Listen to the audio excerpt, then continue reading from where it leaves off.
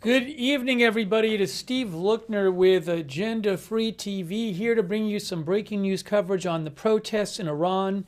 There appears to be a nationwide internet blackout in Iran imposed by the Iranian leadership as large protests continue.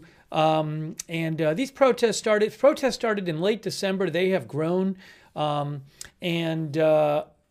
Seeing some, AP had reported that there were some reports of phone service not working in Iran.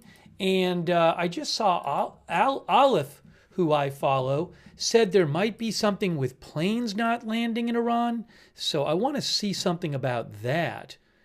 Let's see.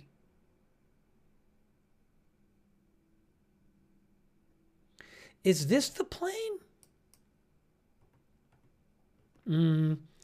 Aleph, who I follow, who said there are reports. I'll show you what Aleph posted. I follow Aleph. Good account to follow for Middle Eastern news. @no_it's my turn. Now, Aleph said initial unconfirmed reports Iran has closed its airspace. I don't know about that. Additional reports flights from Istanbul, Turkey to Iran turned around before entering Iranian airspace. So I'm not sure about this, but I'm going to be looking to see if I can find anything about that online. We'll see. I'm looking right now to see if anyone's tracking anything that's obviously turned around. Well, I'll keep an eye out on the flight radar. But there's some speculation that Iran might be starting a crackdown, a violent crackdown on these protests. You might say, why are they shutting off the communications? Well, one thing that would do is make it harder to organize the protests, but another thing it might help with is if they want to crack down on the protests and they don't want information about it getting out. Also, BBC is reporting that a number of Iranian sites are not working. I can actually confirm. I went to Fars News. Fars News Agency is a well-known Iranian state news agency close to the Revolutionary Guard Corps. And if you try to go to Fars News right now, you just get things like network error. Fars News, very popular, well-known Iranian news outlet. Again, state news outlet. I think maybe, is IRNA like this too? IRNA Iran? IRNA News Agency is another Iranian news agency. I tried IRNA here. Another official or semi-official news agency. Not working. Not working. That's IRNA. That's IRNA News Agency.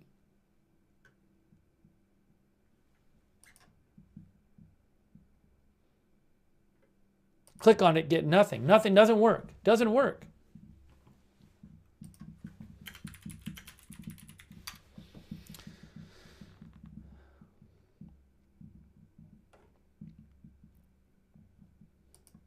Oh, IRNA is actually the official news agency of Iran. That's IRNA, IRNA. Well, it's not working. The official news agency of Iran is down. Fars News is down. How about Tasneem? Tasneem News.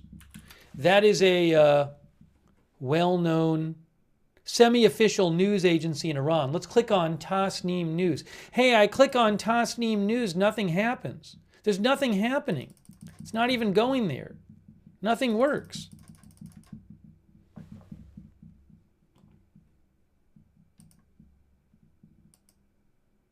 Now the internet works, but these Iranian news sites are not working. Here, look at this, IRNA. This is the official Iranian news agency.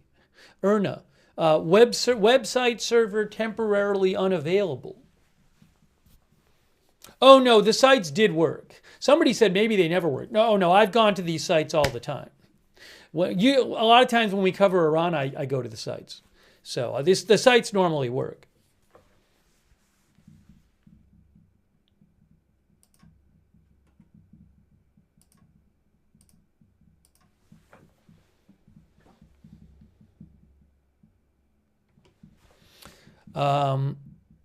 Race Chorus says Press TV is also down. That's another well-known Iranian news site.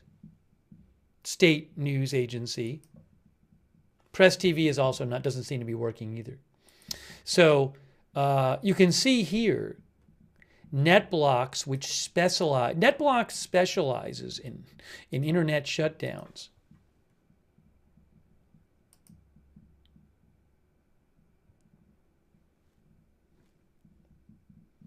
Live metrics show Iran is now in the midst of a nationwide internet blackout. The incident follows a series of escalating digital censorship measures targeting protests across the country and hinders the public's right to communicate at a critical moment. You can find them on X too. That's a Mastodon post, but you can find them on X as well, NetBlocks.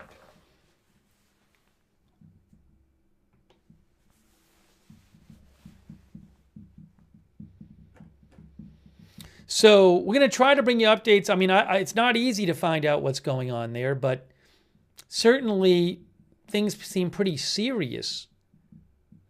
BBC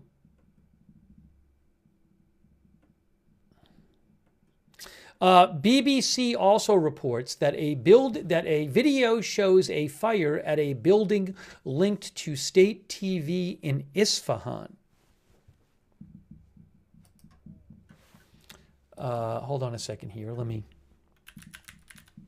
I might be able to give you a link to that video.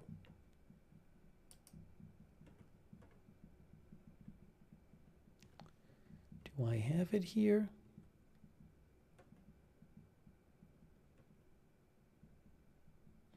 There's a thread. Cheyenne Shah Sadarizadeh with BBC has posted a thread of what he says are verified videos from tonight.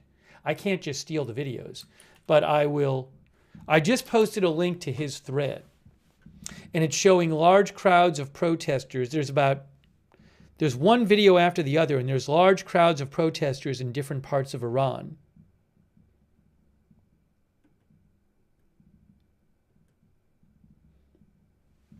So again, you can go to his thread there and scroll through those. I just posted it again.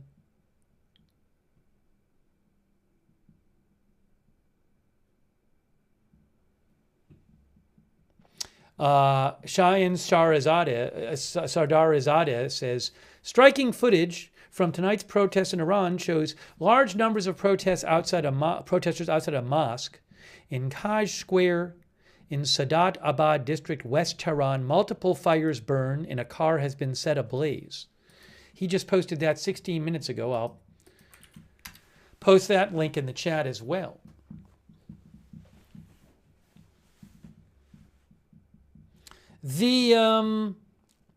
Anyways, I was going to mention the BBC story.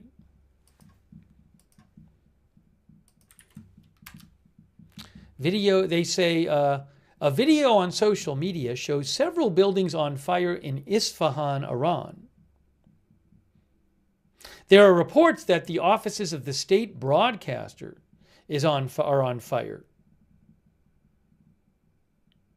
Oh, they say, we have matched features in this video with satellite imagery and have located it to the office of the Young Journalists Club, a subsidiary of the state broadcaster.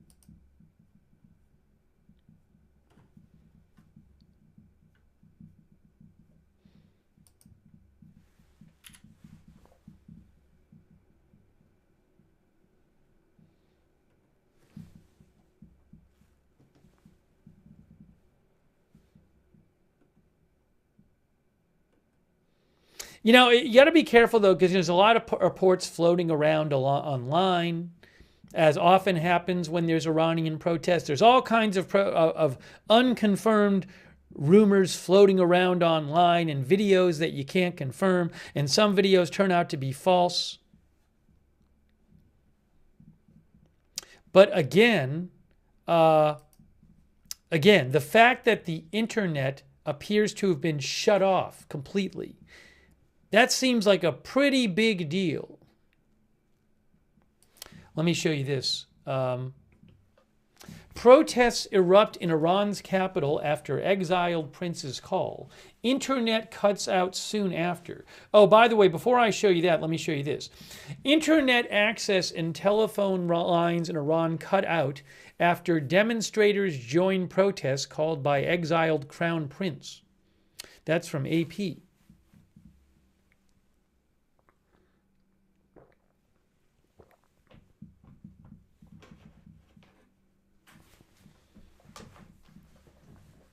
So that seems like this new big deal today, that, again, the nationwide internet blackout, and reports that phone lines aren't working. Some of our viewers are mentioning Starlink. There was someone I follow posted a video claiming that a video had been gotten out via Starlink. I don't know if and how well it works there and how many people even have access to it.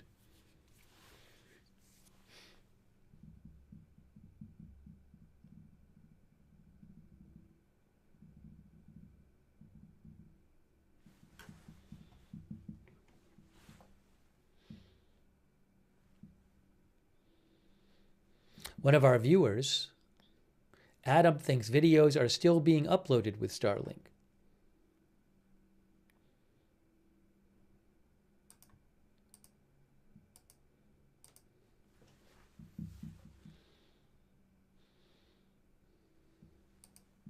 All right, let me show you this.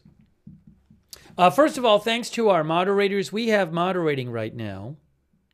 Ruth is moderating. Roberts Mayqueen is moderating. Thank you.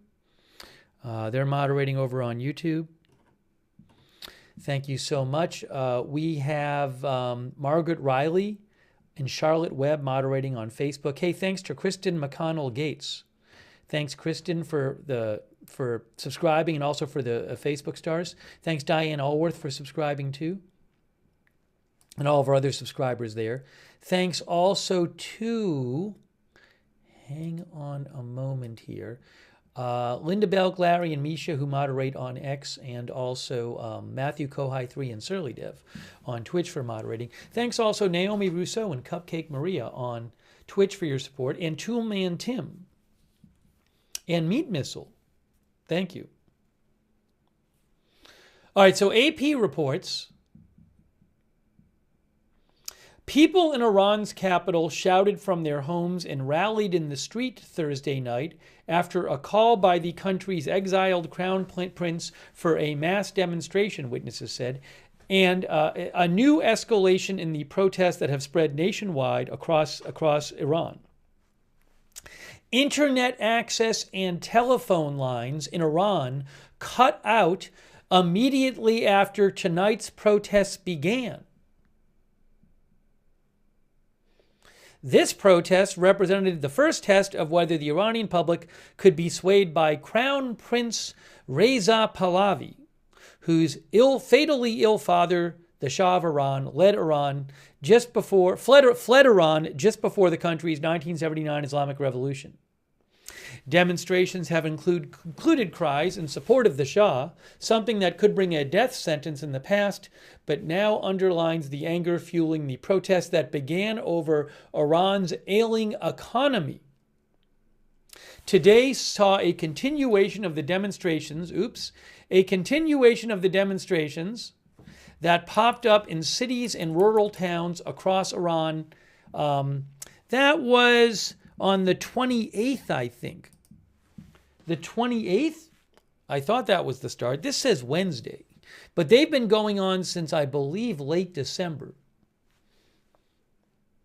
More markets and bazaars shut down in support of the protesters. So far, violence around the demonstrations has killed at least 41 people, while more than 2,200 others have been detained, said U.S.-based human rights activist news agency.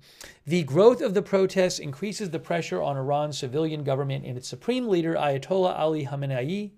Cloudflare, an internet firm, and the advocacy group NetBlocks reported the nationwide internet outage, both attributing it to Iranian government interference.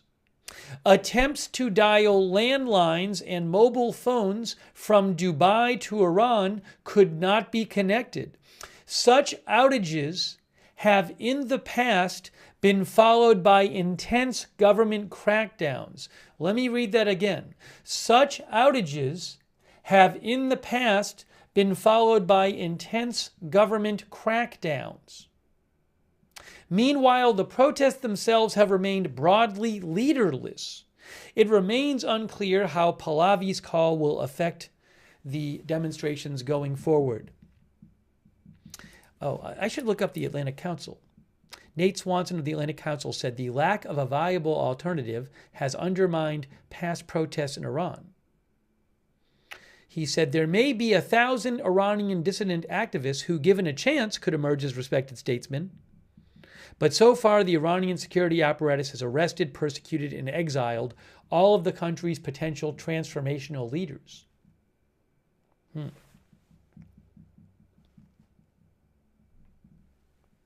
I'm going to give you more updates on what happened today. Hold on a second here. Again, major Iranian news outlets, their sites are not working.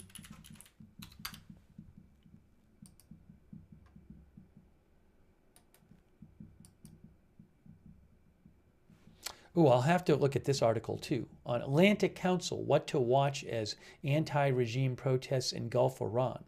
We'll have to take a look at that.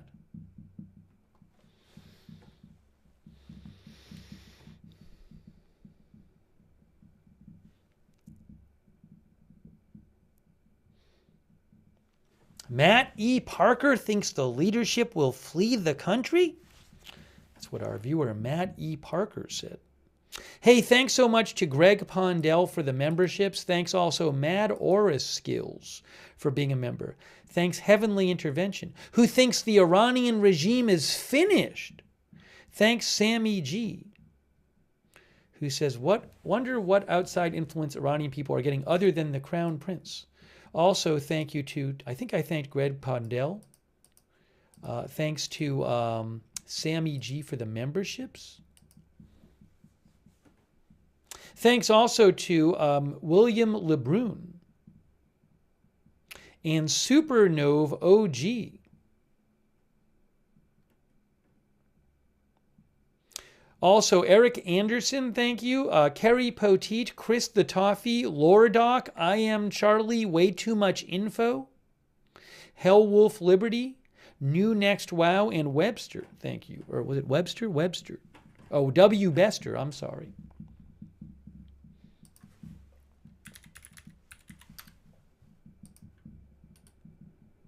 Hang on.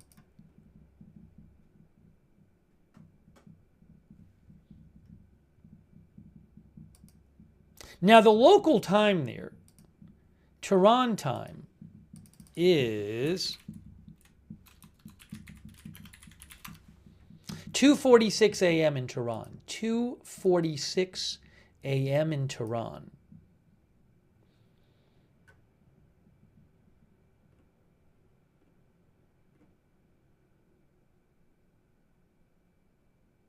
Oh, I just saw this.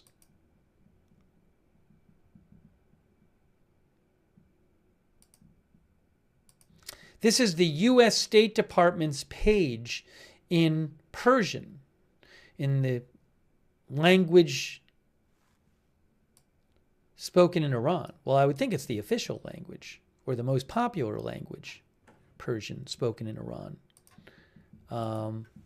Hold on a second here. Let me show you what they posted. Persian is the official language. So the U.S. State Department has a page in Persian.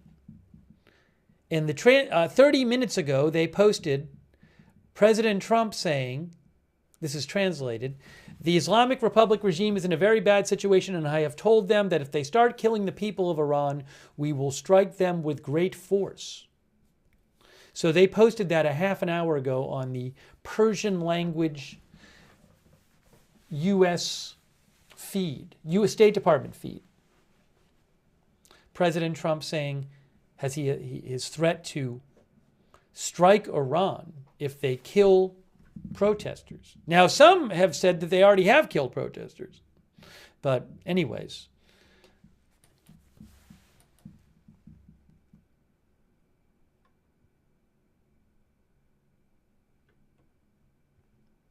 Mohammed Awazi, who I follow, found that. That was a good find by Mohammed.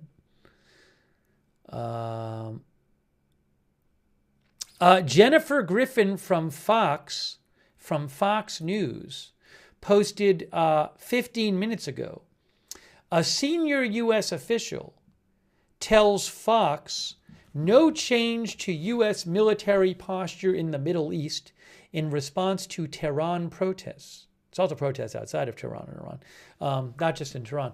CENTCOM is watching closely the growing anti-regime protests in Tehran. The U.S. will be watching closely the Friday prayers tomorrow across Iran and how the regime responds. A squadron of F-15Es have deployed to the Middle East but are part of a normal rotation, Jennifer Griffin says she is told. There has been no plus-up of forces to the Middle East. She also says, remember, there is no U.S. aircraft carrier group in the Middle East right now. The USS Ford remains in the Caribbean, where it was moved as tensions with Venezuela went up.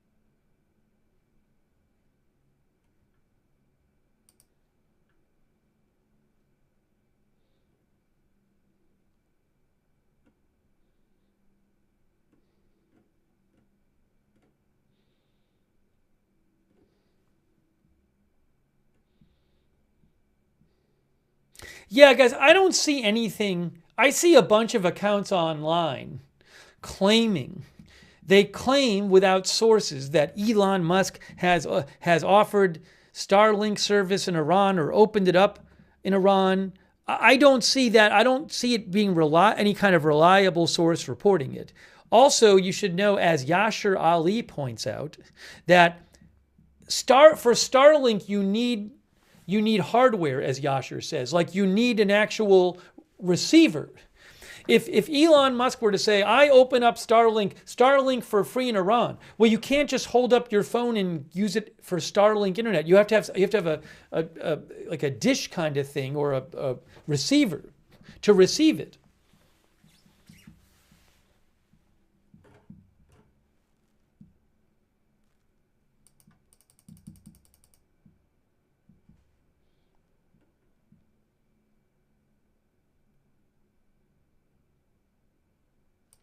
By the way, real quick, the New York Times tonight is reporting that the U.S. Navy is chasing several sanctioned oil tankers that appear to be making a break across the Atlantic after leaving Venezuelan waters early this week. Most of them have oil in them. They are hundreds of miles from land. So that's a new report from the New York Times tonight, that a U.S. Navy vessel is pursuing several sanctioned oil tankers that have oil on them that have made a break from Venezuelan waters.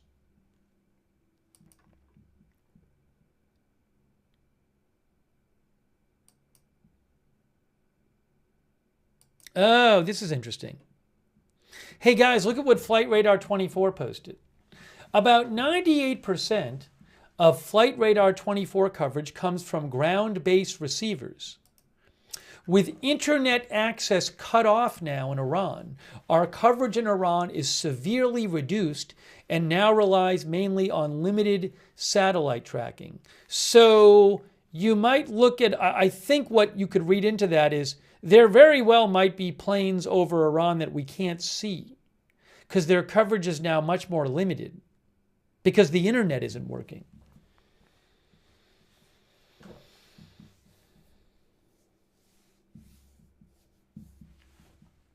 So I don't know exactly what a difference it makes, but they did say that our coverage in Iran is severely reduced.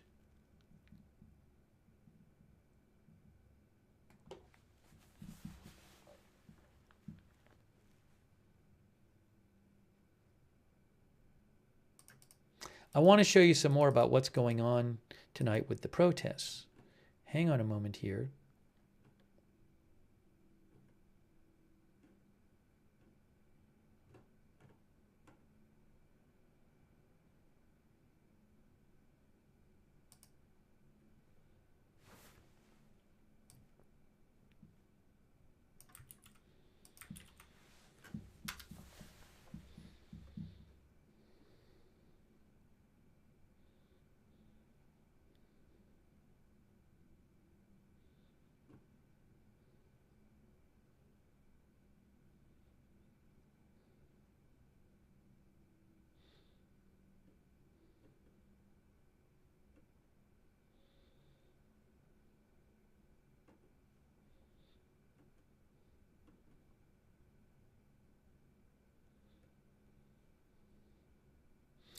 I want to mention one other thing. Give me one sec here.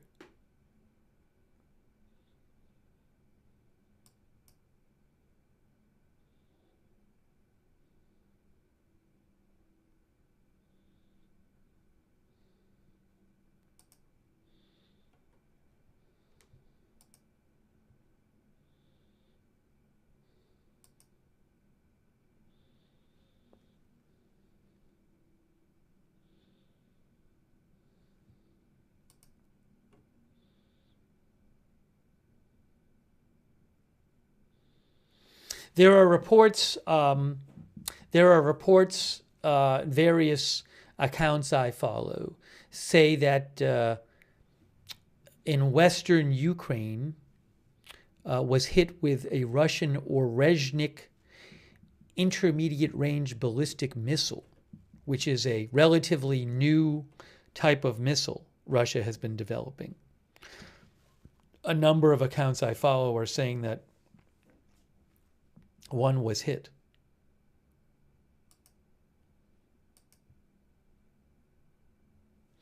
GMI, which I follow, says footage appears to show the second operational use of Russia's Orezhnik intermediate range ballistic missile against targets in Lviv. I'll post a link to that post. I don't want to get too off on that because it's a different topic.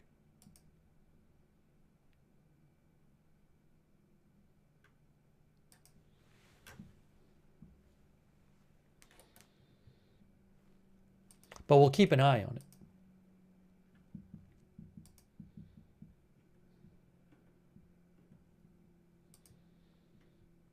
All right, hang on. We got to get back to Iran.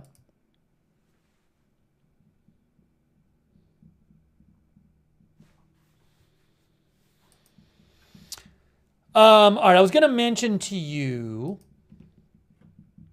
so as we mentioned, reports of internet outage, apparently a nationwide internet outage in Iran, and also reports of phone service not working in Iran. That is from AP, for example. I mean, multiple outlets, including internet specialist outlets, report the nationwide internet blackout.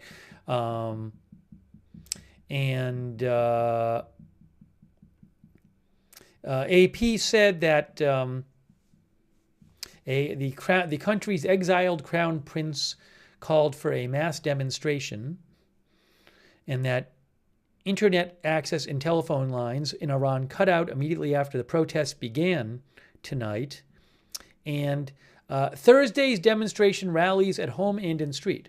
Reza Pahlavi, who is the son of the Shah of Iran, who was the last leader before the Iranian Revolution in 1979.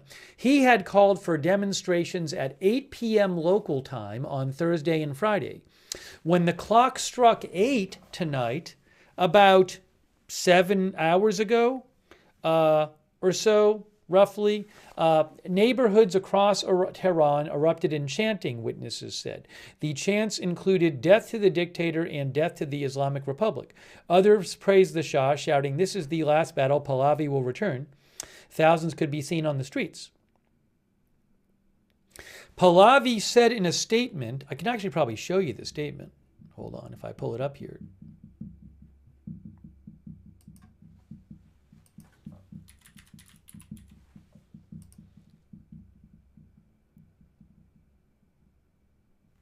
Yeah, this is the statement right here. Although, what language is it in? Yeah, so this is Reza Pahlavi. He posted this on January 6th.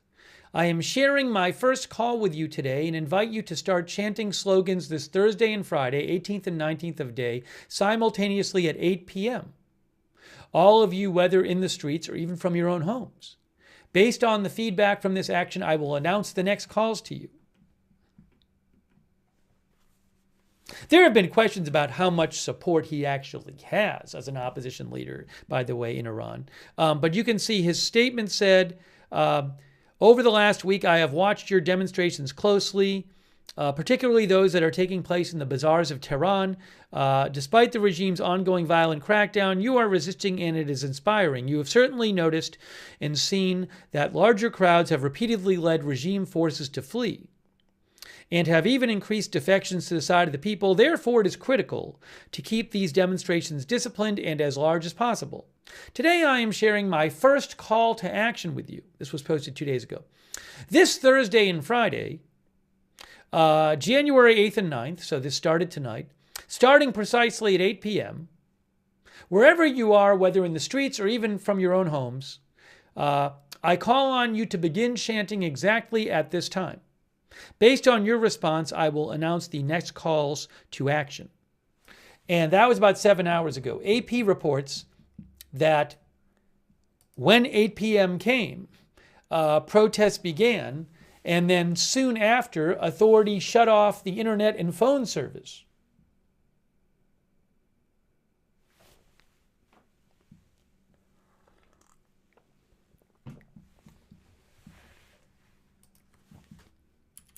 Yeah, look, Pahlavi's support from and support of Israel has drawn criticism in the past. Demonstrators have shouted in support of the Shah in some demonstrations, but it isn't clear whether that's support for Pahlavi himself or a desire to return to a time before the 1979 Islamic Revolution. Iranian officials appear to be taking the planned protests tonight and tomorrow seriously. The hardline Kayhan newspaper published a video online claiming security forces would use drones to identify those taking part.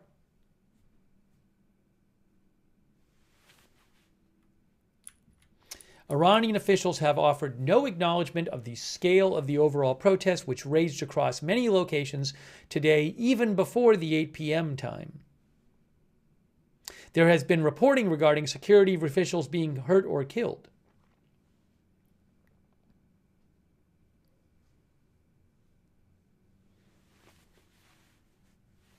For example, Mizan news agency said a police colonel was killed outside of Tehran.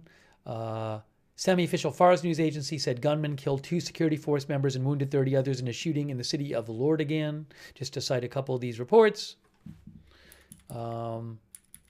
Iran has faced rounds of nationwide protests in recent years, says AP. As sanctions tightened and Iran struggled after the 12-day war with Israel, its real currency collapsed in December, reaching 1.4 million to $1. Protests began soon after, with demonstrators chanting against Iran's theocracy. It remains unclear why Iranian officials have yet to crack down harder on the demonstrators this time. Trump warned last week that if Tehran violently kills peaceful protesters, America will come to their rescue.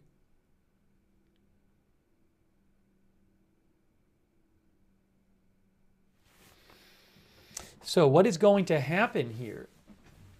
But again, internet has been shut off tonight, and apparently phone service is not working. So what's going on?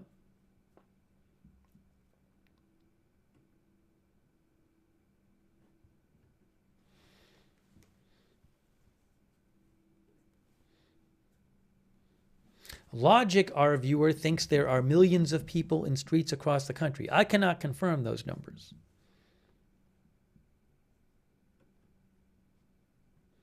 Hey, thanks to Comet's mom for your support. I appreciate that. Also, Rizzo for the memberships.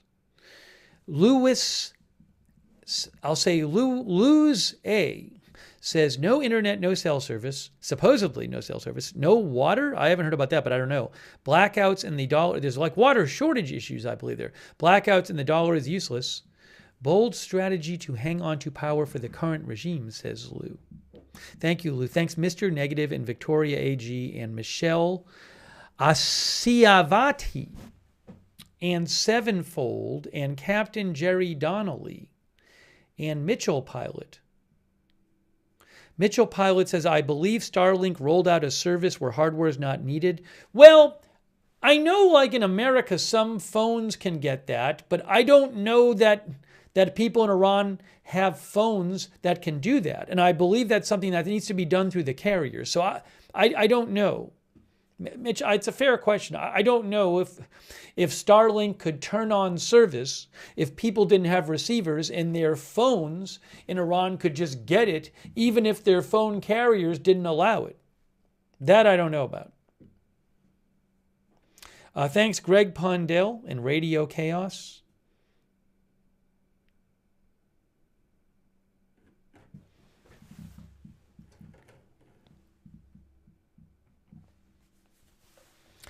And I mean, there's satellite. I know, like, for example, T-Mobile, I think, and maybe some other carriers in the U.S. offer satellite texting, but not full satellite internet.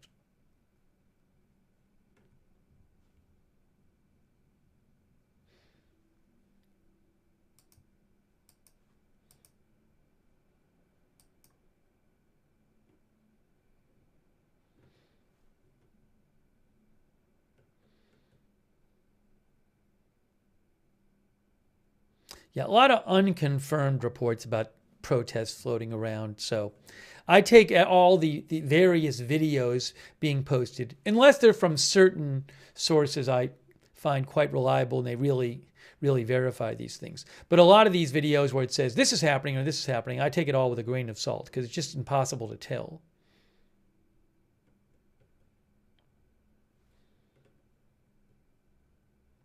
But this is the first time during this round of protests we've heard about a nationwide internet blackout.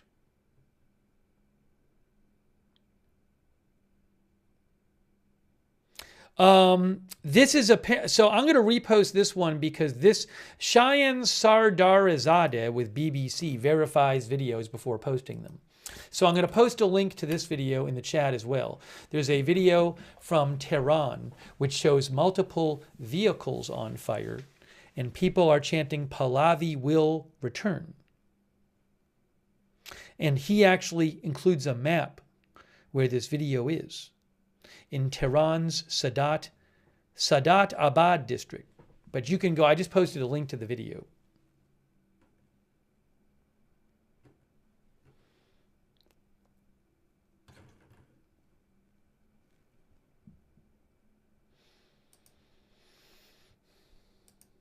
I got to check some other things too. There's a bunch going on. Let me just check a couple things here. I know people are sending me things and all that.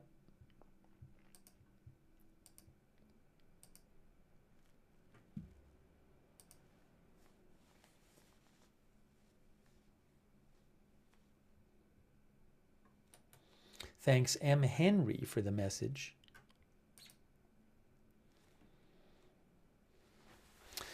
Murph said he has seen videos of fires in Iran. Again, I've been seeing videos for weeks. It's just I can't. A lot of these things float around, and a bunch of time they turn out to be not legit. So, you know, it's just hard to tell exactly what's going on there, and hard to tell as I've said for weeks, it's hard to tell the extent of everything. Faytux News. Oh, Faytux mentioned that he had found some flights turned around. Okay, hold on a second. Hey guys, look at what Faytux posted.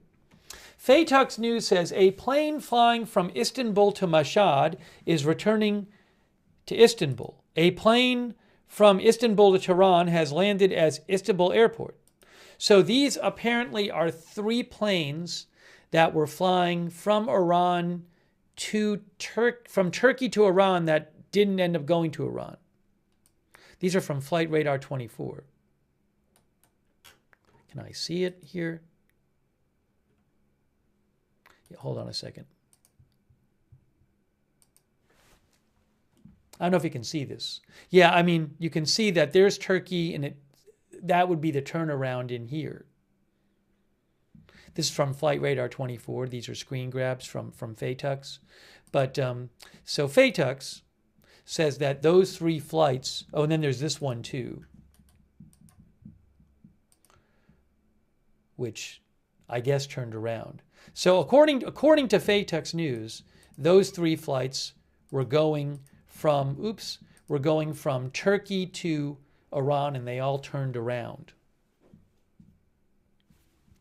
Then he said a 4th aircraft flying from Istanbul to Isfahan also returned to Istanbul earlier this evening.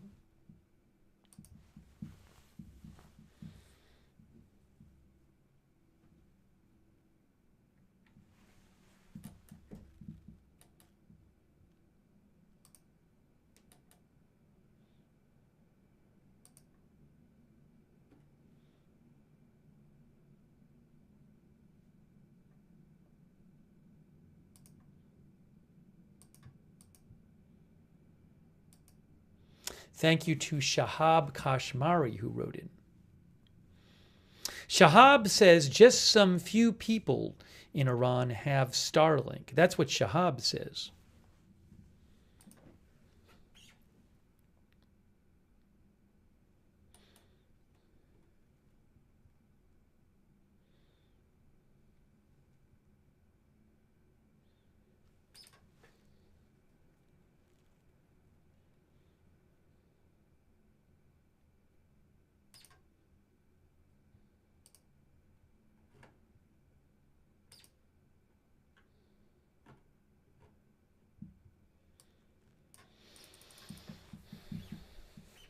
All right, we're trying to bring you more updates here. I just saw something. Where is this? I just saw a report of something. Hold on a second.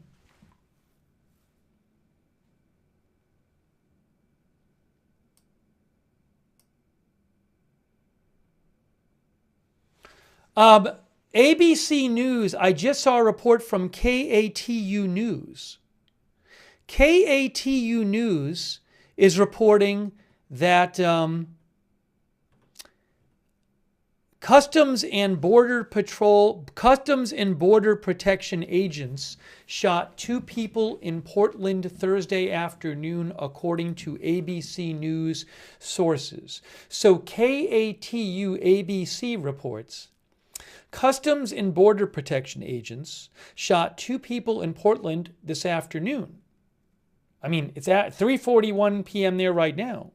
The shooting occurred near East Burnside and 141st Avenue. The condition of the 2 people shot wasn't immediately known. I just saw this right now from KATU. Thanks to FATUX Network for posting about it too. Just saw it.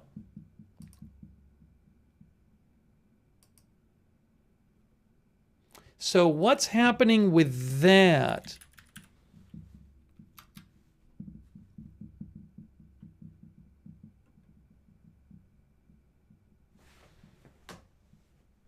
Catherine Cook with KGW says police are responding to an incident in southeast Portland. This is an OHSU Adventist Health Medical Office. ICE agents are here. Unclear what happened.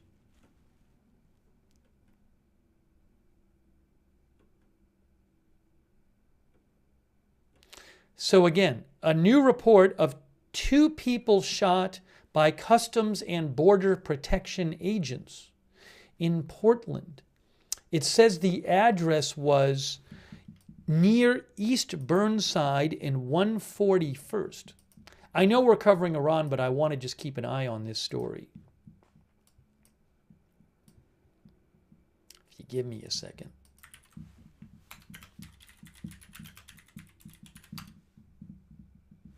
So I just looked this up. East Burnside and 141st in Portland, Oregon. It looks like a pretty residential area. I mean, Well, I mean, there's businesses there and stuff, but it looks pretty residential. So apparently, again, that's what the report says, is that 2 people were shot. I don't have the details on this shooting.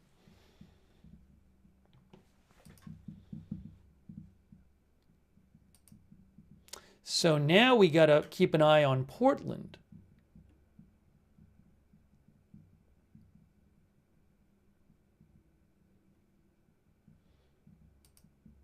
Let me look up something here.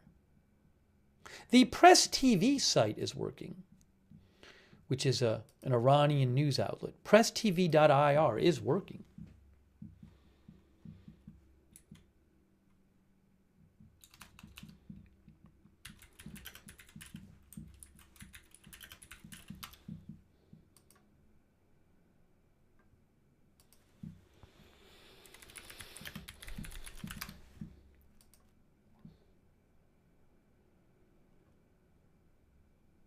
I'm just saying if there's any more about that shooting. Oregon Live says, the Oregonian says police are responding in Portland to a report of shooting by federal immigration agent. Portland City Council this afternoon abruptly paused a public session, with the council president saying we need to recess the meeting immediately. City councilors were then informed of a suspected shooting involving immigration enforcement agents. That is according to the Oregonian.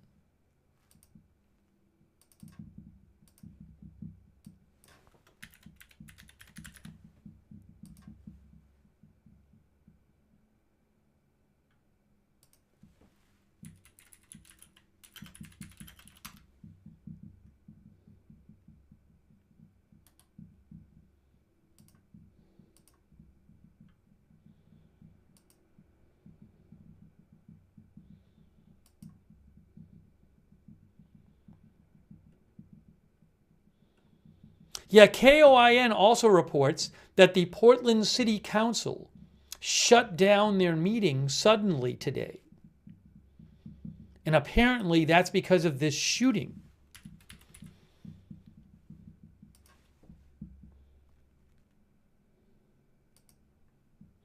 All right, so we're going to have to keep an eye on both of these stories.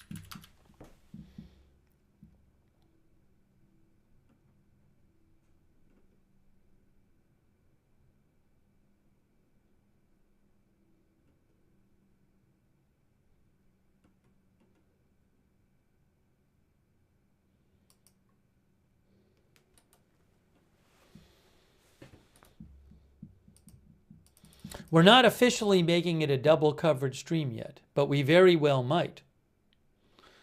If it turns out, depending on what we hear about that.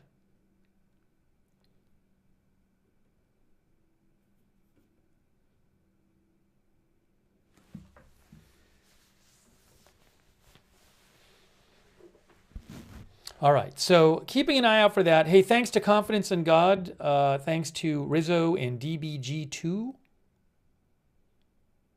Who says, wonder if Putin will deploy Wagner Group to help further, since after Assad, he wouldn't want another ally of his to be gone.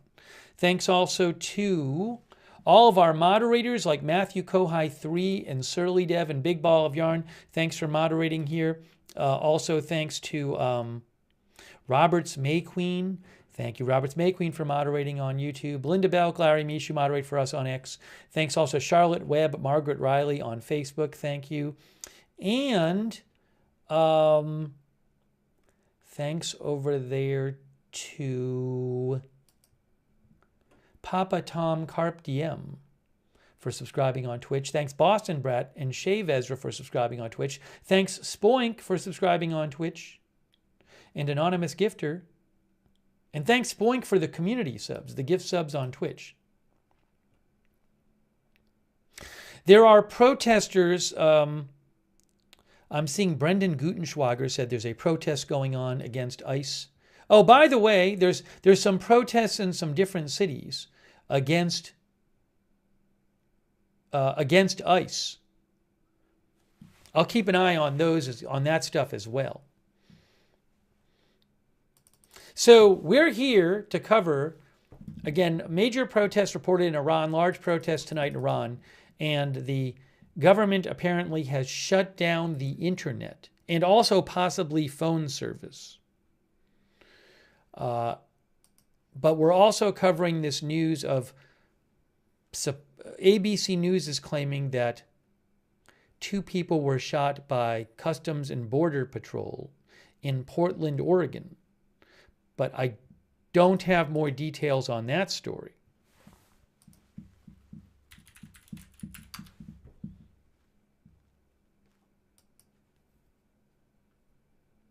Breaking news. FBI Portland just posted about it. FBI Portland is investigating an agent-involved shooting that happened at approximately 2:15 p.m. near the 10,000 block of Main Street in Portland, involving Customs and Border Patrol agents, in which 2 individuals were wounded. This remains an active and ongoing investigation led by the FBI.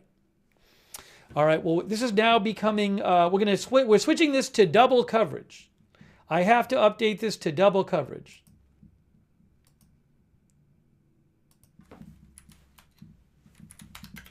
And Portland CBP shootings.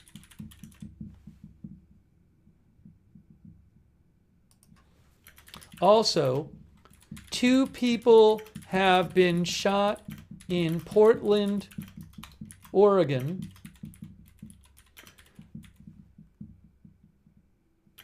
by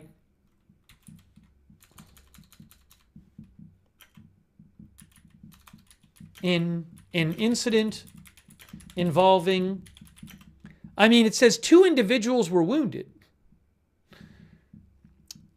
It doesn't say it says 2 individuals. It doesn't say the officers were wounded. The ABC report said that. So I'm just trying to figure out who was shot. So ABC News said Customs and Border Protection agents shot 2 people. That's what it looks like to me.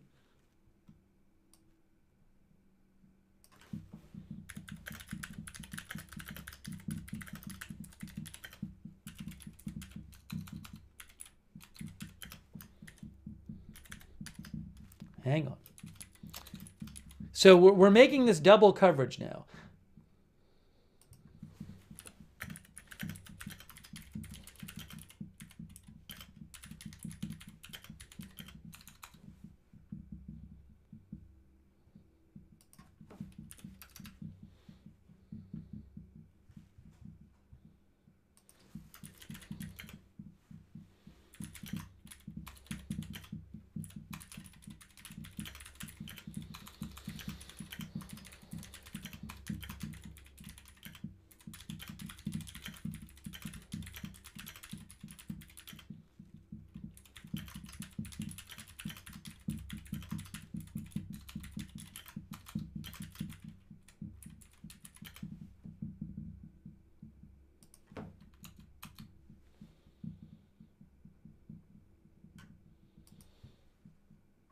Okay.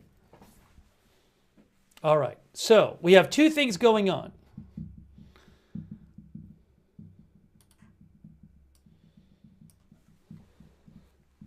Large protests in Iran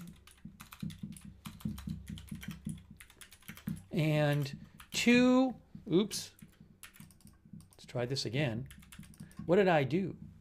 What just happened here? I don't even know what I did. So weird. Don't even know what I just did. I have to fix the headline. What happened here? Something very strange happened here with this thing. Somehow I hit a key and some weird thing happened. Hang on a second. I know what I'll do. I'll fix it. Give me a second. I can fix this, I think. Wow, that's so odd. I have to get the headline back. Give me a moment here.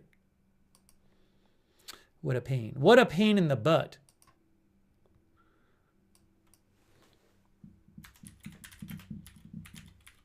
Hang on. We'll fix this. We'll fix this. I don't know. I have no idea what I just did. It's the craziest thing. It just disappeared on me. The headline disappeared. So now we got to do this again. I don't know if I've ever had that happen before. It's crazy. All right. There's that. I know it's too big right now. We'll fix it. See how we're doing this here? That's better. I'll fix it. I'll fix it. Crazy. All right. I don't even know what happened.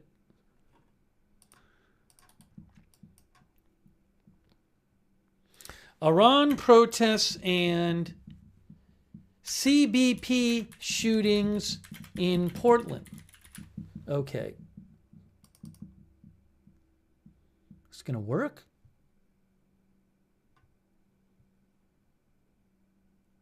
Fixed.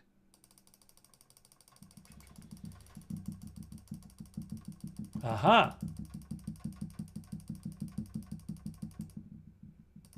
Man, crazy. Sorry for the delay. It's really annoying to have to just waste time fixing this, but that's what happened.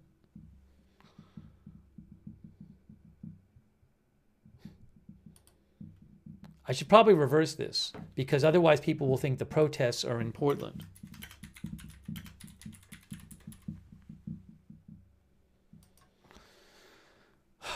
Okay, now what we're going to do is we're going to put this over here. I really don't know what happened with this other thing. It's crazy. What happened? Why did it stop? It doesn't make any sense.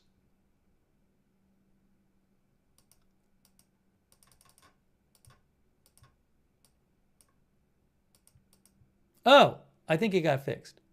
I think I fixed the headline again. Okay, we got it fixed. We're back in business. Okay. CBP shootings in Portland and large protests in Iran. Better. Great. Done.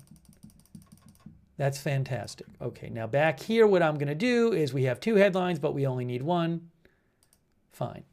Okay, so guys, again, FBI Portland is investigating an agent-involved shooting that happened at approximately 2:15 p.m. near the 10,000 block of Main Street in Portland involving Customs and Border Patrol agents, in which 2 individuals were wounded. This remains an active and ongoing investigation led by the FBI. Please follow this thread for updates regarding this matter.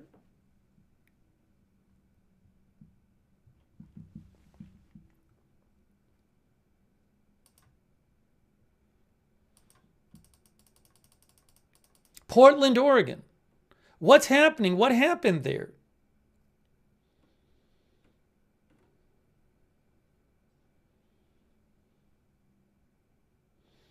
ABC News said 2 people were shot by the CBP agents.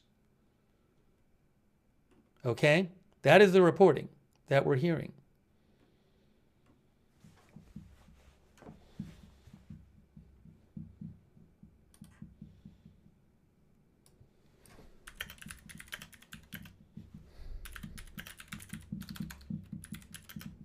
You know what I got to do? Okay. Hold on. We're covering both things. But the one thing I want you to let me do is let me change the graphic, because the graphic right now only shows one thing. I'm sorry. I know people want the Iran coverage, and we've been covering it, and we're going to have more Iran coverage. But we got to cover both things. Both things are important, so we're going to cover both things. All right?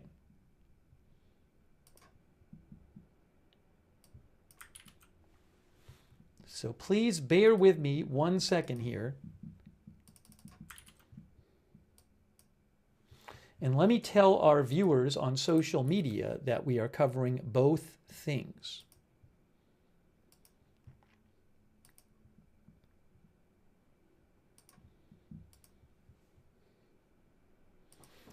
We have switched to double coverage on our live stream and are covering both the reported shooting of 2 people by CBP agents in Portland and the Iran protests.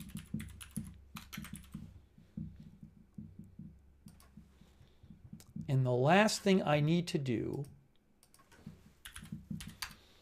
is fix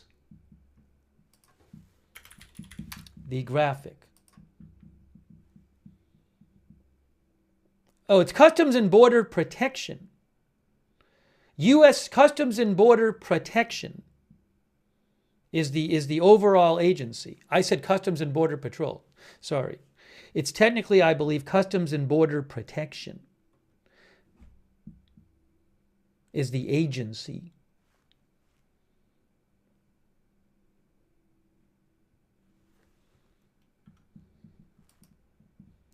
But wait a second. No, FBI said, didn't FBI say Customs and Border Patrol?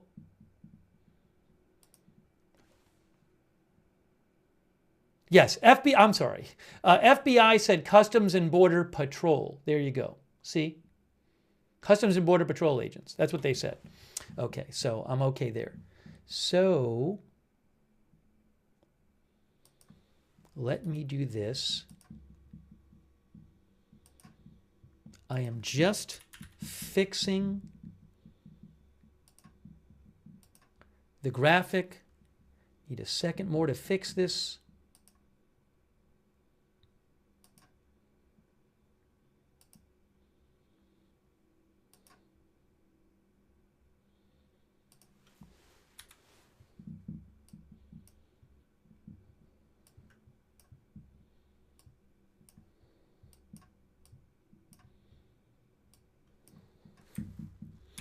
Almost done fixing it.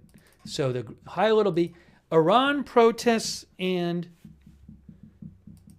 CBP shootings and Iran protests. Fixing the graphic. Almost fixed. The graphic is almost fixed. I promise.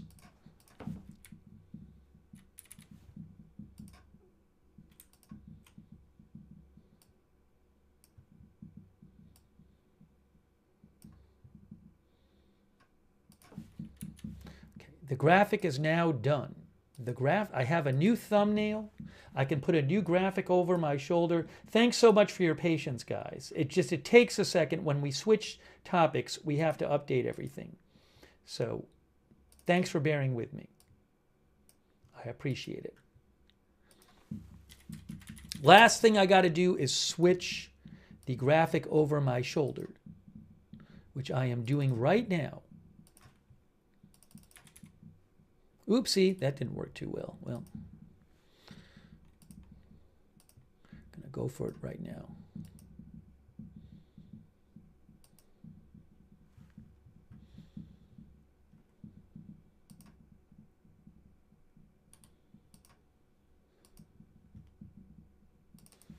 Graphic fixed.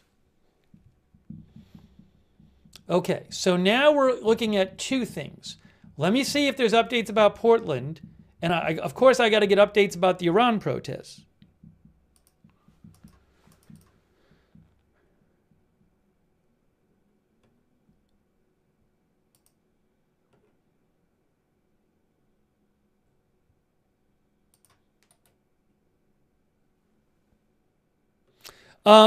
Also, B&O News Live posted a video of an explosive device thrown at a Honduran lawmaker during a conference, and she survived with injuries. I'll post the link to that. Wow, that's scary.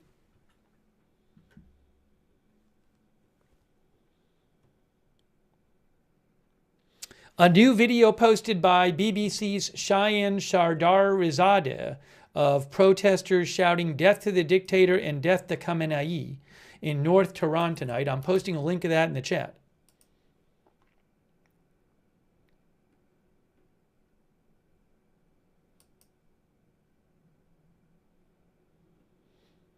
Okay, I have an update from ABC News about Portland. ABC News says that 2 people were shot by federal agents in Portland. Portland police responded to a call about an hour and a half ago, and they found a man and a woman with apparent gunshot wounds.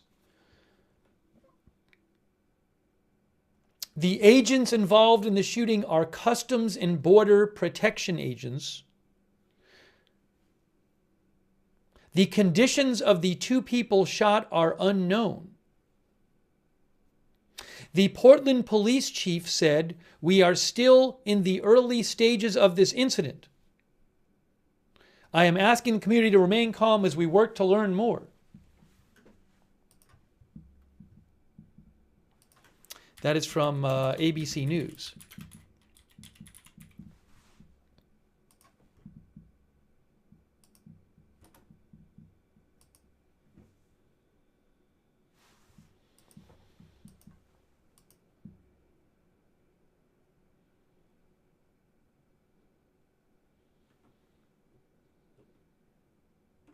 So again, a man and a woman were shot by Customs and Border Patrol agents in Portland, and we're trying to get you more details on that.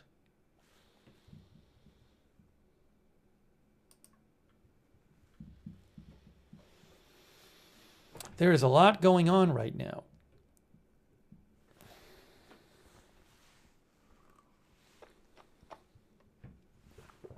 We don't really have details on what happened there in Portland.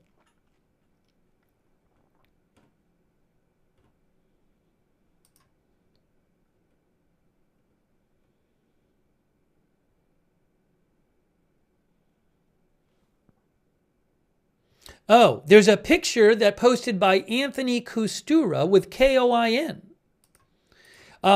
It shows a car behind in like a parking lot behind police tape. I don't own the rights to the picture. I just posted it in the chat. Portland police say the 2 people shot were injured and hospitalized. Portland police say they were not involved, says Anthony Kustura from KOIN, but police are now investigating the incident.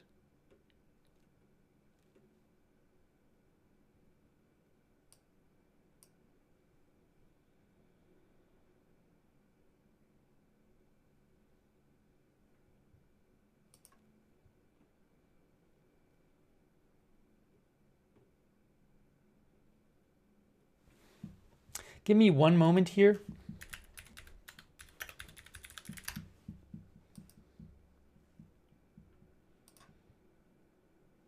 KATU is live at the scene.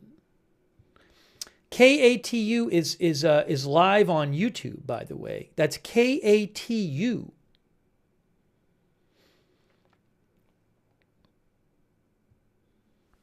So you can look at that, and then is there another one?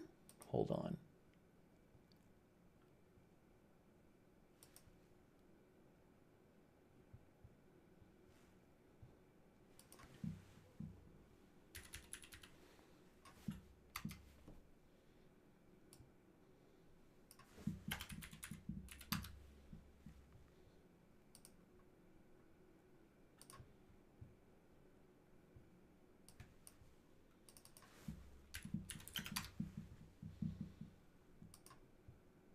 KGW is also live.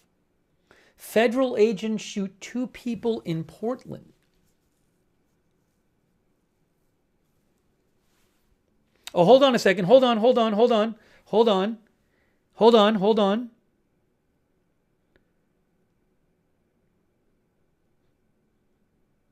Give me a moment.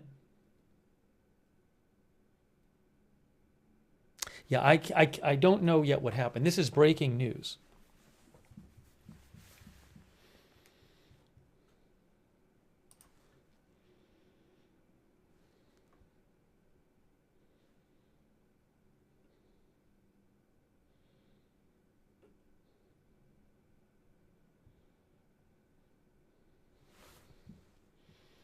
Now, hold on a moment here.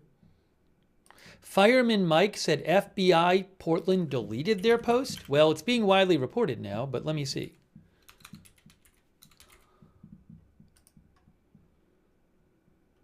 Yeah, the post seems to be gone from FBI Portland. Guys, FBI Portland seems to have deleted this post.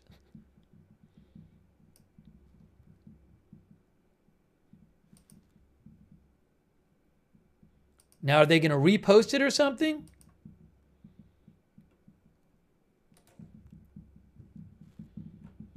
I'm going to post that. I got a screen grab. FBI Portland has deleted this post. Reason unclear.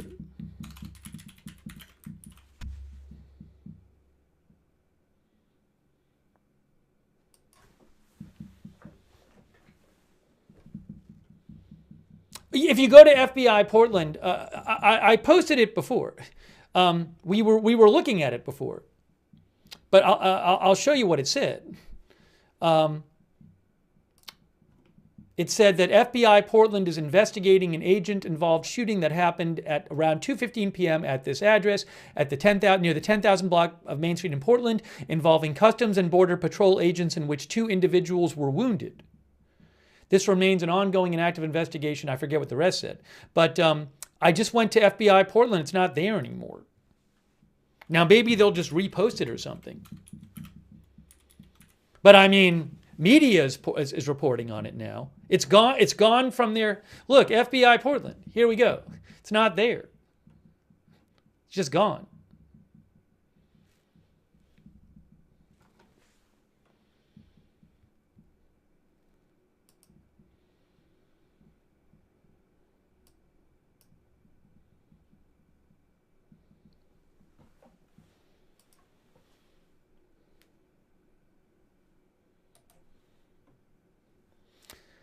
All right, we will get you more. We'll get you more information on. We're not abandoning the Iran coverage.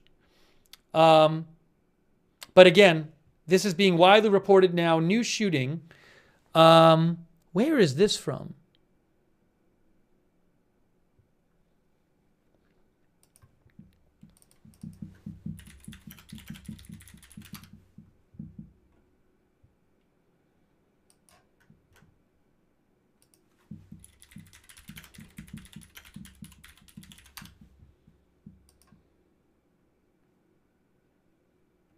Oh, AZ Intel found this Facebook post, City of Portland.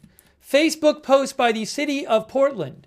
2 people are in the, thanks AZ Intel for finding that. 2 people are in the hospital following a shooting involving federal agents. On Thursday at 2:18 p.m., police officers responded to the 10200 block of Southeast Main Street on a report of a shooting. Officers confirmed that federal agents had been involved in the shooting. Portland police were not involved. Officers received information that a man who had been shot was calling and requesting help in the area of Northeast 146th Avenue in East Burnside. Officers responded and found a male and female with apparent gunshot wounds. Officers applied a tourniquet. Police officers, not the CBP officers. Officers applied a tourniquet and summoned emergency personnel? It's so confusing. What happened to the CBP officers?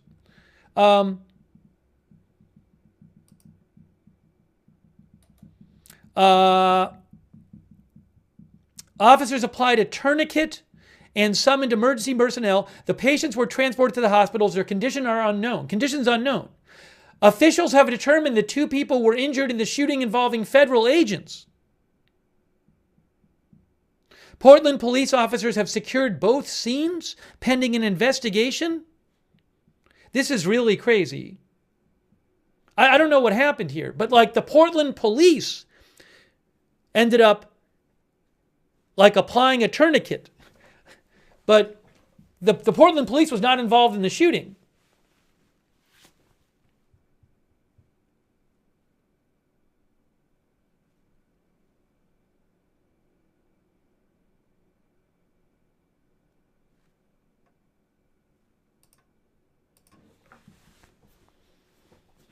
And the police chief said, "We are still in the early stages of this incident. We understand the heightened emotion and tension many are feeling in the wake of the shooting. But I am in Minneapolis, but I am asking the community to remain calm as we work to learn more." So again, Portland police responded to report of a shooting. Officers confirmed that federal agents had been involved in a shooting. Then they get information that a man who had been shot is at a different address and is requesting help. They go to that address and they find a man. Look, it actually has the map down here. See, it says patients found here. Shooting takes place here. Patients found here. So, I mean, it's a little ways away. Shooting takes place here. Patients found here. And then they find the patients, and the Portland police are the ones giving them medical assistance. The man and the woman with apparent gunshot wounds. Then the patients get taken to the hospital, and their conditions are unknown. Now, they may have driven away from the scene. I don't know. It's very confusing.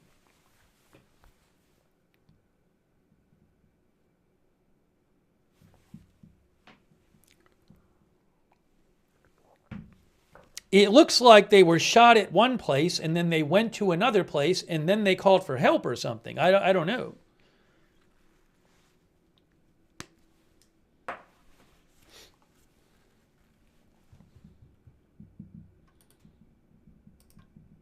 Give me 1 second here.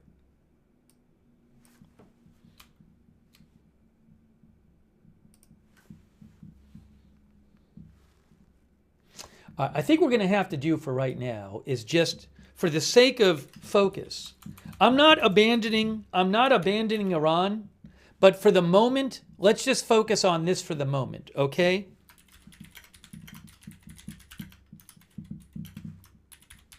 So for the moment, we're going to focus on this. But as soon as as things kind of get a little more settled, we can go back to Iran. But let me just, again, it's confusing, everything that's going on. I just need 2 seconds here. Give me 2 seconds here, because we need to focus on this for a second.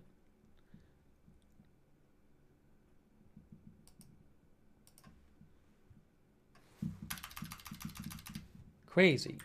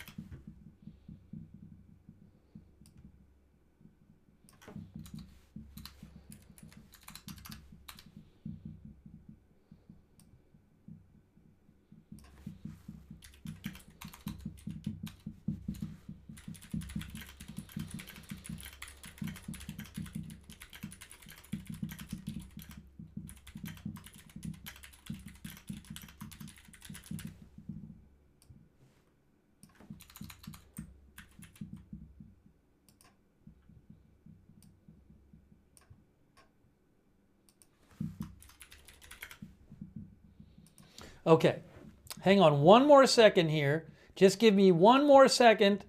It's been crazy here. Just give me 1 more second. Thanks for your patience. I appreciate your patience. Just hang on 1 second, and we'll get you more updates.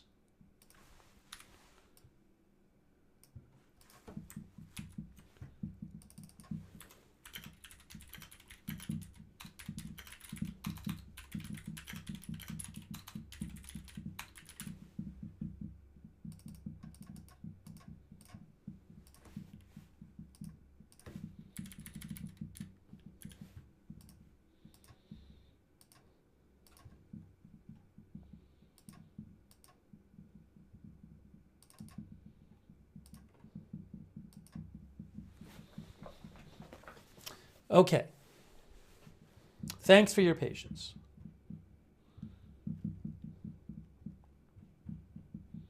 If you're watching on Facebook,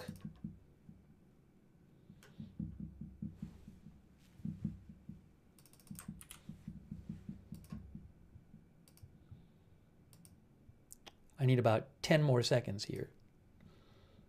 20 more seconds.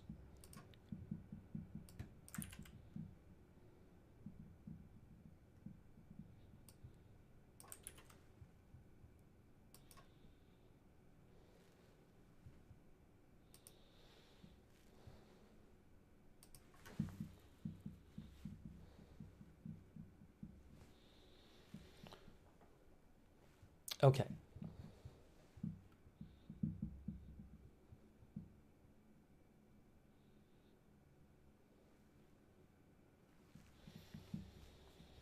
Oh, if you're watching on Facebook, hey, Facebook viewers, let me, hey, if you're watching on Facebook, I don't think Facebook's going to let me change the title of the broadcast. Let me just see if it will. Because if it won't, I might have to restart the Facebook stream. Oh, hold on. No, I think I can do it. I think I can do it. I think I can do it.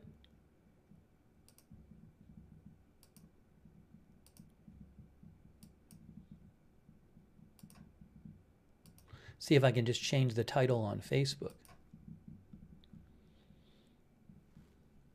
We'll try.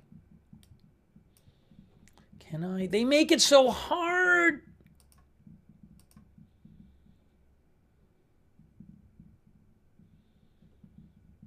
All right, I'm just going to do it. Hey, if you're watching on Facebook, I'm restarting the Facebook stream. I'm restarting the Facebook stream. Facebook viewers only. The stream's going to end, and you're on Facebook only, and then on Facebook, you'll be able to see the new stream in a second. Okay, I'm sorry, Facebook, but they make it too hard. All right, Facebook, I am restarting the Facebook stream in a second. Okay, Facebook viewers, only Facebook. Thanks for bearing with me. So Facebook, just find the new stream Facebook in about 20 seconds. Crazy, crazy, crazy. Okay. So Facebook stream, just restarting.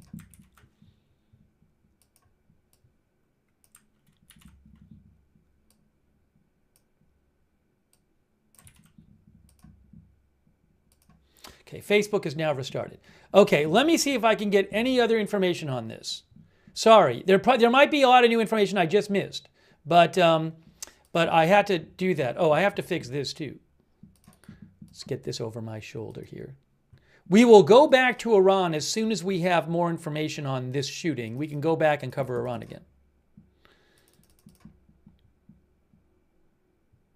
Oh, Intel Point Alert found something. Intel Point Alert, who I follow, says supposed dispatch logs show ICE agents shot 2 people who almost ran them over in Portland. Now, it reportedly was not ICE, it was CBP.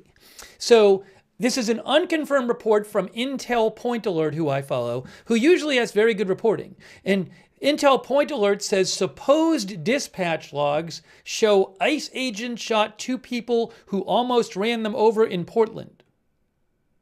So we'll have to see if that's true or not.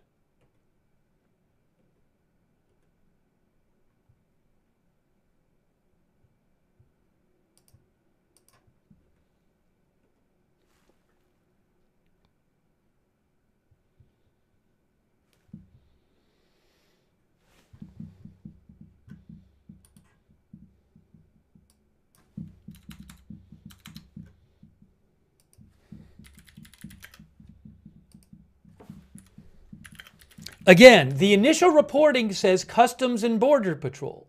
That's what, so there could be some, it's possible that if that dispatch was roughly correct, maybe they had the wrong agency. Give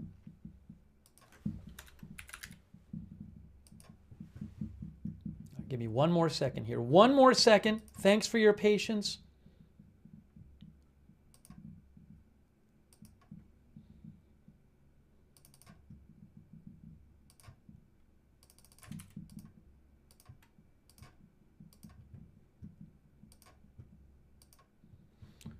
Okay.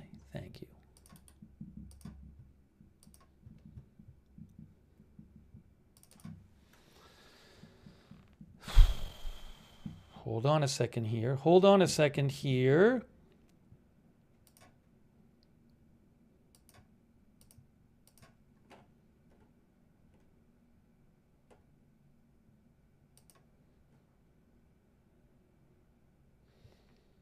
In a second, I'm going to read you again what the city said. But let me just see if there's anything new.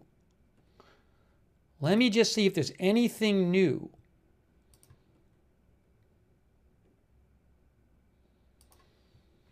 Again, here is what the city said. 2 people are in the hospital following a shooting involving federal agents. On Thursday at 2:18 p.m., which is about 2 hours ago, Portland police officers responded to the 1200 block of Southeast Main Street on a report of a shooting. Officers confirmed federal agents had been involved in a shooting. Portland police were not involved. 8 minutes later, officers received information that a man who had been shot was calling and requesting help from a different address, the area of Northeast 146th Avenue, East Burnside. Officers responded to that address and found a male and a female with apparent gunshot wounds. Officers applied a tourniquet and summoned emergency medical personnel. The patients were transported to the hospital. Their conditions are unknown. Officers have determined that the 2 people were injured in the shooting involving federal agents. Portland officers have secured both scenes pending an investigation. We are still in the early stages of this incident, said Chief Bob Day. We understand heightened emotion and tension many are feeling in the wake of the shooting in Minneapolis, but I am asking the community to remain calm as we lurk to hear more. Let me show you the addresses here on a map. 10200 South Main Street, 10200 Southeast Main Street is one in Portland. And then the other one they said is Northeast 146th and East Burnside. So let me show you those 2 on a map there. I got it. Okay, check this out. Those 2 addresses are about 3 miles away. Those 2 addresses are about 3 miles away, which is interesting. So presumably people didn't walk from one to the other.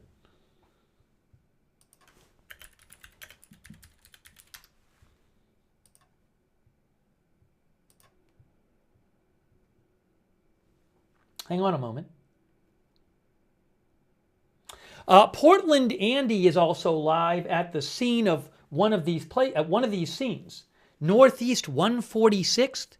Yeah, it looks like Portland Andy is at the second location. Well, I might be wrong about that, actually. Portland Andy is it looks like Portland Andy is at location number 2, which is where the people called for help. That's where I think Portland Andy is. He's on YouTube. You can go check him out. But again, the people have been hospitalized. And the shooting would have, in theory, taken place at the first address.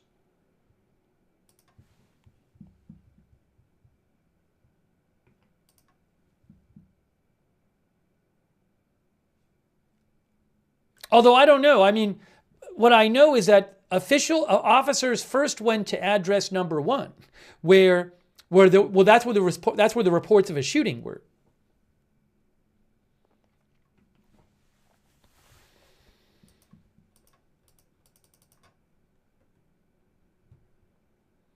B&O News says Portland mayor calls on ICE to end operations there. Give me a moment. Give me a moment here. Let's see if I can get you a statement.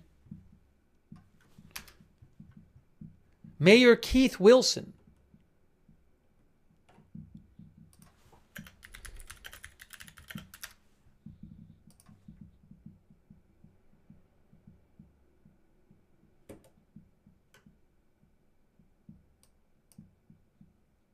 Hang on.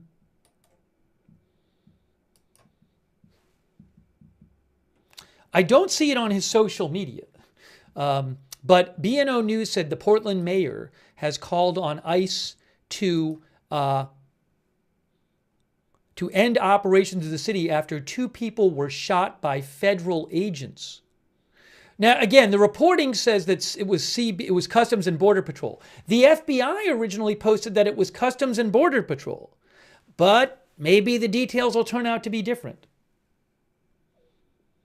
I'm not aware of a press conference yet. Give me a second here. Hold on. Hang on a moment. Hang on a moment. One moment, guys. Oh, I do have a live shot possibly. Well, let's see.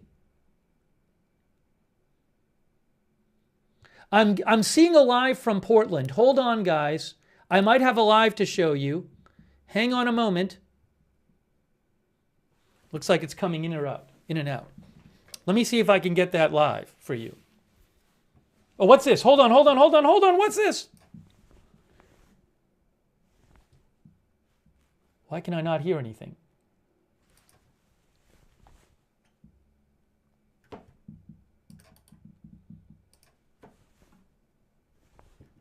am I not hearing anything? Why is there no audio on that thing? That's strange. Oh, I know why. So President, which we had to recess because it just happened and we just learned about it. So okay, all right. All right.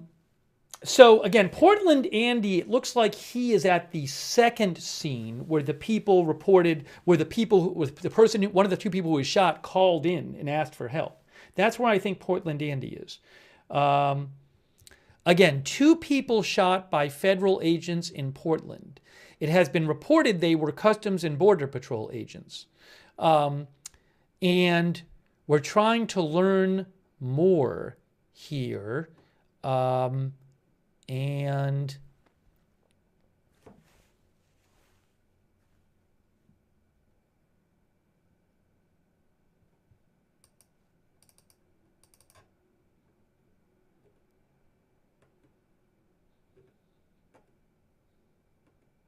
did FBI Portland ever repost that post? FBI Portland posted about it, and then they deleted it. The FBI Portland deleted their post, and they never posted it back. Wow, it's nothing there. I showed it to you on the air. The FBI Portland posted about it, and they just deleted it, and it's just gone. Wow. I don't know why they deleted it. It's not there anymore. It's not there anymore.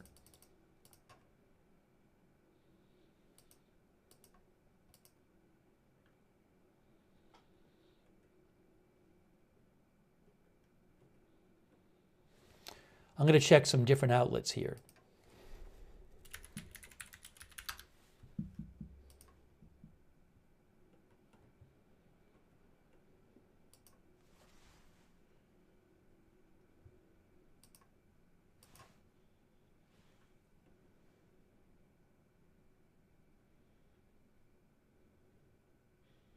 Again, we don't have the details on this right now. Waiting to get some more details.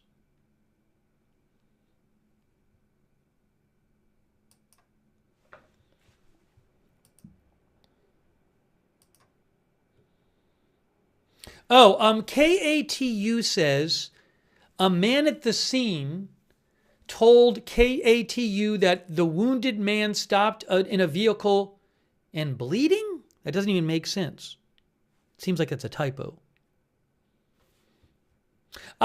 Keith Wilson, the mayor, said, as a mayor, I call on ICE to end all operations in Portland until a full investigation can be completed.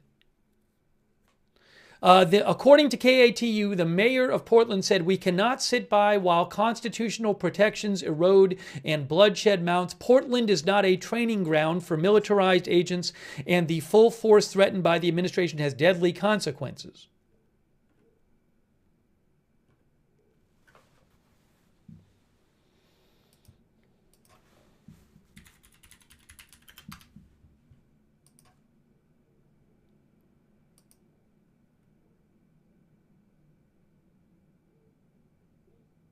So I think you know, again, I'm saying CBP agents because the original post by the FBI said Customs and Border Patrol agents. That's what the FBI said.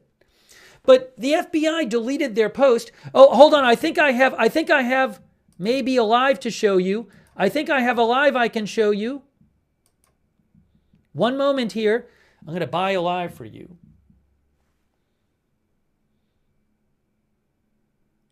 One moment here. I have a live coming up that I'm going to put on the screen from Portland. Takes a second, but it'll be there.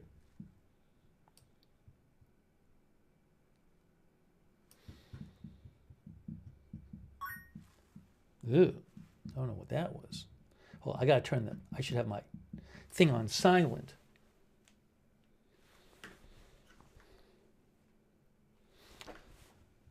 Okay, here it is. Let's see if this works. Let's see if this works, guys. Hold on a second.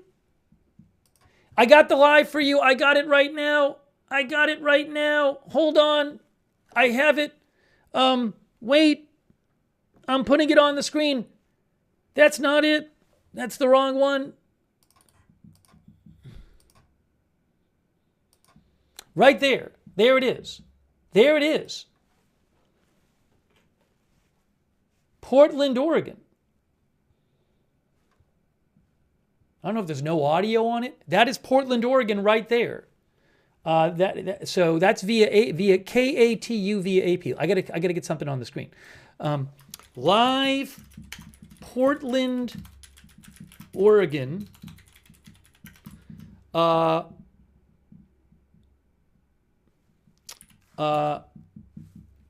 then I'll say video from KATU via AP.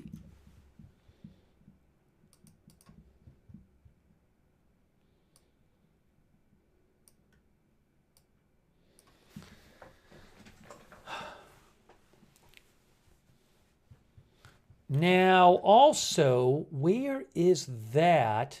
Is that scene 1 or scene 2? There's 2 scenes. There's the scene where the shots were originally reported, and then there's you see police there. There was the scene where the shots were originally reported, and then there's the scene where 3 miles away. Oh, that's where it's originally reported. Guys, this is Adventist, that's the health. This is where the shots were originally reported, right here. Because I can see it on Google Maps. I think. It's the health center kind of place. Yeah, it says, didn't it say Adventist Health? Where does it say? Yeah, I believe this is Adventist Health. But that's the address where it was originally reported is where Adventist Health Portland is. And I think that looks to me like that might be it.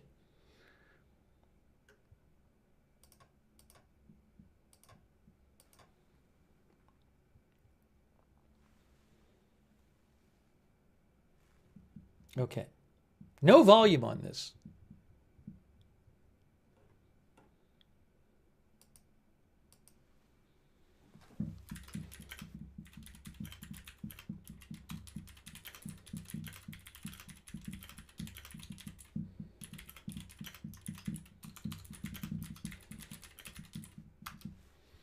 Unless I'm doing something wrong.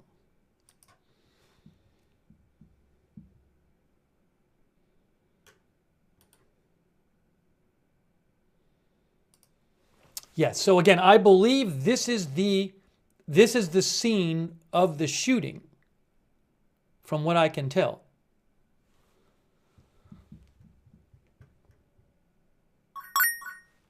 Oh, hold on. You know what? I have something on that shouldn't be on. Something's making that noise. It's some website I have open or something. Oh, that actually might be sound coming from the video. As strange as that sounds. That might be audio. That might be audio. No, it's not from that video. All right. Well, all right, hold on. I think they're gonna. Well, we're supposed to get the live back. Hold on. There's something I opened up. There's like some web page where I'm getting like a pop-up. Oh, is it Twitch? I'm sorry. I know what it is. I found it. I opened an extra Twitch page. Normally I have that muted. Thank you. All right, we're good. We're good. So, all right, we have that fixed. Thanks for your help.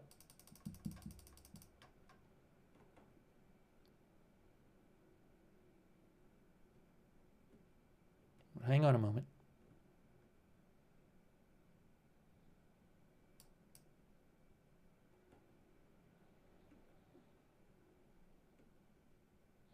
KATU says a witness saw two people getting shot. What is this? Here, let me just listen to this. Hold on, hold on, hold on.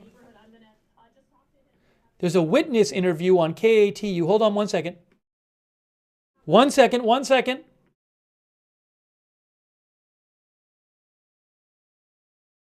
Hold on.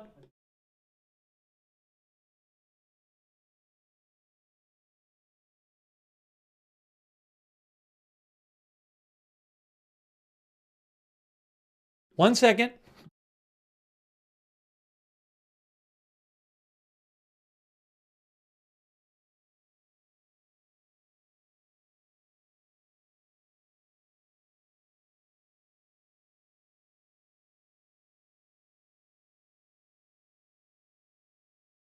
I think it's a guy saying he found the people, he saw the people who got shot, not the actual shooting. Hey, so we're going to get our live back in a second. The live goes out when a reporter comes on. We'll have the live shot back in a second from the scene. So they were talking to a witness, but I think the witness is someone who didn't see the shooting itself. He saw the people who had been shot. So, we're trying to get you more information on the shooting of two people by federal agents.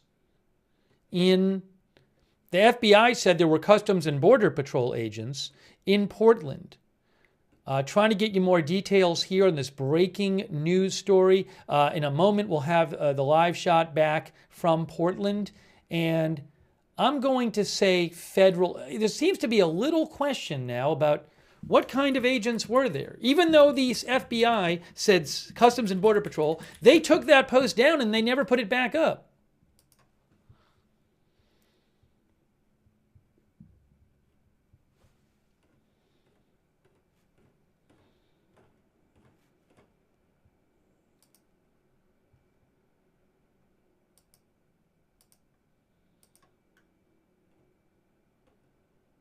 But many outlets have it as federal agents. So this shooting happened, but we'll see if the details change at all. Waiting for the live shot to come back. Literally, the FBI said Customs and Border Patrol. That's what the FBI literally said on their post.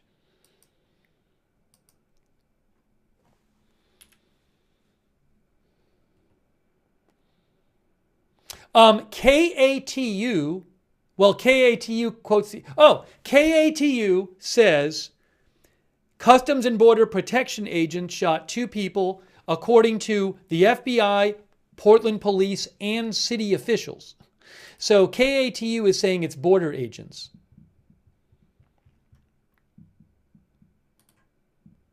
I think border agents is maybe not a bad way to put it.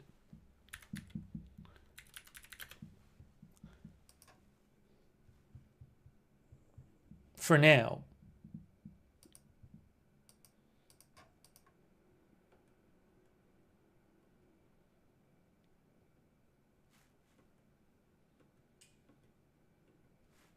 Waiting to get our live shot back. Hang on a moment here.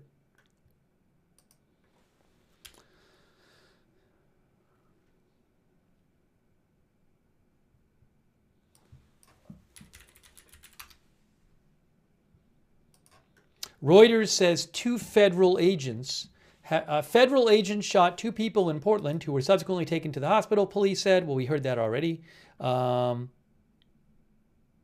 FBI said it was probing the shooting in which Customs and Border Protection agents were involved.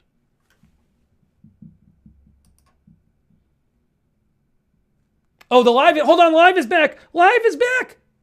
What's he saying? Transpired here today. We are here from the district attorney's office to monitor to assist and to make sure that there's a thorough and complete investigation, that evidence is fully preserved, and that we're certainly hoping that we can get all of the facts about what transpired here today, and we will work to update the public as we go forward and get more information. Who's the head investigator on this right now? I know PPP is not. Right now, I don't have a lot to say about that as this investigation is starting to unfold, and certainly the different agencies involved are coming together. But we are working closely with Portland Police, and the FBI certainly is here, and we're making sure that that they have all the resources that they need. And of course, our priority and main concern is that there's a thorough and complete investigation, that all facts that can be learned are obtained, and that we can get as much information as possible. What's your message to the community right now? I think the message to the community is that local officials are very carefully monitoring this, and we're making sure that the interests of this community are well represented, and that this investigation is done in a thorough and complete manner. Can you say anything about the scene? You were just over there. Let me see. Hold on. Give me a second. I want to see what was said right at the start. Oh, what is she saying? In basket. Right. Hold on. He was the local district attorney. He's the county district attorney. Give me one moment. Just give me one moment here. Hold on. I'm going to see. Just hang on. We'll figure out what he said in the part we missed. All right, just hang on 1 second. Give me a second.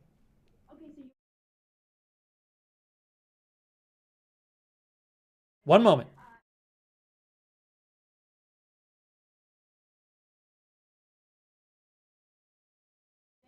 Hold on.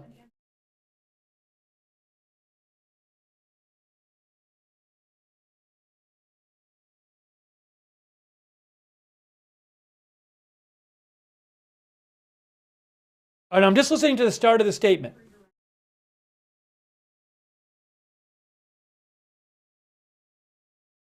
Hang on. And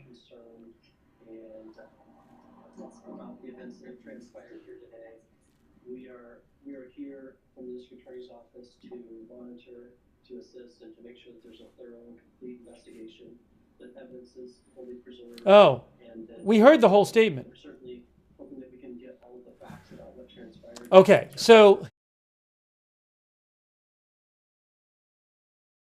so we basically heard that was the Multnomah County, is it? It was the county district attorney who was speaking. We heard his whole statement. He didn't even really give details about what happened. Okay?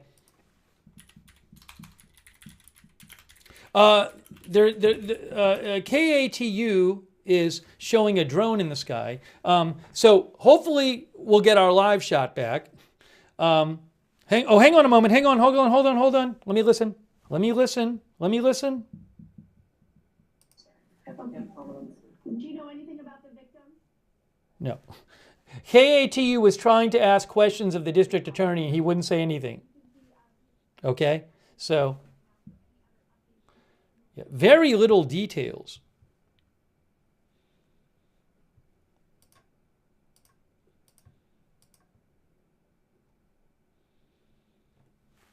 Hey guys, we have covered 3 different stories today. And every time I've been covering one story, I have people in the chat ordering me to show the other story or saying something rude. So I've had it. If you want to keep being able to chat, don't do that anymore. I'm going to start timing people out or banning people. Enough. Literally 3 straight stories. 3 straight stories. No matter what I cover, somebody's bothering me to say, go to the other story. We're going to the story that I want to cover because it's my channel. Okay? Enough. I've had it. Sorry, but it's enough already. Literally, if I cover one story, people complain that I'm not covering the other story. Then if I cover the second story, people are yelling at me about the first story. You can only cover one story. There's only one of me. Now come on. Stop being rude in the chat. Too many rude people today. Let's be polite. Jeez whiz.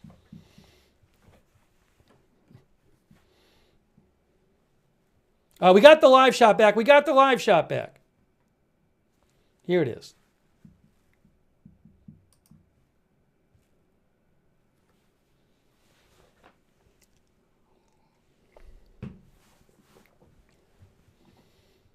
All right, so that I believe is the location of the shooting itself. I'm going to have to switch this to federal agents because we just aren't sure. The FBI said it was CBP agents, but there's still a question about that. So we're going to put federal agents and just go from there.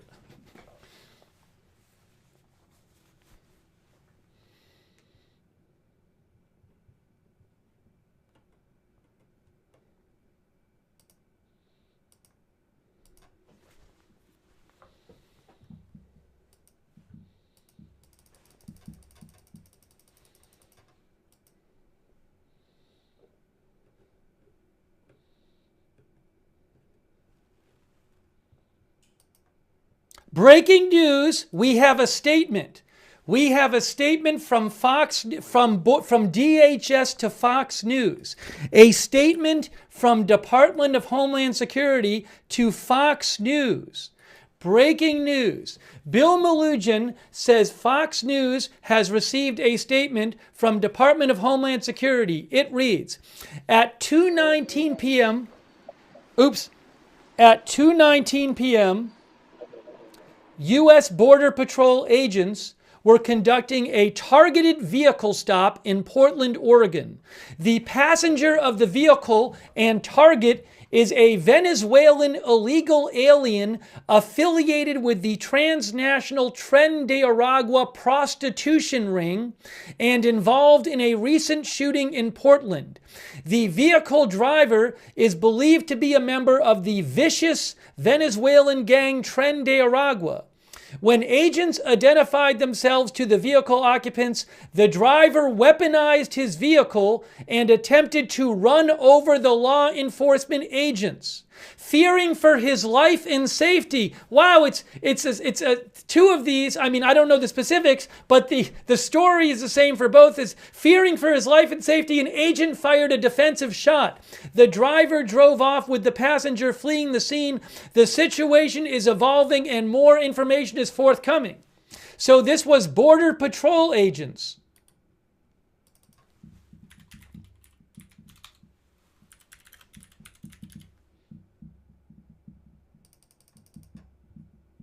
Wow. I'm going to read you that again.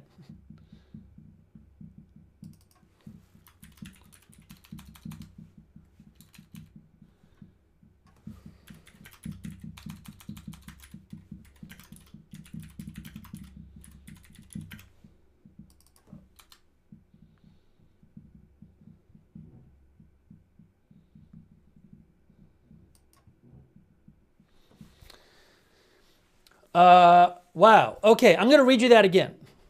Here we go. This is the DHS. This is Homeland Security statement to Fox News. Can you hear me? Here is the statement again from Fox News, from Border... Do you live Sorry. in the area? Oh, hold on. No. Yeah.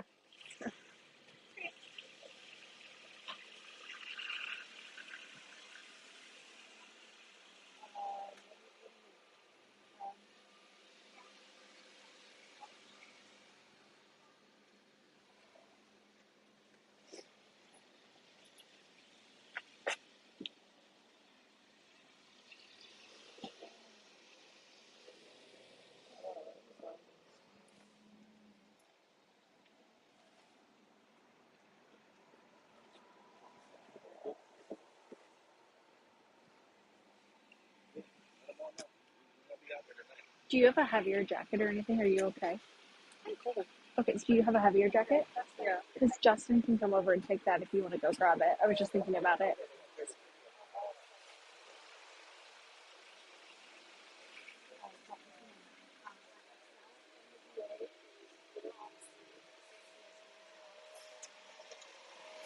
Oh, give me 1 second here. Hang on. What? Oh, I just maybe like 10 minutes. Yeah. We are at top of team coverage here in a little bit. It's 4:53.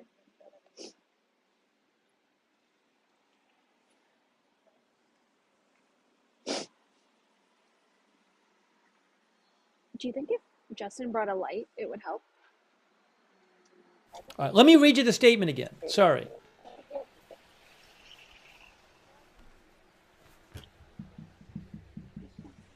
No worries. Oh, sorry. What? Do you have anyone who's speaking? Nathan Vasquez in the scarf.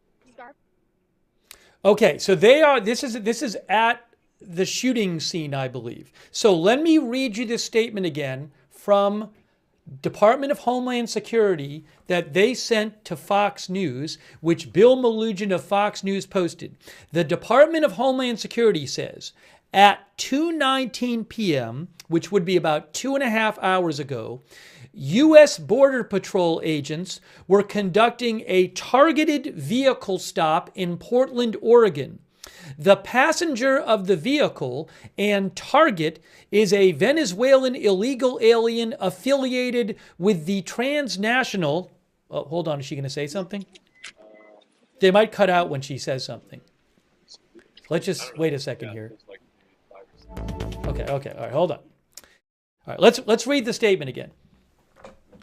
Homeland Security tells Fox News at 2:19 Pacific Time, U.S. Border Patrol agents were conducting a targeted vehicle stop in Portland, Oregon. The passenger of the vehicle and target is a Venezuelan illegal alien affiliated with the transnational Tren de Aragua prostitution ring and involved in a recent shooting in Portland. The vehicle driver is believed to be a member of the vicious Venezuelan gang Tren de Aragua. When agents identified themselves to the vehicle occupants, the driver weaponized his vehicle and attempted to run over the law enforcement agents. Fearing for his life and safety, an agent fired a defensive shot. The driver drove off with the passenger fleeing the scene. The situation is evolving and more information is forthcoming. So that is from Department of Homeland Security.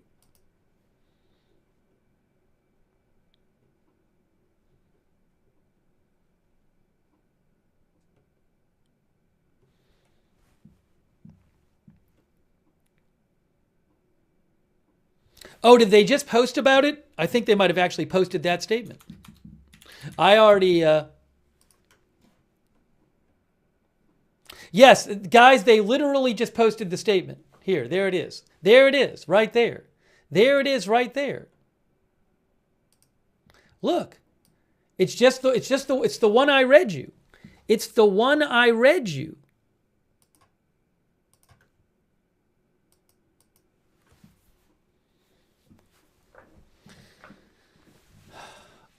Obviously, I don't know exactly what happened.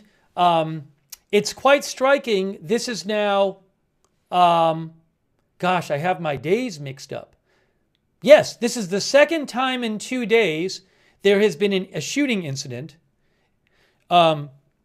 involving federal agents doing immigration enforcement. And this is the second day in a row in which the explanation from Homeland Security is that the driver weaponized the vehicle and the agent feared for his life and fired a defensive shot.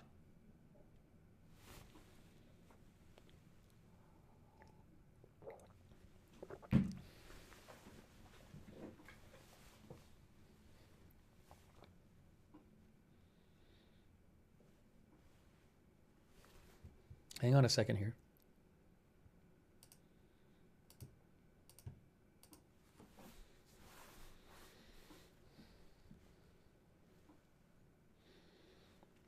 So we're waiting to get the live back, but oh, and then at the other location, KA2U News is also at the location. There's a second location, which is, I think, the one Portland Andy is at. That's the location where the person called for help. And KA2U said that there's There was like police going to this building. I think the building is called Bria Apartments. But that's the second location. KATU is at the second location as well. I'll wait till we get our live shot back. But again, 2 locations. So the first location is this, I think this health facility, Adventist Health, if I have that right. And then the second one would be up here. Yeah, the Bria Apartments. See, it says the Bria Apartments. That is apparently right around there is where the person called for help saying they'd been shot. And police went to the second location and treated a man and a woman for gunshot injuries. So right now, Portland Andy, I believe, is over there. KATU has cameras at both places.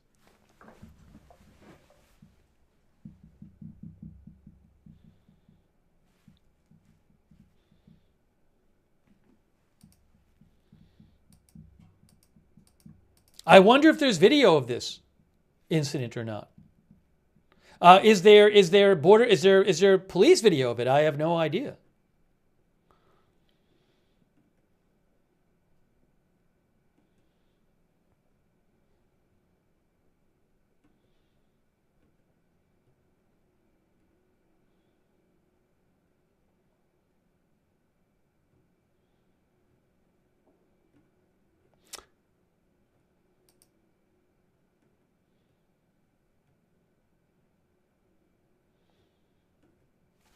Okay, as we wait to get the live shot back, let me again just show you this again. Wow. Literally the day after what happened in Minneapolis. The day after.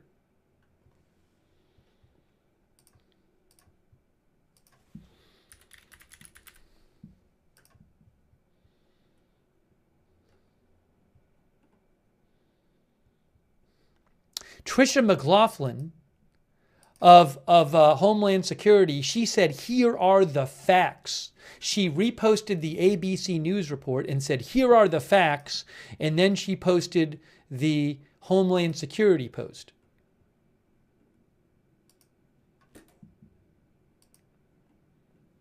Again, there it is, right there. That is the Homeland Security explanation for what happened.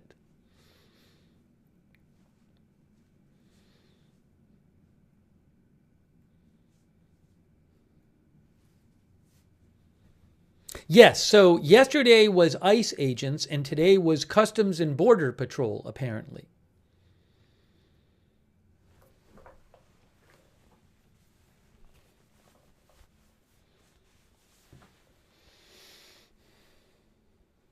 Remember, the city said that they initially got a call about a shooting at 2:18 p.m. They went to location number 1, and at location number 1, police confirmed that federal agents had been involved in a shooting. Police were not involved. Then about 6 minutes later, they get a call from location number 2, or they received information that a man who had been shot was calling and requesting help about 3 miles away. And they responded to scene number 2, the police, and they found a male and female with apparent gunshot wounds, both of them. So I don't know if the one shot hit both people, because Homeland Security says there was one shot fired, but police say both people had gunshot wounds. Anyways, officers applied a tourniquet and summoned the emergency medical personnel. The patients were transported to the hospital. Their conditions are unknown. The 2 people were injured in the shooting involving federal agents, say the police.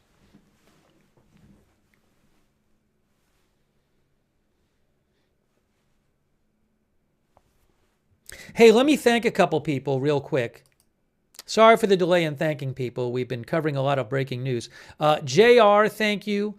I'm just a bystander. Thank you, I'm just a bystander. Hope your son is doing okay there in Portland. Inhalation aerosol.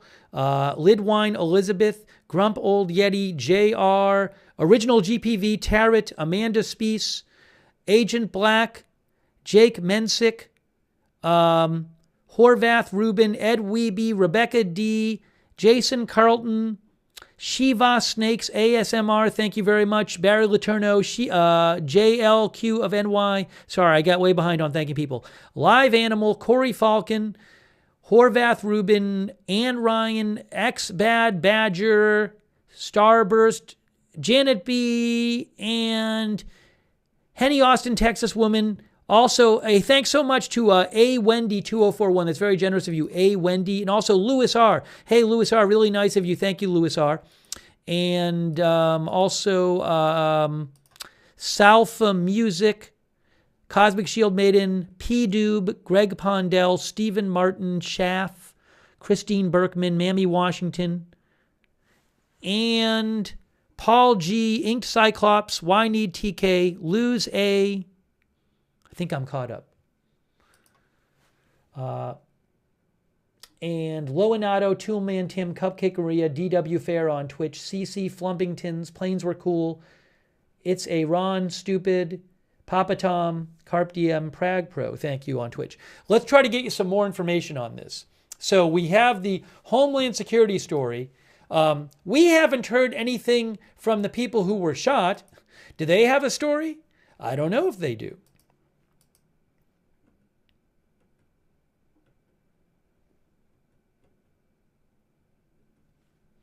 There was a very short statement from the county district attorney. So I wonder if we'll get some sort of press conference. Will we be getting a press conference in Portland? That I also don't know. Multnomah County DA we heard from.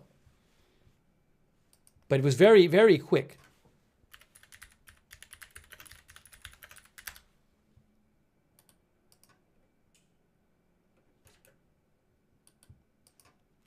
Oh, I got the live shot back. The live shot's back. Hold on. Live shot is back, guys. I believe that is the scene of the shooting. Right there.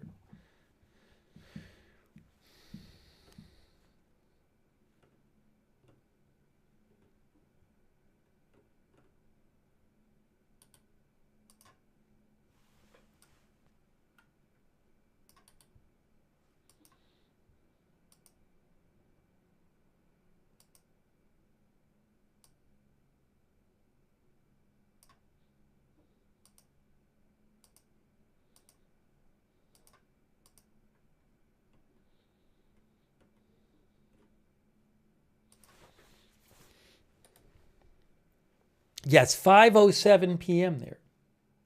KATU says there are federal agents at these. So the people, the two people who were shot, ended up getting found by police near this apartment complex, and now KATU says federal agents are canvassing the apartment complex, which is called Bria Apartments. That's not this scene. This is where I think the shooting happened. The second scene is where, I don't know if the people live there, but it's this apartment complex where the two people were found by police. People had been shot. So KATU reports that federal agents are canvassing that complex. Meanwhile, here, you see a big law enforcement presence here. Now, it's interesting. So, again, this is a big, I don't know if this is like a hospital. It's Adventist Health. Looks like maybe they have an emergency room there. Looks like a medical facility.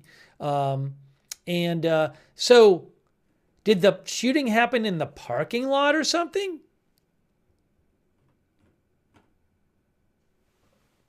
I don't know.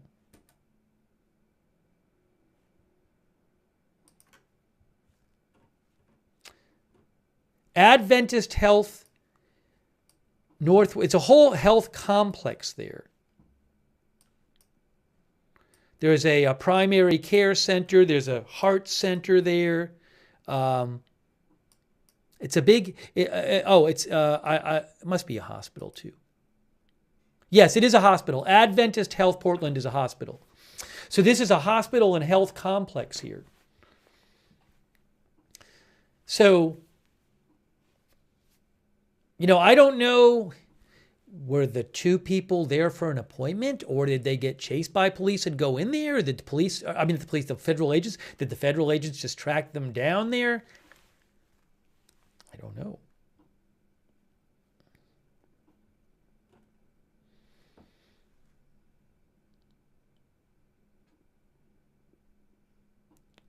Yeah, this is a medical center where the shooting took place. That's what, according to KATU, this is the shooting took place at this medical center. But maybe outside. Yeah, medical office 3. And well, I mean, obviously we see the police presence there. You can see the truck and everything. So oh, there's an open vehicle with both of its doors open. Okay. So KATU live, they have a live shot that's showing in the parking lot, kind of near where that awning is we saw. There actually is a vehicle with open doors. So I don't know how that relates to all of this. Doesn't look like a police vehicle, although I have no idea.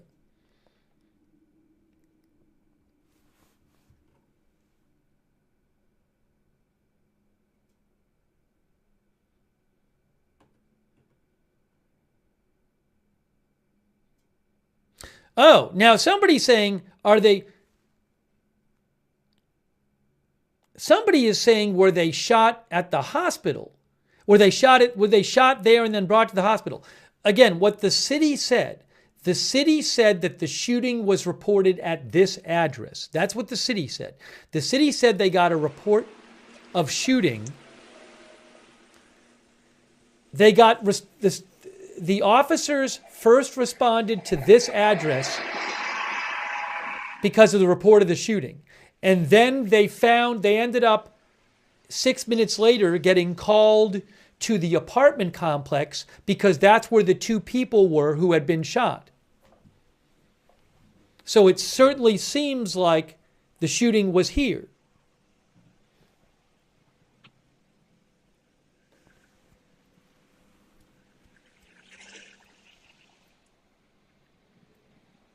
I mean, I'm literally reading the city of Portland's report that says Portland police officers responded to the 10200 block of Southeast Main Street on a report of a shooting.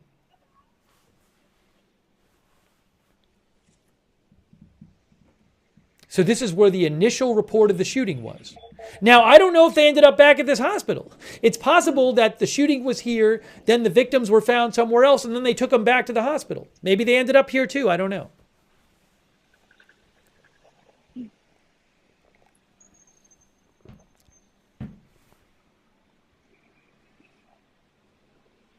Oh, KATU says some people have set up a vigil for the people shot.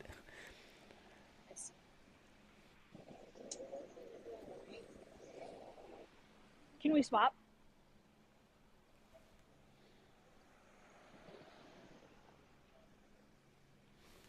All right, we're gonna swap. We're swapping. Oh, they're swapping. They're swapping. We'll see what's next. All right, let's see if we have any more updates here about this.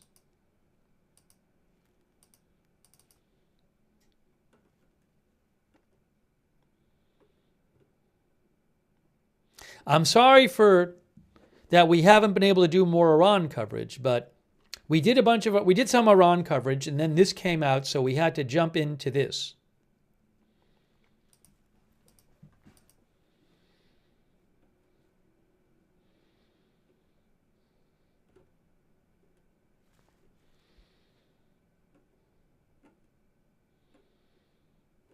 I'm just kind of checking here to see if what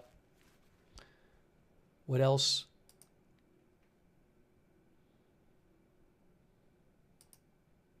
We're seeing here.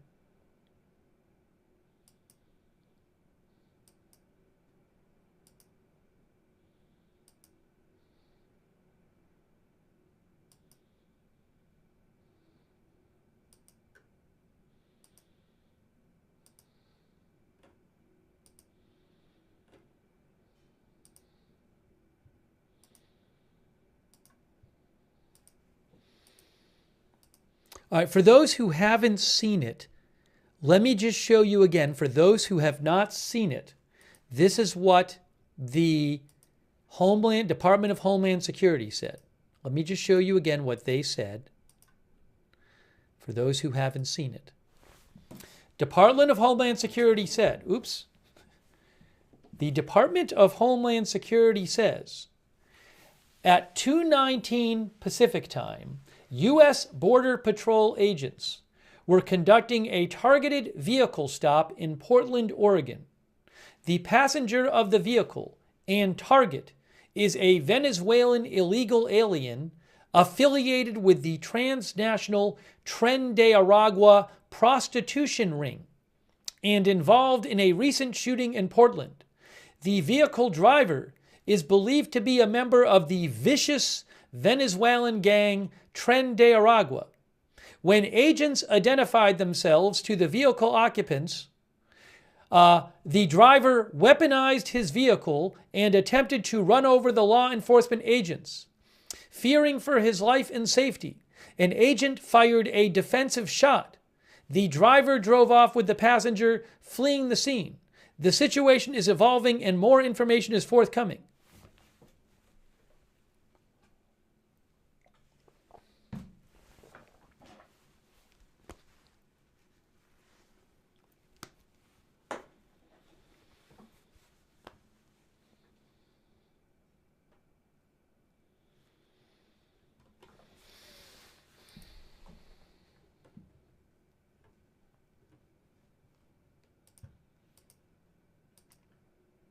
I have not seen anything from Kristi Noem or President Trump yet.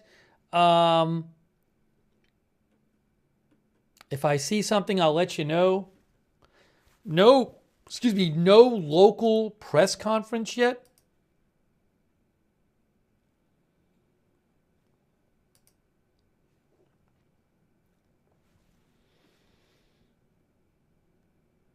Hey, thanks, B. Rebeard. I really appreciate that. B. Rebeard and Andrew Vaughn and Burande One and Bob Schultz and Jesse James and I Am Charlie. Thank you.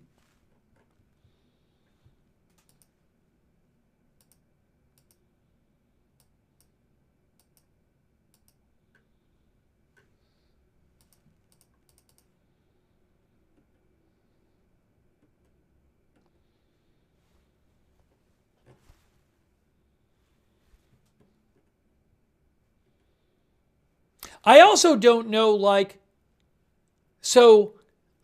we don't know who these people are. We heard Homeland Security says this is who they are. But how long have these people been in Portland for? Do people in the area know them? Who are these people? We really don't know much about these people. What are the people going to say about this? We also don't know what condition they're in. It's all very quiet right now.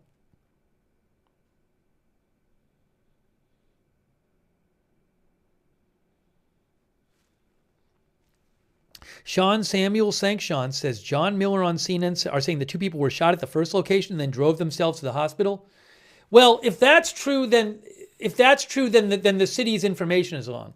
The city says that police were called to the first location, which is the hospital, for reports of the shooting, and then they got reports of a man and a woman who were injured, of a man who had been shot 3 miles away by an apartment complex, and then they found the people at the second address, which is an apartment complex. So maybe John Miller is right, but if he's right, then the city's wrong.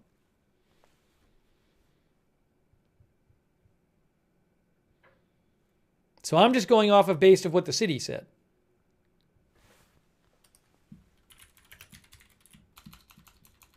Because the first location is the hospital. They were at a hospital.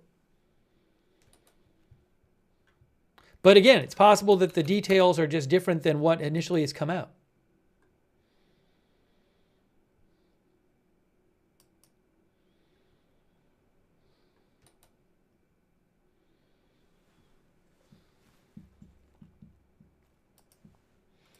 Give me one moment here.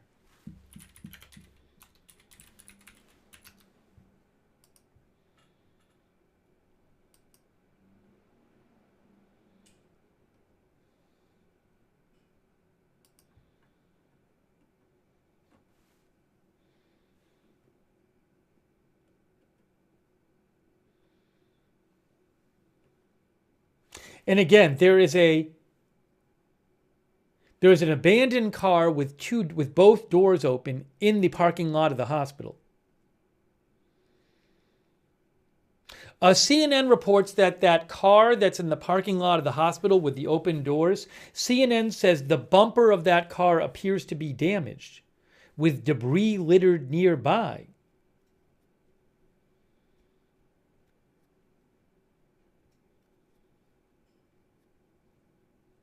Also, CNN says, it sounds like what the city said, that the people were shot at the first location, they drove away, and then they were transported to the hospital from the second location, which sounds like what the city said. We're waiting to get our live back.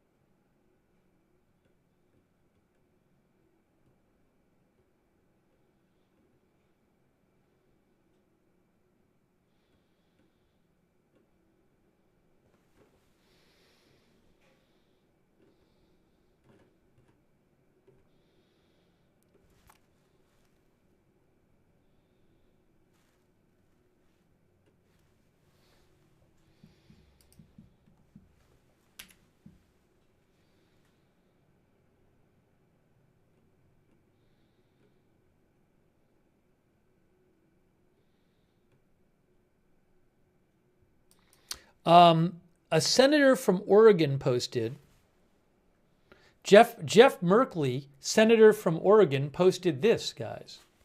Huge concern about a reported shooting of 2 individuals by federal agents outside Portland Adventist Hospital. My team and I are closely monitoring this situation and are working hard to get answers. I will share updates as I learn more. Hold on a second. There's a black Hyundai with a missing bumper with a bunch of damage on the front. A black Hyundai with a missing bumper. That is the vehicle they have been focusing on. KATU just posted this. Hold on. I'd like to post this.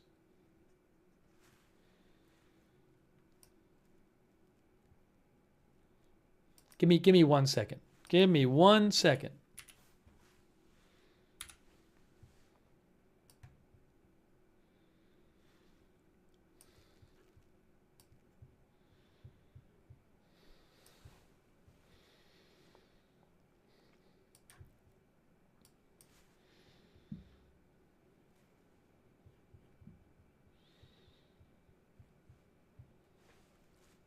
Hang on one moment. One moment here.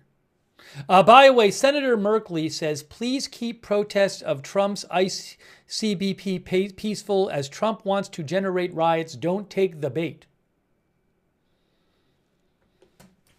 I showed the Homeland Security statement about 6 times already. I'll show it again in a second.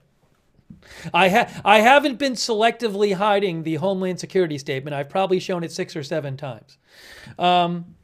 Let's see here. Hang on. I want to see what was just said about this car. The car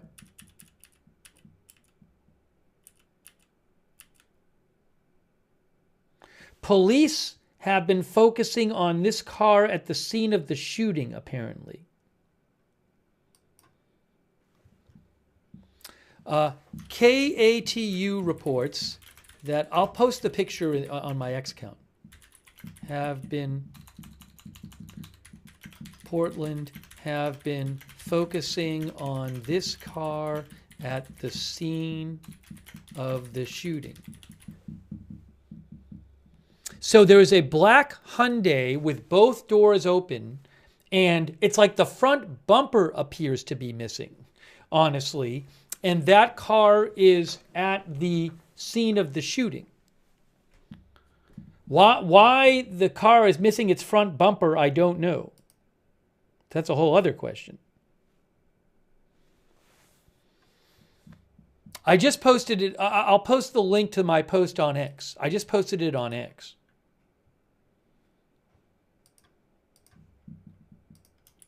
I'm not aware of any videos of the incident at this point, but who knows?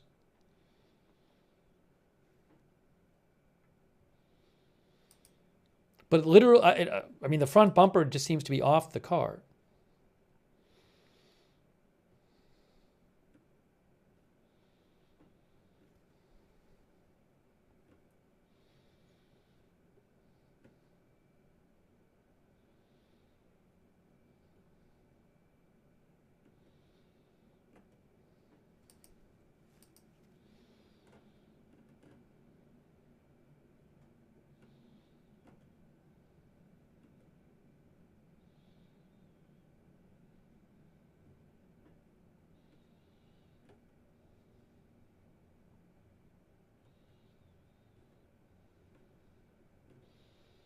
All right, we're trying to get you more information here. Here again is what Homeland Security said.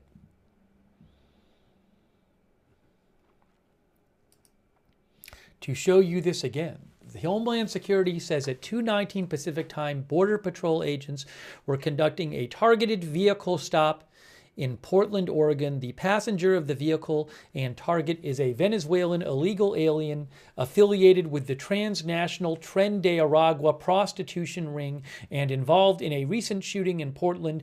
The vehicle driver is believed to be a member of the vicious Venezuelan gang Tren de Aragua. When agents identified themselves to the vehicle occupants, the driver weaponized his vehicle and attempted to run over the law enforcement agents. Fearing for his life and safety, an agent fired a defensive shot. The driver drove off with the passenger, fleeing the scene. This situation is evolving and more information is forthcoming.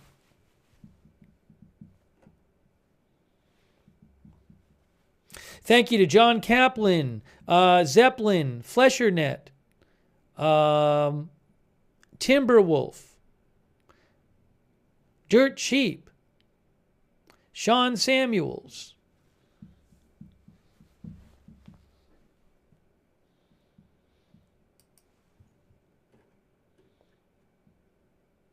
Cupcake Maria, thank you. Also, thanks to so much to Jared Wagner, thank you. We're supposed to get some more live from Portland. As soon as I have that live shot back, I will put it up on the screen for you.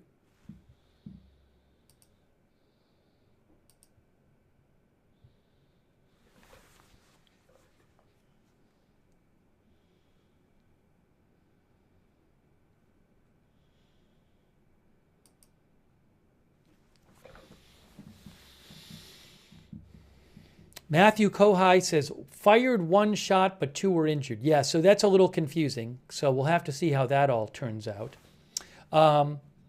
Thanks to our Twitch mods. It's quick. Matthew Kohai 3, McBritches Sarah, and Surly Dev, thank you. Also, we have, hang on a second here, Linda Belk, Larry, Misha moderating over there on X. And Beth Mythical on YouTube. Thanks, Beth, for modding. And Ruth, thank you so much on YouTube.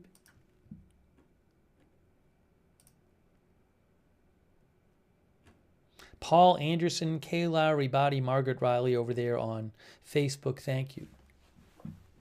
Still waiting.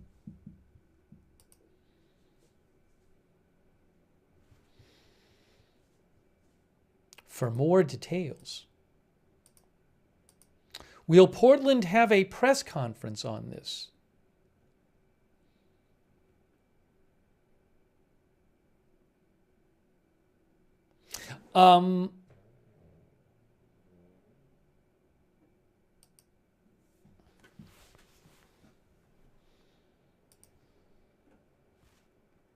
Oh, we got the live shot back. Live shot is back. Here's the live shot. That's the scene where it happened right there, guys.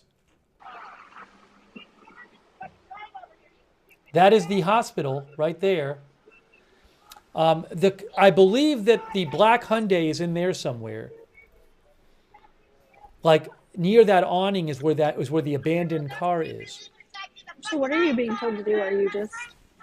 Do they even tell you to come here, or did you just come out to help? I went to the other scene to give Victor and Tim my live view. And I called her and I said, like, I know you guys are going to be held up on like live shots. So I figured like, I can at least like walk the scene and see if I can't find things that you guys are too busy to find. Now I'm just kind of floating around, trying to be helpful as I can. I can definitely do that. It's fantastic. Yeah. I can't feel my hands. Anything I can do to be helpful? Where's your car? It's if you walk...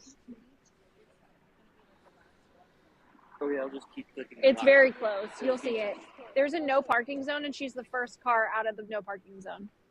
My gloves are in the tray thingy, and my jacket is in the hat. Okay. Yep. I can't speak. Container?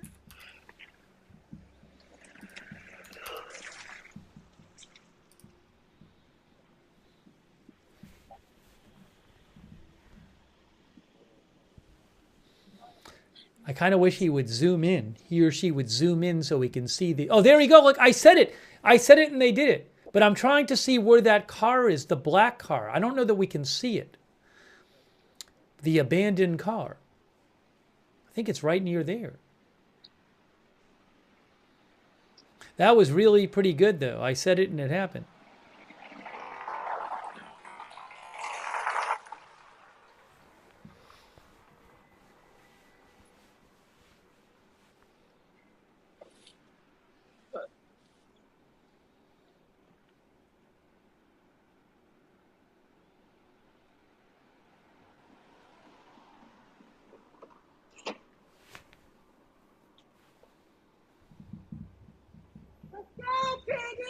Get back to DC! Somebody's... Get Portland! Go! You want to come down closer this way? Get out of my neighborhood!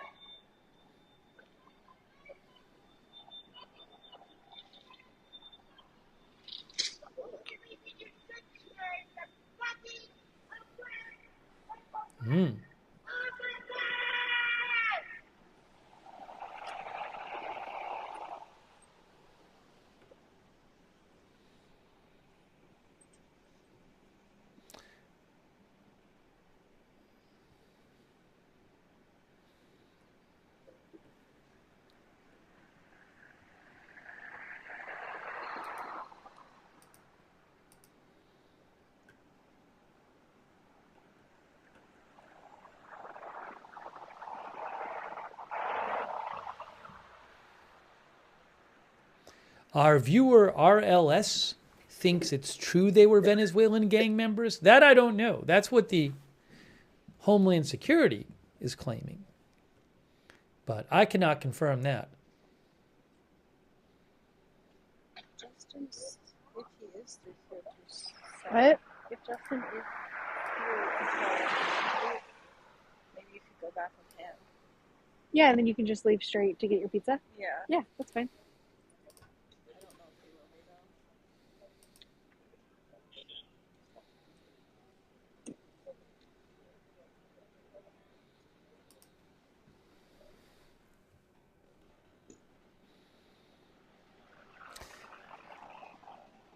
Still waiting for some sort of announcement about a possible press conference or something.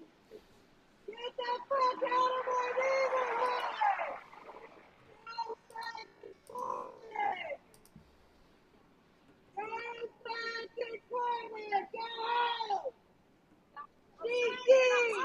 Go back to Portland! Get out of here! Get out of my neighborhood! They're not here. They're not.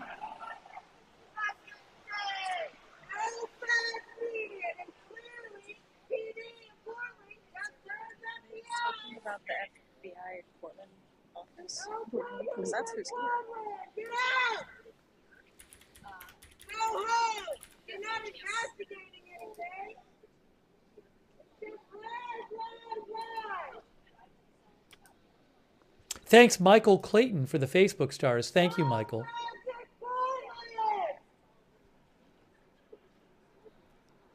You know, the FBI never reposted their posts. The FBI deleted their initial post about this, then never reposted it again. But Homeland Security posted about it.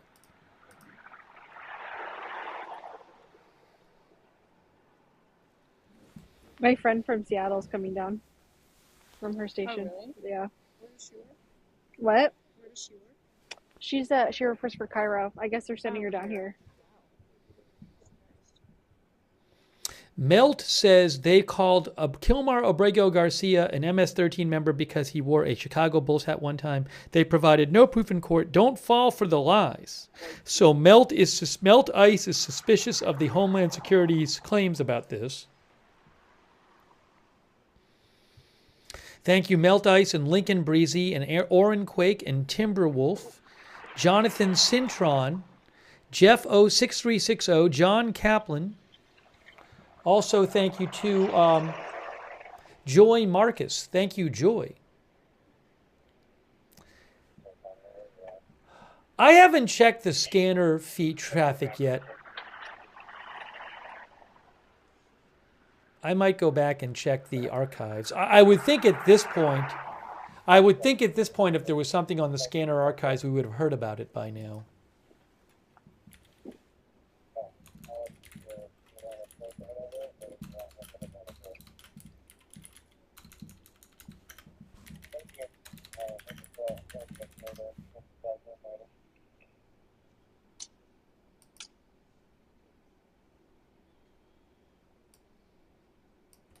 Oh, I don't even know if there is Portland, Oregon scanner available, to be honest.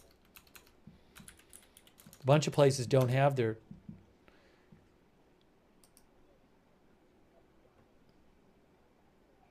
Yeah, there's no... Well, yeah, there's no Portland police scanner available that I see. At least where I can act publicly.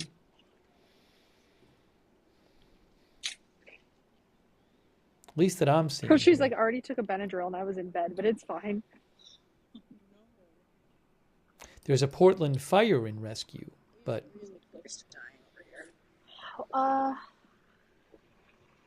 Well, actually, here, we can check. I can check the fire and rescue one. I don't know that we're going to get anything on it. Wish we could, swap or something. Like, I don't know what they're... There's not going to be a Livia available. Do you want to swap with Justin? That way you can get out of here and go get your pizza? No, that way we could use his phone. That way you can get out of here on time. He would love to jump in, you can tell. Oh, now, hold on a second. Now, just so you know, TMZ says they obtained the dispatch audio from the call to police. I wonder if I can find...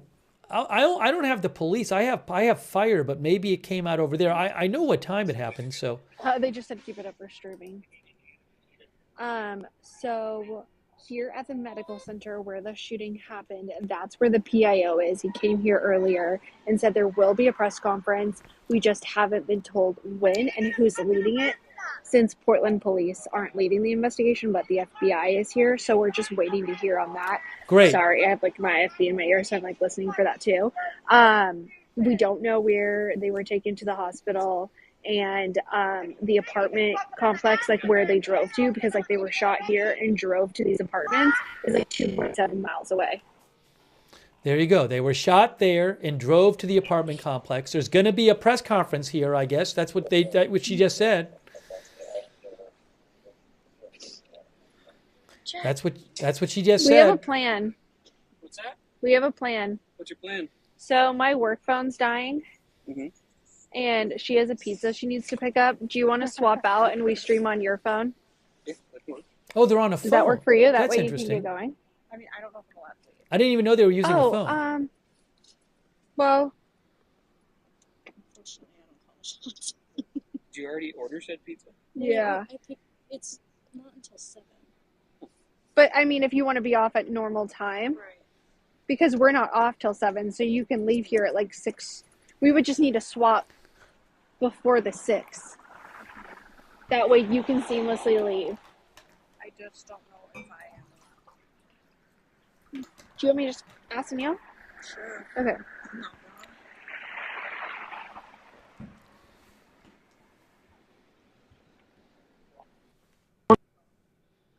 Jimbo thinks FBI has to do the investigation, not the local cops, because it involves federal personnel. I don't know all the specifics on Can I call that. Erin on your phone or Danielle? She just ignored my call. Can we call Aaron? Yeah, just someone. If you leave, can I borrow your gloves and put them back on your desk? Here's Aaron.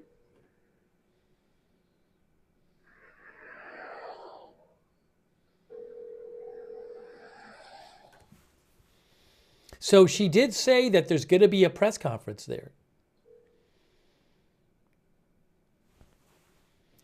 There's no public police scanner in Portland that I have live that I have access to. Were you floating today? I was going to check the scanner archives in a second here. I have the scanner archives from when this was called in. I was just seeing what we could hear on it. If you give me a second.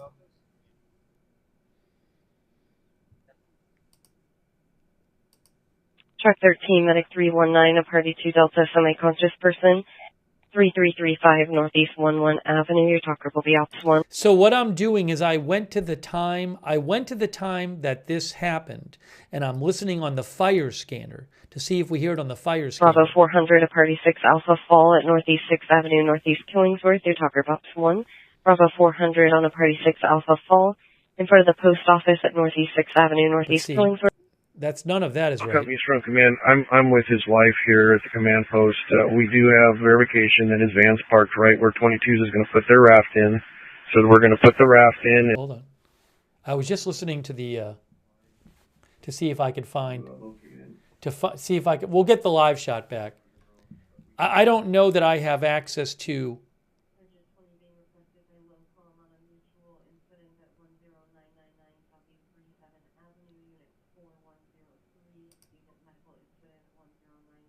Let me just rewind it for a second and just see it. Look at one other thing. Anyways, TMZ said they posted dispatch audio, which I haven't listened to.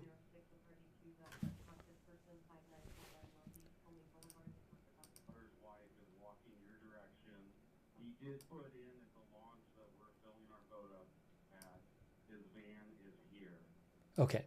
The TMZ audio that they posted, I'm going to post a link to that right now. I haven't even listened to it yet. We're waiting to get our live shot back. Let's see.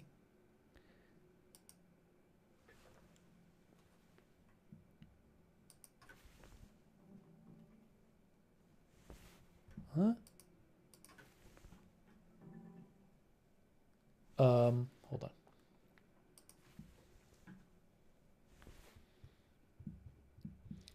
Oh, I see what happened.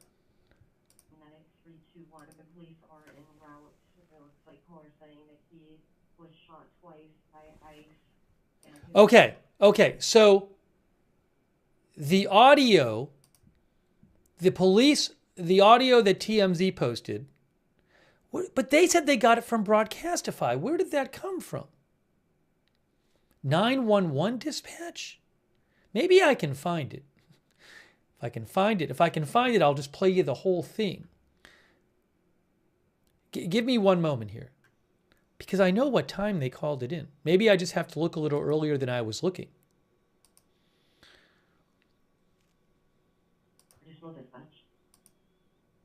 Engine 74, Medic 318, a Party 2 Delta breathing problem. Creekside Mobile Hope 205. I bet it's this scanner. 318, talker Box 1. Hold on. Dispatch is done. Okay, so you've been wrapped with looking at the water level, you've got good access. I know what the person's voice sounds like now. The water taken on. We have an update from police. There's no answer so far for. Just put it. Squad 12, Medic 306, a party 2 Delta, unconscious person, 5949. Squad 12, Medic 30949, Northeast, 24, party 4 Charlie, transfer 101237, your talker is Ops 1, 10121, and 147. Hang on. I'm going to find this. Party 2 Delta, semi-conscious person, 3 children of party 6 Alpha Fall at Northeast 6 Bravo 400, East Killing Source, your talker. Dispatching. I'm with his, and that's his act. Your ops channel will be 24. 20 being requested by Locom on a mutual incident at 10999 Southeast 37 Avenue. Unit 4 will be 20 at 1099. Looks like it'll be a third.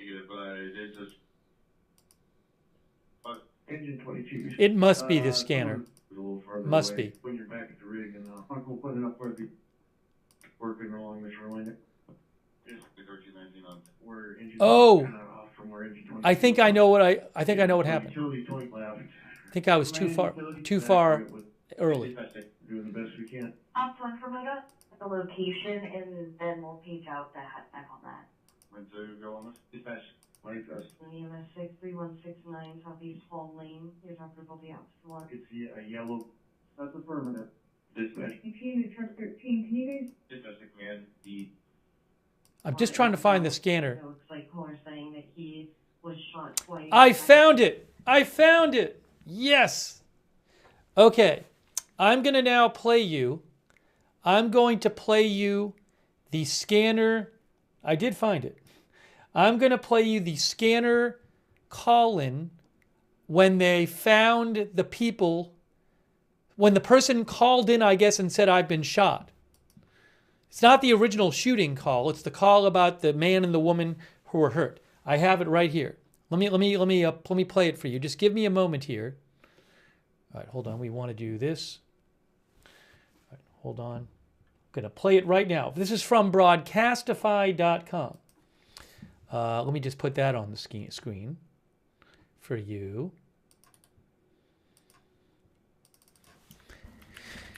Scanner via broadcastify.com. Okay?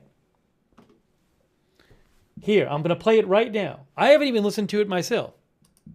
Stage at your discretion, police are en route. It looks like caller saying that he was shot twice by ICE and his wife was shot as well.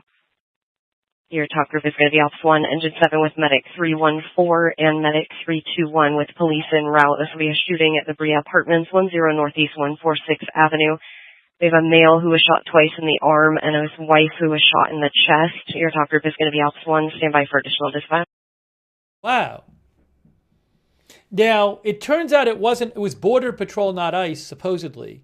Now, she said shooting at Brea Apartments, but she might not have known.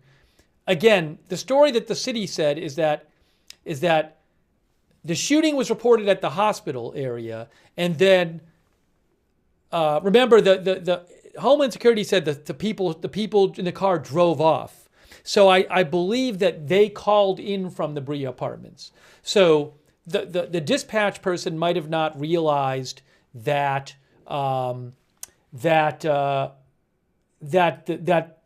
the person who had been shot was maybe shot at a different location than they were calling from. If that makes sense. Give me 2 seconds here. I'm going to play that again. It sounded like multiple times because Homeland Security said they fired one shot. Stage at your discretion, police are en route. It looks like caller saying that he was shot twice by ICE and his wife was shot as well.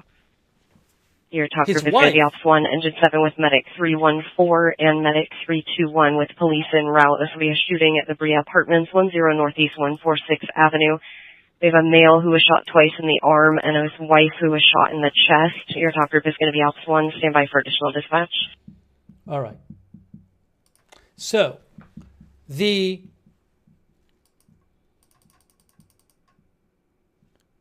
yeah, I mean, one shot could have hit both of them, but he said he was shot twice.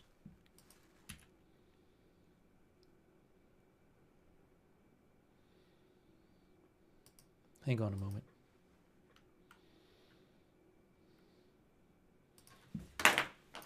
Portland Dispatch Audio Male said he was shot twice. And his wife was shot also. And it said, just to play that one more time. Stage at your discretion, police are en route.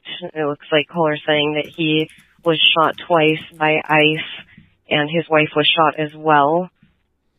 Your top group is going to be Ops 1, Engine 7 with Medic 314 and Medic 321 with police en route. This will be a shooting at the Brea Apartments, 10 Northeast 146 Avenue. We have a male who was shot twice in the arm and his wife who was shot in the chest. Your top group is going to be Ops 1. Stand by for additional dispatch. Huh. Hang on. Okay. So, yeah, I you know, again, the official, my guess is that it'll turn out that, you know, that he might have thought it was ICE and it was Border Patrol. So we've heard Border Patrol. So I'm not saying we should say it was definitely ICE. My guess is that the person was mistaken, but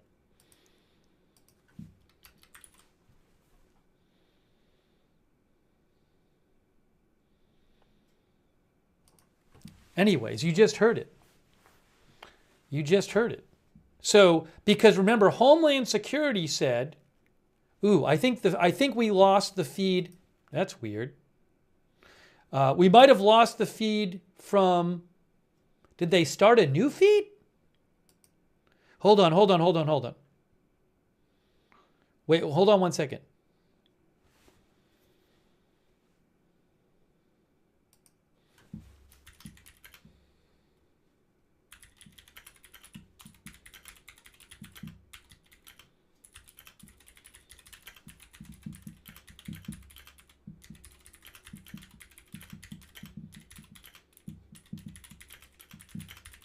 I have to, guys, I got to get the feed, the live shot back up. Let me get this feedback from Portland, okay? I got to get that back. Give me a second. I'm getting the feedback from Portland right now. Live feed coming up right now. Oh, it might be a different feed. Maybe it's a different camera. Hold on a second.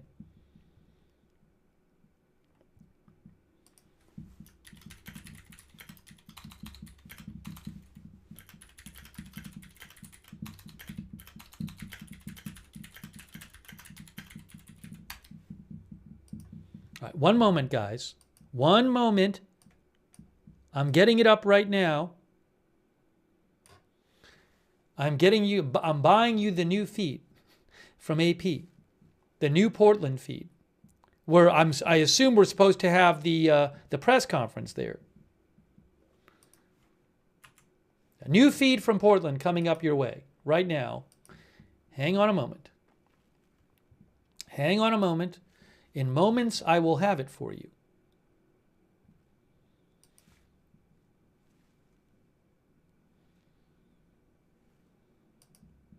Thanks for your patience. Thank you for your patience.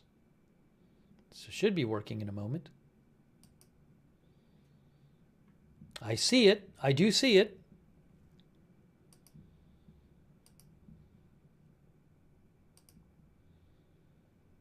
I got it.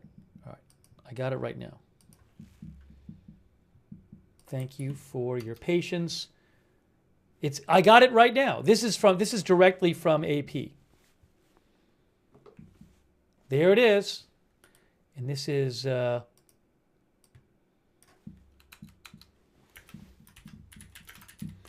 is there volume on this? Yes.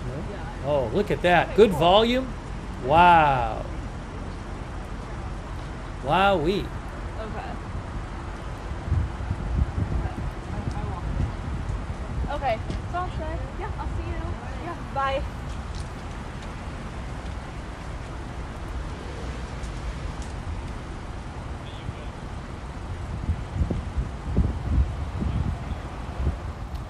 All right, that is the live shot from the scene of the shooting.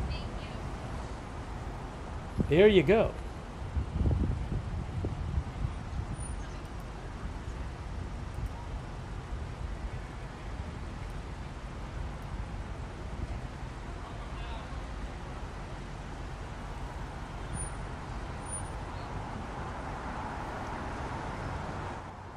Thank you, by the way, to Jason Carlton and Will YFQW. I mentioned that a while back, Will. I'm going to stay on this story for now. Maybe we'll talk about that later. Thank you, Will. We talked about it a while back on the stream. Thank you so much, Will WY5QW.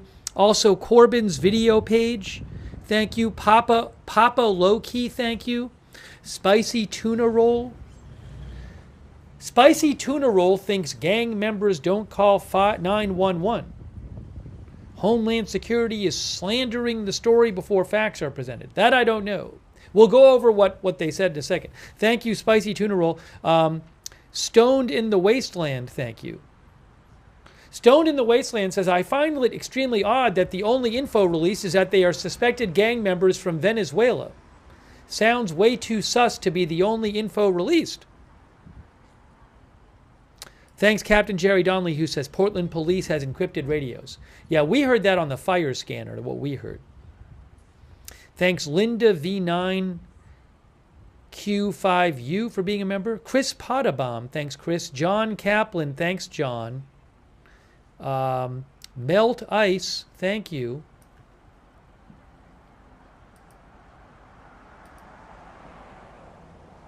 So let's go over what we know. By the way, a news conference is coming up. We're going to have coverage of the news conference for you. It is coming up.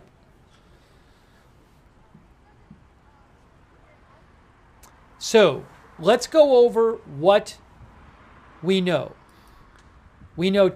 By the way, was there any more dispatch audio that I missed? Shot as well. Hold on, what's that? Just in case you need it, I have the fire liaison reaching out to Salvy's Island for their airboat. Just another resource. Engine 70, Senior Talker, Biz Ops 1. Biz Ops 1 at 1428. Just putting them on standby. Okay, everything. I can't get my fucking car. Somebody's saying they can't get their car. Let's go over what we know. So, Portland police said that there were a man and a woman shot by federal agents, and they were hospitalized. And they were shot at one location, which appears to be this location, which is in the area of Portland Adventist Health, which is a hospital and medical complex. So believe the shooting happened here. That's also what KATU said. All right. So while we're waiting for more of that, we'll get you back there. So shooting happens at the medical complex. But the two people who were shot actually apparently drove 3 miles away and were found by police at an apartment complex when the man called in and said he'd been shot. So I'll play that dispatch audio in a second. And then they were brought to the hospital. But here is what the Homeland Security said about this. Homeland Security said, oops, hold on. I know it's confusing. Homeland Security said at 2:19 Pacific Time, Border Patrol agents were conducting a targeted vehicle stop in Portland. The passenger of the vehicle and target is a Venezuelan illegal alien affiliated with the transnational Tren de Aragua prostitution ring and involved in a recent shooting in Portland. The vehicle driver is believed to be a member of the vicious Venezuelan gang Tren de Aragua. When agents identified themselves to the vehicle occupants, the driver weaponized his vehicle and attempted to run over the law enforcement agents. Fearing for his life and safety, an agent fired a defensive shot. The driver drove off with the passenger, fleeing the scene. This situation is evolving and more information is forthcoming. Now, this apparently from Broadcastify is the dispatch audio about the two people who were shot, this got called in from about 3 miles away from the original location. Stage at your discretion, police are en route. It looks like caller saying that he was shot twice by ICE and his wife was shot as well. Your talk group is going to be Ops 1, Engine 7 with Medic 314 and Medic 321 with police en route. This will be a shooting at the Brea Apartments, 10 Northeast 146 Avenue. We have a male who was shot twice in the arm and his wife who was shot in the chest. Your talk group is going to be Ops 1. Stand by for additional dispatch. So I guess the guy said it was him and his wife. Now, is it him and his wife? I don't know. Yeah, so as our viewer pointed out, Dude Rain, it says man and husband and wife on the dispatch audio, but I don't know the truth. Also, the Brea Apartments is location number 2, where they ended up, about 3 miles away.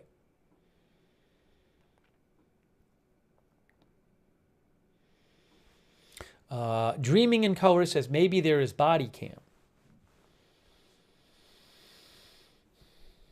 So we are waiting for the next, we're waiting for the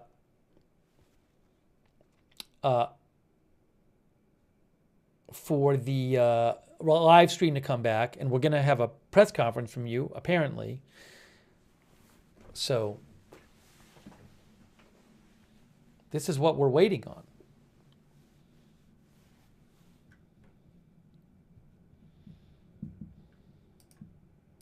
Hang on a minute here.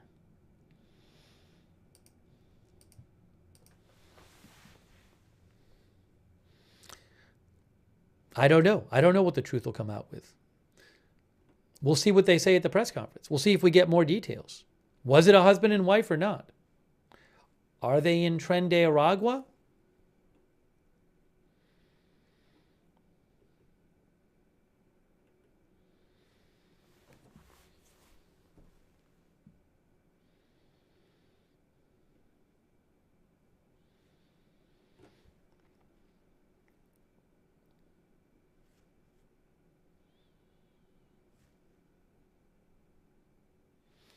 See if I have any other updates for you here. As soon as I have the live shot back, I will go to the live shot. It says stand by for more live. The World of Ron says, if you were a criminal, why would you say that, why would you tell dispatch that ICE shot you? A couple of viewers have said something like that. They said, why would they call it in if they were criminals? I don't know.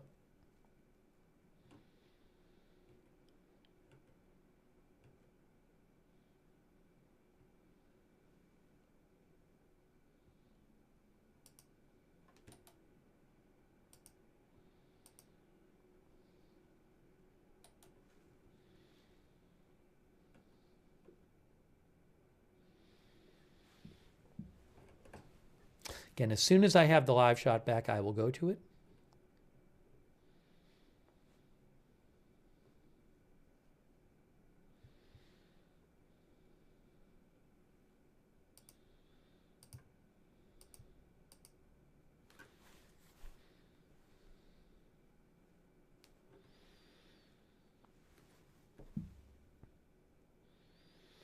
Code 3 says, despite any hatred of law enforcement, when you need help, that's who you call.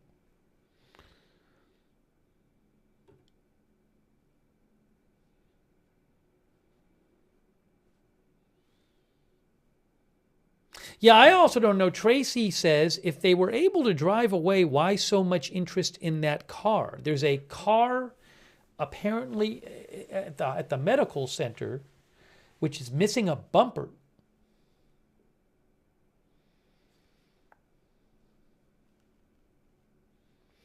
I feel like maybe people are sleeping on this story a little bit. I don't know. I mean, we don't really know the details yet.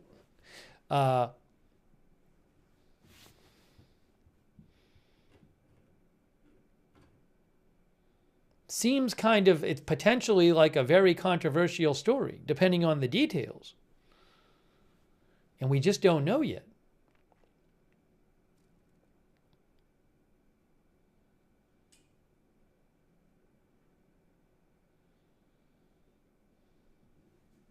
Gary Eckert says there's a lot that doesn't add up.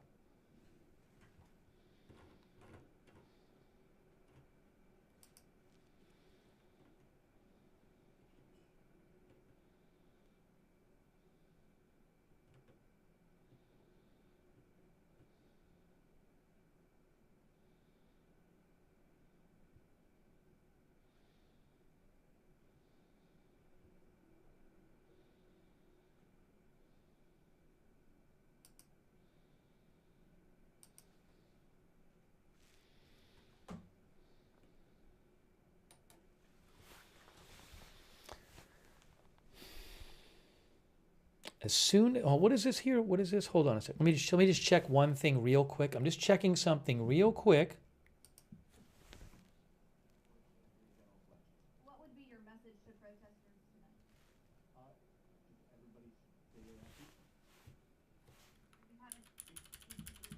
So the crowd has grown throughout the night, and what the police liaison. Hold on one second.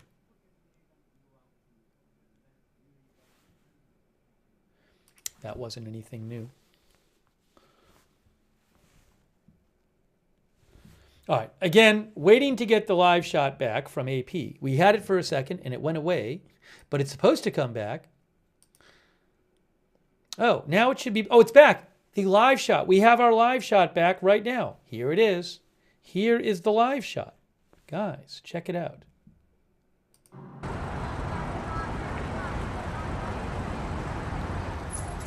That's where the shooting happened, right here.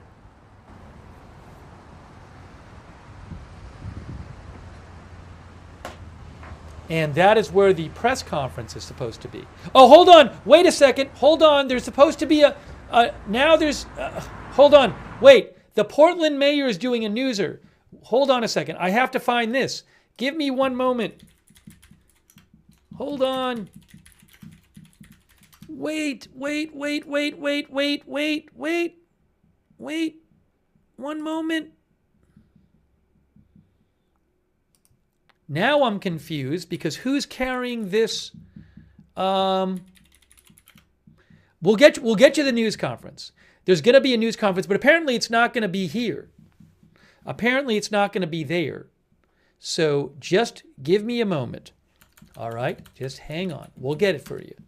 That's coming up shortly.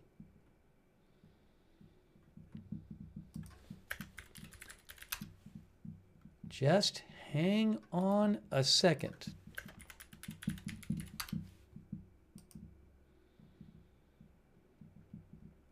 We'll get it for you. I'm just trying to see where this is. I got it. I got it right here. I got it right here. Hold on a second. I got the video.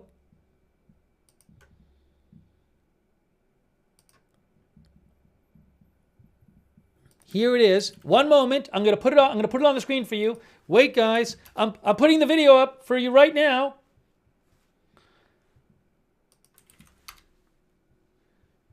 Here it is. Here it is.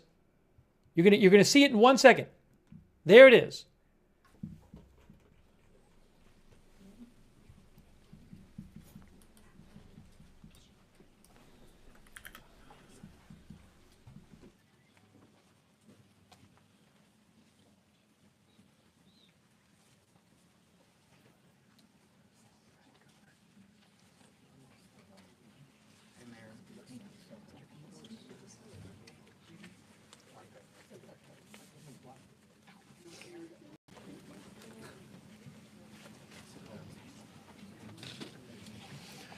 All right, good evening. My name is Mike Benner. I'm the Public Information Manager here at the Portland Police Bureau. I want to welcome everybody and thank you for joining us on such short notice. We're here to address the shooting incident involving federal agents in Southeast Portland earlier this afternoon. We have a number of speakers, including Mayor Keith Wilson, Governor Tina Kotek, who I will let introduce themselves as they come to the podium. We'll begin with Chief Bob Day, who will share some details about the shooting and then some of those remarks of his, and we'll go on from there. Thank you. Thanks, Mike. I'm going to share just a few details. As you're aware, this is still a very active investigation, so information is limited and won't be speaking to a lot of specifics. But what I can say is that approximately 2:18 this afternoon, Portland police officers responded to the 10,000 block of Southeast Main Street on the report of a shooting. So they came in via a 911 call. Officers confirmed that federal agents had been involved in a shooting. Portland police were not involved in that incident. About 6 minutes later, at 2:24 p.m., officers received information, once again through dispatch, that a man who had been shot was calling and requesting help in the area of Northeast 146th and East Burnside. Our officers responded. We found a male and a female with apparent gunshot wounds. Officers applied a tourniquet and summoned emergency medical personnel. The patients were transported to local hospital, and their conditions at this time are unknown. Officers had determined that the two people who were injured in the shooting involving the federal agents from the earlier call. PPB officers secured both scenes, and this is a federal investigation. It's being led by the FBI. We have been in touch with them. We are, in regular contact. This is their responsibility, but when we have these type of events happen in the city, Portland Police Bureau does offer a level of assistance. This is not any way, shape, or form immigration related on our end. We do not know the facts of this case. We are simply providing that traditional investigative support and perimeter support, which is minimal. But I do want to make it clear that we are out there, but we are not involved in immigration. And we at this time do not know if this is City of Portland. What happened, City of Portland? City an of Portland. immigration Okay. related event. We do not know which federal, as we know there are many federal agencies serving in the city of Portland right now. So as I said, it's a complex situation with a lot of different information coming out. But Portland Police is on the scene, the detectives, et cetera.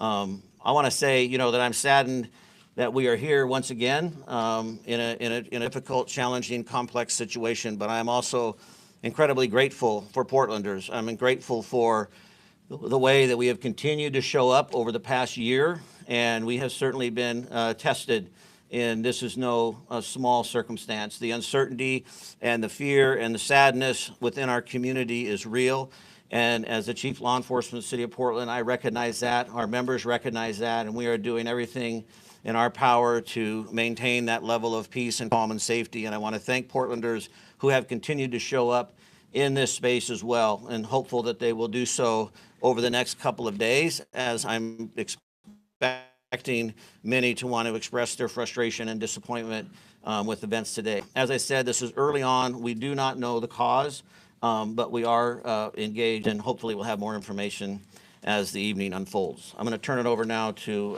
Mayor Wilson.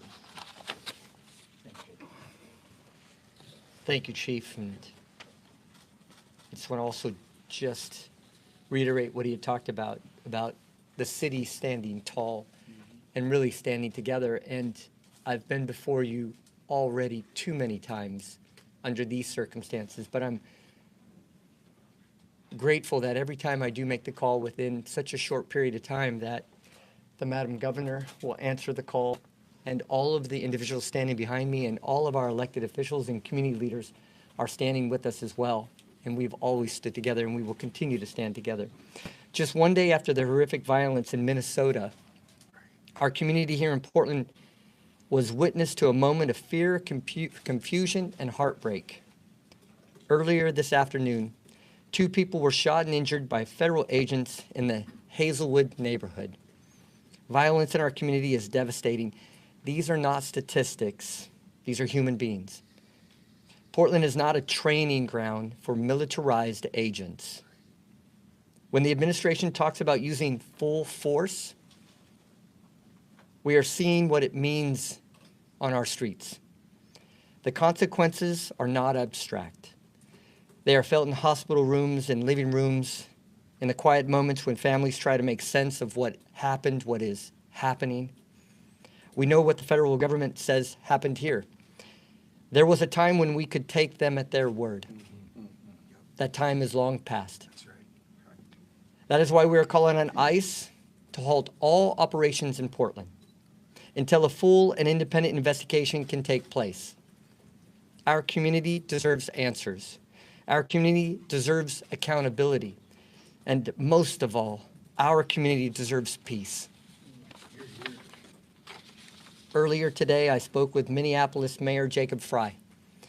We shared not just our concerns, but our grief for the families who are suffering and grief for the recklessness of our federal government. The administration is trying to divide us, to pit communities against one another, to make us fear one another.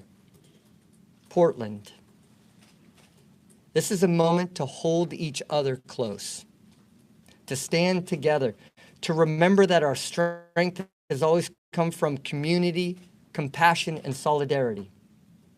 Yesterday, Governor Walz made an appeal to all of us.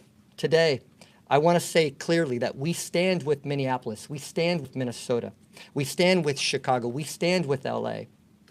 We stand with every community that is hurting in our nation, every family that is afraid, every person who feels unseen or unheard. ICE agents and their Homeland Security leadership must fully be investigated and held responsible for the violence inflicted on the American people in Minnesota, in Portland, and in all the communities across America. The Federal Protective Service claims values such as service, integrity, honor, and vigilance. This is the moment to live those values, not behind masks, not through intimidation, but through transparency, accountability, most of all, humanity. So thank you. I'd like to turn it over to the governor. Thank you, Mr. Mayor. Thank you, Chief Day. Good evening, Oregonians. We are standing here today united as a state, wanting peace and safety in our communities. We are all shaken and outraged by another terrible, unnecessary, violent event instigated by the reckless agenda of the Trump administration. This time in our own state, in our largest city, coming just one day after the tragedy in Minnesota. While the details of the incident remain limited, one thing is very clear. When a president endorses tearing families apart and attempts to govern through fear rather than shared values, you foster an environment of lawlessness, recklessness. Trust is essential to maintaining community safety and the rule of law. Federal agents at the direction of the Department of Homeland Security are shattering trust. They are hurting people and they are destroying day by day what we hold dear, our sense of safety, and our literal safety are severely undermined by what happened this afternoon in Portland. I'm so thankful that no one died and more people weren't hurt. The Attorney General and other leaders have been clear about our concerns with the excessive use of force by federal agents in Portland. And today's incident only heightens the need for transparency and accountability. Oregonians deserve clear answers. And I am aligned with the Mayor. The priority right now is a full, completed investigation, not more detentions. My message to the federal government is this: we demand transparency. We demand your cooperation with Portland Police and the Multnomah County DA, because we need to investigate this incident efficiently and effectively so we can rebuild trust with our nation's government. There are those who want to cause chaos, but Oregonians know how to stand up and speak out peacefully. We must remain united in peaceful opposition to efforts to tear our community apart. We must not turn against each other. We must stand neighbor to neighbor. We must not take the bait. And I want to end by saying I'm grateful to the first responders who have been managing this incident today here in Portland. And we stand united with Americans across our country and with Minneapolis and Minnesota in light of these very troubling events. Thank you. I'd now like to hand over the podium to Senator Casey Jama, Democratic leader in the Oregon Senate. Well, good afternoon or good evening, everyone. My name is Senator Casey Chama. I also serve as the Senate Majority Leader. I live Hazelwood neighborhood. The incident took place not that far where I live in my home. I'm raising my two children. I live with my wife. I have a few messages, but let me start to say this one first. My prayer is to the families and those who are hurt, and I hope they will recover speedily. As I said, I have been in the country about 28 years and a former refugee. I have never thought I will see this moment in the United States of America. This is a challenging time for us. My colleagues and I are working together to ensure that we address this issue at the state legislative level. We want to do as best as we can to protect the Oregonians who are fearful, who are scared, who are facing persecution under federal law. So we're going to introduce quite a number of bills that will be will try to minimize the impact of ICE in our community. I'm outraged and angry and frustrated, as many Oregonians are. Let me speak to Oregonians. I share your frustration. And immigrant refugee community, let me talk directly to them. I share your fear. I share your challenges that we're all facing. And I know that the struggle is real. Let me say this to the Oregonians. Oregonians are welcoming. State of Oregon is welcoming state. We want to keep that way. We want to fight for that. We want to work hard for that. And we want to make sure that all Oregonians feel welcome.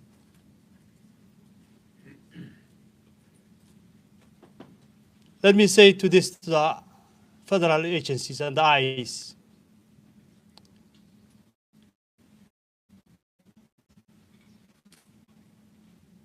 This is Oregon. We do not need you. You're not welcome. You need to get the hell out of our community. Now I want to turn to the podium to Multnomah County Chair Jessica Figebert Peterson.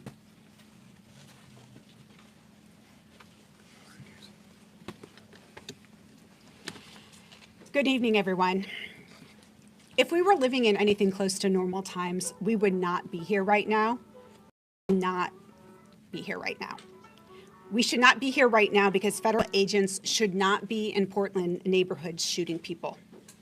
We should not be here right now because Renee Nicole Good should be alive and with her family in Minnesota right now.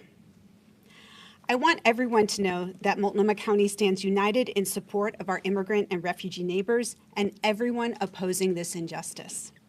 I am proud to be joined tonight by Commissioner Moyer, Commissioner Edwards, and Commissioner Jones-Dixon. Enough is enough. The terror and violence ICE is causing in our neighborhoods must end now. At this moment, we don't know what precipitated the incident, the circumstances that led to the shooting, or the identities of people involved. The FBI will be leading the investigation, and they need to allow local law enforcement to participate, and they need to be transparent and accountable to local governments. We know that this news is incredibly alarming and upsetting. We know what happens today speaks to a fear that we have had since last fall when federal law enforcement and immigration agents first increased their presence in our community. Multnomah County will not stand by as federal governments attack our neighbors. Just this morning, our board unanimously voted to extend an emergency declaration in response to the ongoing harm of ICE activity, and we will keep showing up in every way that we can.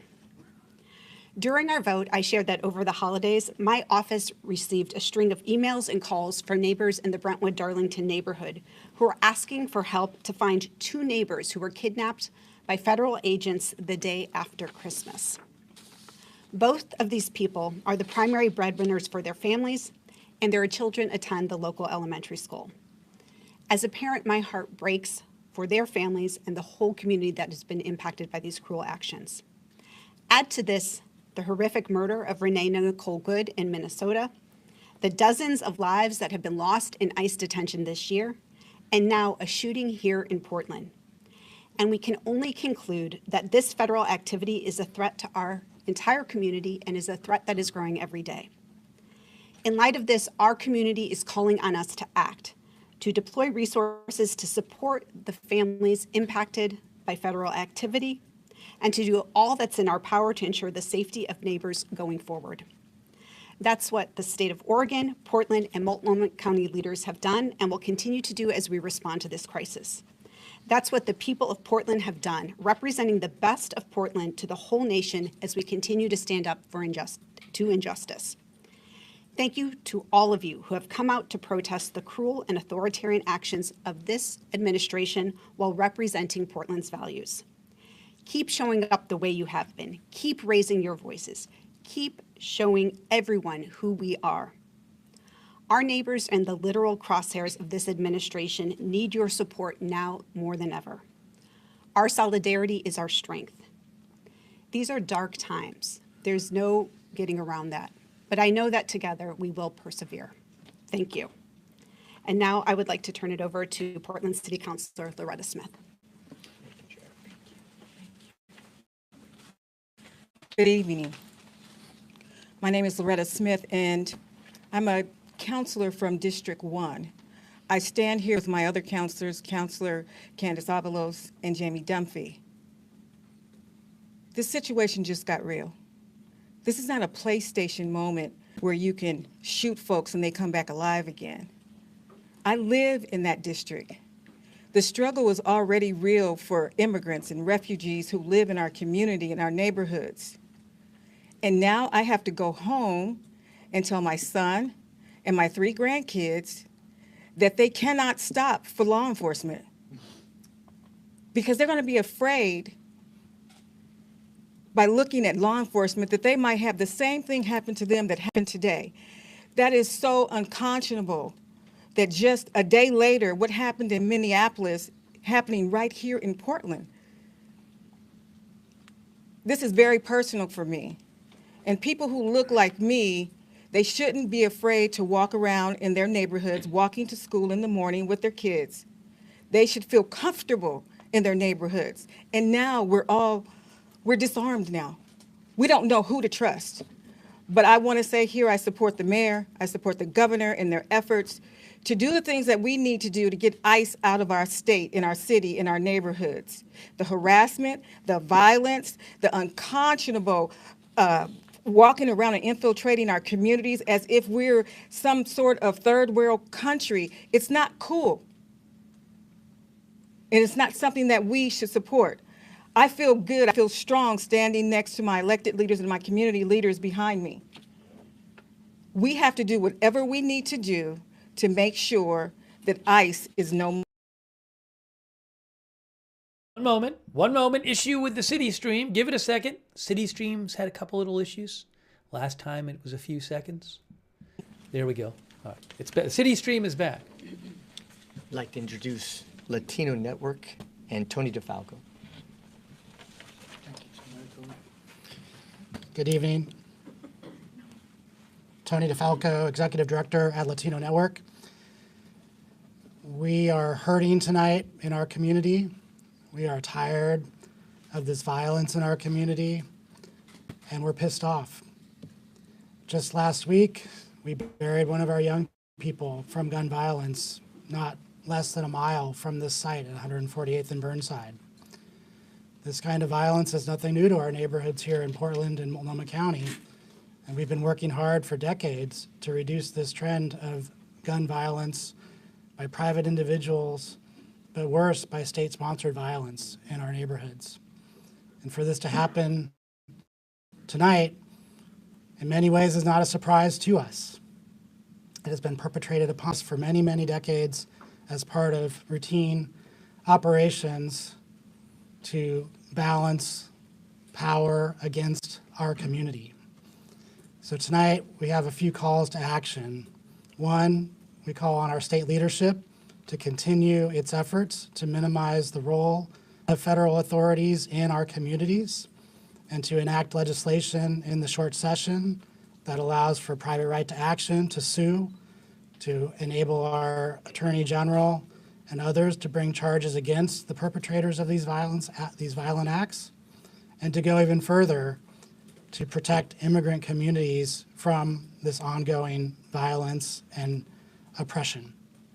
Two, we desperately need investment in our community. We are picking up the pieces 2 weeks ago, 2 mothers were taken from their families. In our community, the mothers are the glue that holds everything together. And by targeting mothers, they are trying to rip away the fabric of our very community. The ability to take care of our young people, to take care of entire families, and to match up breadwinners, resources that are coming in with the ability to get kids to school, get kids into preschool, is absolutely devastating to us. And we are desperately trying to fill the gaps by providing wraparound supports to our communities in the form of rent eviction prevention, food, other necessary things coming from these violent acts of detention and now physical violence. Those resources are not coming from our state yet. We need those resources to come from our state immediately. And last, we are gathering tonight to mourn this act of violence at Legacy Emmanuel Hospital, and we're asking all those that are watching or reading tonight to join us to honor all of those that have been impacted by these violent acts by our federal agencies over the last several months, and to know that we cannot be ripped apart despite these intentions of our federal government. We will continue to hold each other close and continue to be the strong fabric that our entire city, county, and state need from our Latina community. Thank you. Next up, Pastors Hennessy and Knutson. Go ahead. I'm not going to choose. Go ahead. You lead. Come close. I'll come close. Take off. Good evening, everybody. My name is Reverend Dr. J.W. Matt Hennessy, the pastor of the historic Vancouver Avenue First Baptist Church here in Portland, and also the leader of the Interfaith Peace and Action Collaborative. My friends, I echo very comments that have already been made, and I want to be clear about that. The comments of recognizing that the reason why federal agents are here is because of a false narrative in the first place. When people were told that Portland was on fire, Portland was burning. Portland is a great city, and it's a city I've been a member of for the last 37 years, and I'm not going to let anybody try to make it any worse. One thing's for sure, we have our issues, just like every city does, but we are determined to work together to make sure that we resolve the problems or issues or challenges we have, and we do not need help from the federal agencies to do in more. If they want to do anything, they should go back and restore the grant money that was there that we used to build bridges with police and community. They ought to be thinking about how we restore money to bridges like the Burnside Bridge and things of that nature. That's what we need. But until then, we're not going to let anybody take our joy. We're not going to let anybody cause us to be afraid. And I want the immigrant community, and specifically, as Tony just spoke about the Latinx community, we are with you. As faith leaders, as members of the Black community, I want you to know you are our brothers and sisters, and nobody is going to stop us, and nobody is going to break the chain of our belief in working together. So we will work together. Those who came before us and the allies who worked with them, they had worse situations going on, but nothing stopped them. And I end on the fact that I still recall that one of my favorite verses of We Shall Overcome is the verse that says, we are not afraid. We are not afraid, and we will not be made to fear. We are going to rise above it, reach out to one another, and do everything that we can to work together, pray together, protest together, peacefully together, and remember, let's not take the bait. We can do this peacefully, and peace and love always win. Reverend Doctor, stay with me now. Thank you, Dr. Hennessy, and to the mayor and the governor, thanks for your leadership and all the elected leaders, Chief Day, and all our friends, Tony and the rest. My name is Reverend Dr. W.J. Mark Knutson, Senior Pastor, Augustana Lutheran Church, a church that declared sanctuary my first year there 30 years ago because people were facing deportation. We're in a lawsuit right now with the federal government, with Pacun, our church, a church in Florida, a large Catholic church in San Diego, and the Interfaith Council of San Francisco. And it's moving now quickly in the courts. And the National Education Association has joined that as well. So around this country and this city and state, people are weaving together a movement built on nonviolent direct action to challenge what is into something that can be new. I do want to say to the press today, we celebrate your work. You're not fake, you do real news, and you are storytellers. There wouldn't have been a civil rights movement or a farm workers movement in the same manner without the press being there to cover it. So thank you, and know you're valued. Let me say this, my 1 minute's almost up. I followed a Baptist pastor, so I can take a little bit more time. But I want to say this. We're coming up on the King weekend. And a year ago, we backed our 30th King service back a week until this new administration came into office. Mayor, you came and spoke at that. And we packed the church. People were ready a year ago, January, to stand up and stand solidarity. Our prayers are number one with our immigrant siblings, the couple that's in trouble today. We have members from 23 countries. I don't know if that's not one of our members from Venezuela and his wife. It's going through all of our minds. Some of my colleagues say, you were crying. I was crying. We are all crying. We are so torn in this moment, and with a very diverse family myself, as a white male, I can drive around. But my son, my wife, my grandson, daughter, others, our biggest extended family, it's dangerous out there. And so to know this, the faith community, interfaith, we work closely together in Oregon. Our Native American spiritual leaders on whose land we stand. Jewish leaders, Muslim leaders, Hindu leaders, Sikh leaders, Christian leaders, other people of faith and people of just goodwill to say enough is enough. This cannot continue. It is inhuman. With King's celebration coming up in just a week, his last couple sermons at Ebenezer and then at the National Cathedral and then at Riverside Church in New York, he said the biggest purveyor of violence in the world in 1968, the week before he was murdered, is our own government. Those words 60 years later train truly because we have sisters and brothers who are us, our brown and black siblings, our LGBTQ members are afraid tonight, and we should all be standing in fear and holding together one another and saying to this man in the White House, and I know you're watching, I'll call you out, study your scripture. Don't be doing theological malpractice. Study your scriptures. What does the Lord require of you but to do justice, love kindness, walk humbly with the Creator and with one another. And in that spirit, Oregon, you've shown we can do this nonviolently. Read the 6 principles of nonviolent direct action. Keep doing what you are doing in a peaceful way. We shall overcome. God bless all of you. God bless our elected leaders, our civic leaders. All of us together, we can do this. Thank you.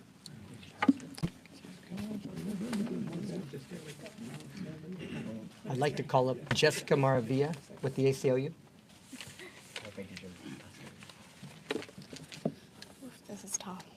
Okay. Good evening. My name is Jessica Maravilla, and I'm the Policy Director for the ACLU of Oregon. We're an organization dedicated to protecting civil liberties and civil rights, and a core part of our work is defending immigrant and refugee rights. As you heard today, less than 24 hours after Renee Nicole Good was shot and killed by ICE in Minneapolis, 2 people in our communities were shot by ICE here in Portland. Our hearts are with those who were injured, their families, and with everyone carrying fear tonight, because this is not an isolated incident. This is the continuation of ICE harming our communities. While there is still much we don't know, we do know this. People are in the hospital tonight because of the actions taken by our federal government, funded by our tax dollars. And this did not happen in isolation. For months, federal immigration agencies have operated with impunity, deploying heavily armed agents into American communities, smashing car windows, dragging people from their vehicles, tear gassing peaceful protesters, and terrorizing neighborhoods. This is what it looks like when a government brings a war posture into everyday life, into streets, into sidewalks, in communities where people are supposed to be safe. Si sienten rabia, no están exagerando. Esta no es seguridad. No es seguridad pública. Es intimidación como política. Everyone deserves dignity. People deserve to go to work, to take their kids to school, to go to medical appointments, to live their everyday lives and stand in solidarity with neighbors being harmed, without fear of being detained, harmed, or killed by the federal government. Nadie debería vivir con miedo simplemente por existir. No human being is collateral damage. Renee Good and the 2 community members shot today are human beings. They are our neighbors. Her death, alongside the violence we witness here today, is a warning about what happens when cruelty is normalized and accountability disappears. This is about law versus lawlessness, dignity versus fear, and whether we will tolerate violence carried out in our name. We cannot undo what has already happened, but we can refuse what comes next. We can demand accountability, insist on transparency, and stand together calmly, firmly, and peacefully to protect one another. La verdadera seguridad nace de la comunidad, del respeto y de los derechos humanos. Y eso es lo que seguiremos defendiendo juntos. We are working with our state elected leaders to advance legislation next month, and we want to demand more transparency, meaningful accountability, because public safety must never come at the expense of human rights. As our community is now saying, enough is enough. Not a slogan, as a practice. Thank you.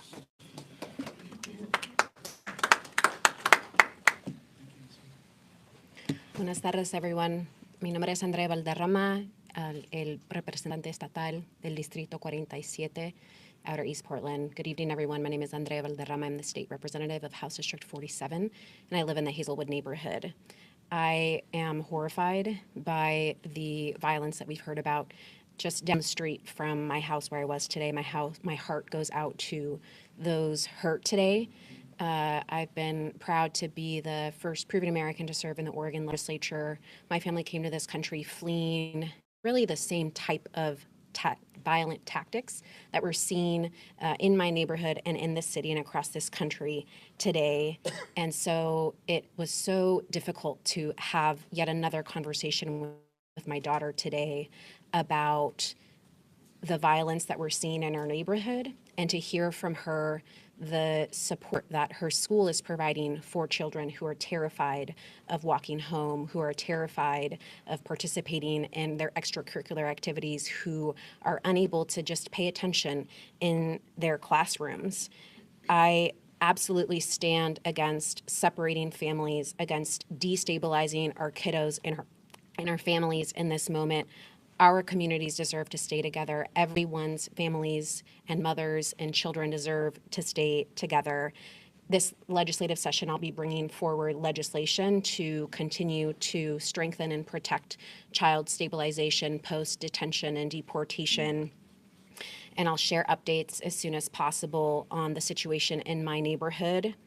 I think the last thing that I just wanted to share is, as we are horrified and as I continue to mourn and do what I can as a mother to remain calm and provide peaceful support to her, I continue to feel hope with all of the incredible leaders that we have in this state, from our governor all the way down to our school district, to our neighborhood. I know that in Oregon, we are resisting peacefully. We are resisting in the way that we can. And I want to thank everyone here today and the leaders, whether you are a fellow mom in the neighborhood or our state governor. I'm so appreciative of all of the support and know that we continue to resist always and stand with you. Thank you.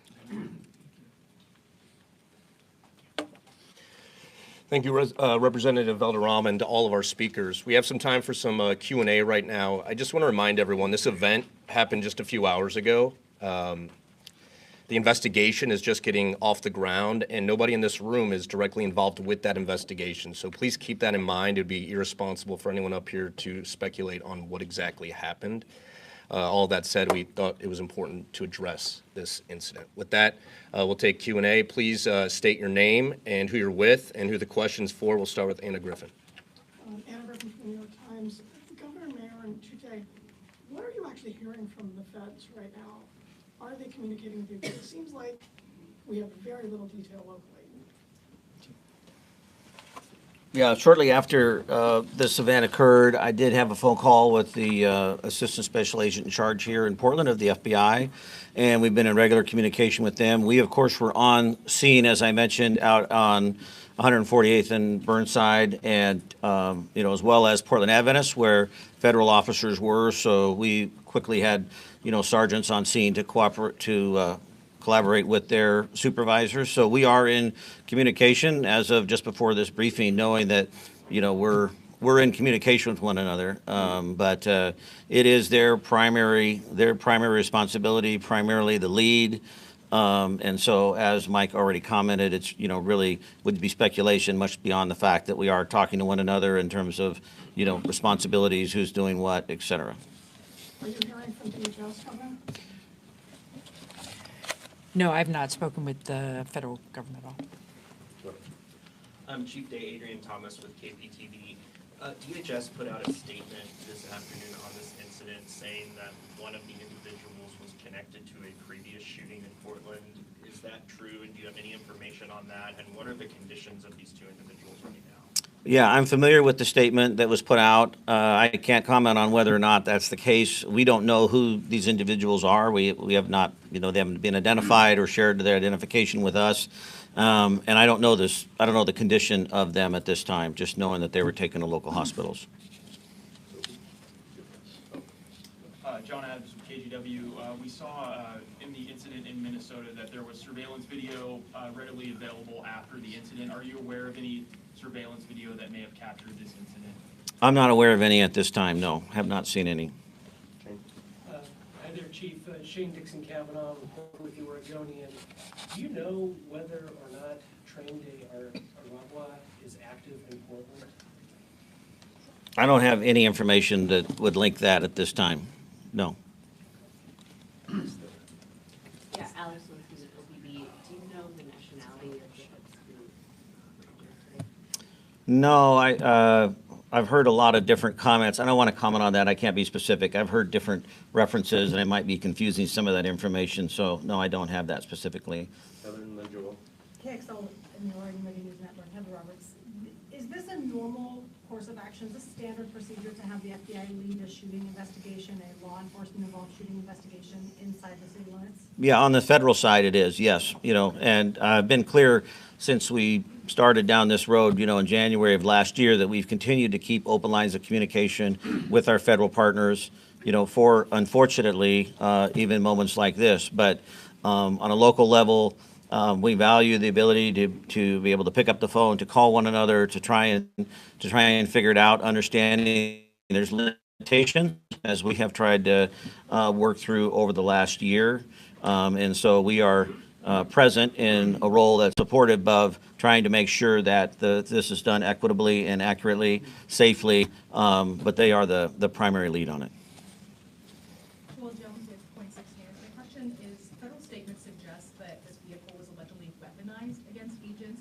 Do your officers have any evidence to suggest that claim is true or to justify the use of deadly force?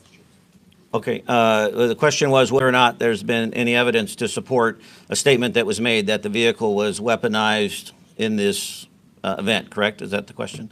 And we don't have any information on that. As I mentioned, we responded after the fact to both the shooting scene. Once we were at the shooting scene, the vehicle was already gone, because then 6 or 7 minutes later, we responded to where the victims had called 911. So we don't have any firsthand information. Excuse me? Were the federal agents involved in this shooting still on the ground with officers? Yes, there were federal officers both at the original scene and then federal officers at the scene farther away. But we don't have any information to confirm or deny, the behavior of the vehicle, the use of the vehicle. Yes, Courtney Vaughn with the Portland Mercury. I know recently federal agencies, DHS, has asked you for investigative files related to arrests. Are you in a position to be able to ask for the same thing of these federal officers? Is the FBI going to keep you apprised? Are you in a position to be asked for records related to the investigation the same way they've asked the Portland Police Bureau? Well, the question is whether or not we are in a position to ask for records documentation in a manner similar to how the Department of Justice is asking them of the Portland Police Bureau right now. I think you're referencing our settlement agreement. So it's not quite an apples to apples comparison. There's, a couple of different things there that are nuanced. Certainly there is an opportunity for, whether it be the city of Portland or the state of Oregon, to make a request for that information. I mean, from a public record standpoint, whether or not that process will bear any fruit, I don't know. Different than the conversation we're having around the Department of Justice attempting to utilize settlement agreement to retrieve information that we believe they don't need to have access to. Do you expect the FBI to keep you apprised of the status of the investigation as it unfolds? Well, this is uncharted territory for us. I'm not exactly sure. Frankly, there's a lot of competing interests, as we know, in this area. I value, like I said, our local partnerships and the communication and transparency that we have shared. But there's also a lot of cooks in the kitchen here with a lot of strong opinions. And all I can say is, in the moment, we have had lines of communication. Whether that will change or not over the course of time, I don't know. Do you have a sense of how many federal officers were involved in the shooting and maybe how many shots were fired? No, I don't have the details of that right now. Anything else? Question. My name is Ernesto, Chief Executive with Hacienda CDC. Chief Day, what is your assessment regarding the national trend in terms of involving ICE, Border Patrol agents, and so on and so forth? They are always right. So what makes us believe that any investigation that they conduct will be accurate, just, and real? And what is the role of our authorities locally to unravel, to counter, if you're not involved at all? What makes us believe that they are already sacrificing and saying things online and in public outlets that these people were from Tendarawa, that they were from a prostitution ring, and so on and so forth? I mean, they already made the judgment. In Minnesota, you already saw this. They stepped away from involving local police enforcement and kept that investigation with just the FBI, which obviously is going to lean towards benefiting the federal government entirely. I mean, I don't trust the federal government whatsoever. So what are we doing, to counter that kind of misinformation they provide? Yeah, and just to summarize, I want to make sure I'm hearing the question correctly, is, what are we doing specifically to challenge or potentially counter the narrative or the description of events or the results of the investigations, et cetera. And this has really been sort of the crux of the conversation over the last year, and it's something that weighs heavily on me as a local law enforcement leader. What is the position not only of myself, but also the Portland Police Bureau in general? We are actively working with as many folks as we can, whether it be our city attorney, the Attorney General's office, the governor's office, et cetera, the mayor. We are constantly evaluating what is our role. The challenge, I think, that many of us are facing, understandably so, is the want for certainty, the want for clarity, and what saddens me in this process is the tearing down of legitimacy around law enforcement, and something that we have worked so hard for in this community. I stood here just a moment ago thinking that this is really an example about how joy and sorrow can coexist at the same time, because this room represents something that's unique in terms of, as a police chief, in terms of the relationship for community. So I hear what you're saying, and to answer your question specifically, at any opportunity that we have that we're able to step in, much like we are doing tonight, we try to take advantage of that, and not take advantage of that in a bad way, take advantage of that in a sense that we want to be available to determine as much information as we can to try and bring legitimacy to the process. But there are, long-standing historical court decisions and authorities granted to the federal government that are certainly being tested over the last year in the area specific of policing. And we rely upon, the counsel of others, attorneys, and the rulings from judges. We saw this in the court case that we had with the National Guard. You had 3 Portland police commanders testify. We were the only ones who testified on behalf of the city of Portland, was 3 Portland police leaders over the course of 2 days, which the judge agreed with to prevent the National Guard from being deployed in Portland. And that was based upon the work we had been doing in terms of gathering information, staying true to the rule of law, being factual in our reporting. So the best that I can offer, and I know this is hollow and not enough, but the best that I can offer is that Portland Police Bureau will continue to adhere to the rule of law. We will continue to document. We will continue to be engaged. We will continue to be vigilant. We will continue to report behavior that is illegal or certainly outside the lines, but we are also going to continue to show up for all of Portlanders. We have time for one more. Go ahead. John Rudolph. You two next, and we got a brief question. Homeland Security put out a tweet on X a couple of hours ago alleging a whole array of facts about the shooting. Have you seen that? Yes, I have, but I have no information to verify the validity or accuracy of it. Last question. Natalie Fertig with Politico. My question is for the governor. I know you've spoken to the president in the past. Sometimes when there's been situations sort of similar to this, have you reached out to the White House? Are you trying to have a conversation with him about this? Well, this is a fast-moving situation just from this afternoon. I have not spoken to anyone in the administration, but I have been in contact with Governor Walz in Minnesota. And I just want to reiterate that we in Oregon are shocked and saddened by what happened in Minneapolis, and that Americans across the country, including governors, are standing together to say we need something to change from the federal government. There's always a moment that things can be better and different. Maybe this will be that moment where we actually have partnership with our federal government to understand the facts, get to the bottom of this, and stop the violence in our communities. And I know that governors around the country believe that. Thank you. Thanks, Mike. All right, thank you to all of our speakers. Thank you for being here again on such short notice. At this point, I do not anticipate another briefing or news conference this evening, but I know my team and the communications team for the city is engaged and will be throughout the coming hours and days, so be on the lookout for communication from our teams. With that, thank you for being here and have a safe evening. You guys want to? So that was the press conference there, and it's quite a whole thing going on with this story. You could hear the local officials do not know much detail about this shooting. They don't know who the two people shot were. They don't know. They cannot verify these statements that. The Homeland Security said that they identified them with Tren de Aragua.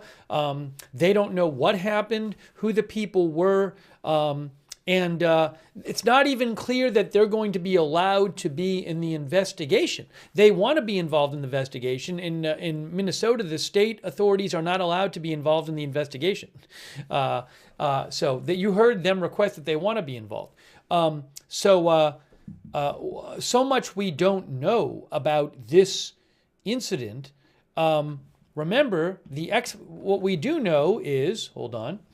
What we do know is, there were two people who. Let's really quick go over what we know. By the way, let me say a couple quick thank yous. I really appreciate the Polish Drunk for your support, Frosted7, KP Winter, Stoned in the Wasteland, P.A. Jeeper, Bob Schultz, Lord of the Rings Vlogs, Ruber Rob, Old Boy Pona, Motivational Living, Captain Jerry Donnelly, Ada60, Portland Candy, Lola Corbin's video page, Jason Carlton, Will W.Y., thank you, and also Sea Boys, Jim Bomb TV on Twitch, Meat Missile, Bin Lizzle, thank you. I just want to shout out our mods real quick. Thank you so much to our moderators who are here. 13 Alamo, It's Quick, Matthew Kohai 3, Surly Dev on Facebook, Charlotte Webb, Kay Lowry, Body, Margaret Riley, Paul Anderson, Linda Belk Lowry, Misha on X, and our moderators on YouTube. Ruth, thank you so much. Ruth is over there moderating right now. Also, shout out to Kimberly Hale. Thanks so much, Kimberly Hale, for your support. So here's what we know. We have, in terms of the sources, our sources of information, I would say roughly 3 sources of information. Source of information number 1 is the city of Portland, who put out this report. Okay, we'll show you the three basic sources we have. City of Portland said 2 people are in the hospital following a shooting involving federal agents. At 2:18 p.m., Portland police officers responded to the 10200 block of Southeast Main Street, which is basically where a big hospital medical center is, on a report of a shooting. Officers confirmed that federal agents had been involved in a shooting. Portland police were not involved in the incident. About 6 minutes later, officers received information that a man who had been shot was calling and requesting help in the area of Northeast 146th Avenue, East Burnside, which is about 3 miles away, and that is an apartment complex. I believe it's the Brea Apartments. Okay, that's about 3 miles away. Officers responded and found a male and female with apparent gunshot wounds. Officers applied a tourniquet and summoned emergency medical personnel. The patients were transported to the hospital. Their conditions are unknown. We don't even know their conditions. No, we have no idea. Officers have determined the 2 people were injured in the shooting involving federal agents. Officers have secured both scenes pending investigation. Okay. All right. So that's one. That's one. Okay. Now, then we got a statement from Homeland Security. And here's what Homeland Security said happened.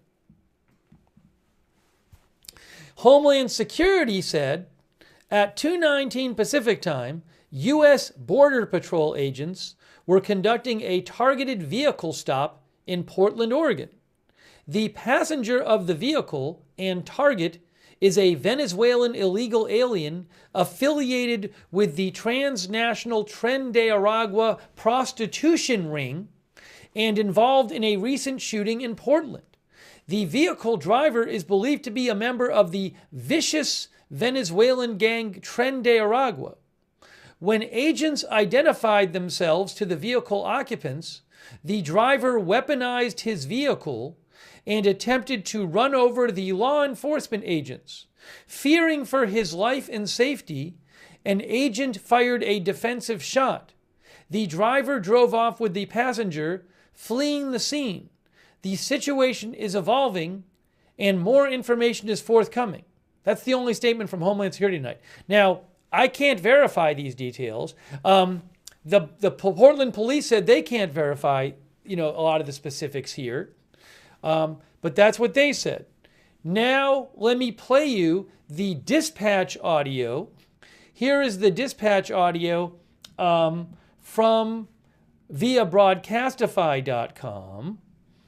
And this is what we heard on the fire scanner when this was called in. Hold on, I'll play this for you. I think it's right here. Let's see. Stage at your discretion, police are en route. It looks like caller saying that he was shot twice by ICE and his wife was shot as well. Your top group is going to be Ops 1, Engine 7 with Medic 314 and Medic 321 with police en route. This will be a shooting at the Brea Apartments, 10 Northeast 146th Avenue. We have a male who was shot twice in the arm and his wife who was shot in the chest. Your top group is going to be Ops 1. Stand by for additional dispatch. Okay, so the guy who was shot called 911, apparently, and said, hey, I've been shot, and my wife, he said, who is shot. He said the woman was his wife, and I guess he had been shot twice in the arm, and his wife had been shot in the chest. That's what it says on the dispatch audio. And again, this was at the Brea Apartments, which is about, I think you heard the dispatch say shooting at the Brea Apartments, but I think the dispatch officer maybe didn't realize that the shooting happened at one scene, and then these people had gone to a different location and then called it in. So, I mean, what can I tell you? I don't know what happened here.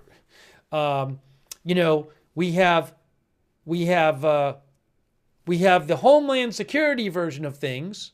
The Portland police say they don't know who these people are. They don't know what condition they're in.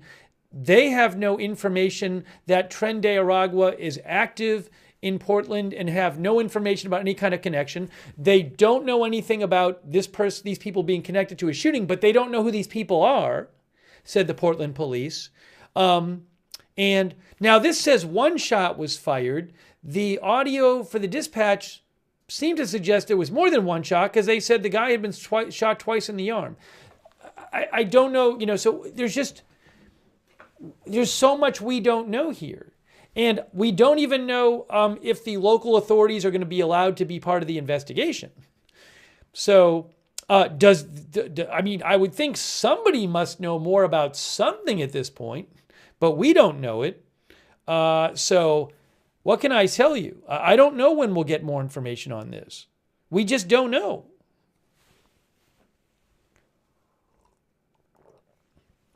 We just do not know.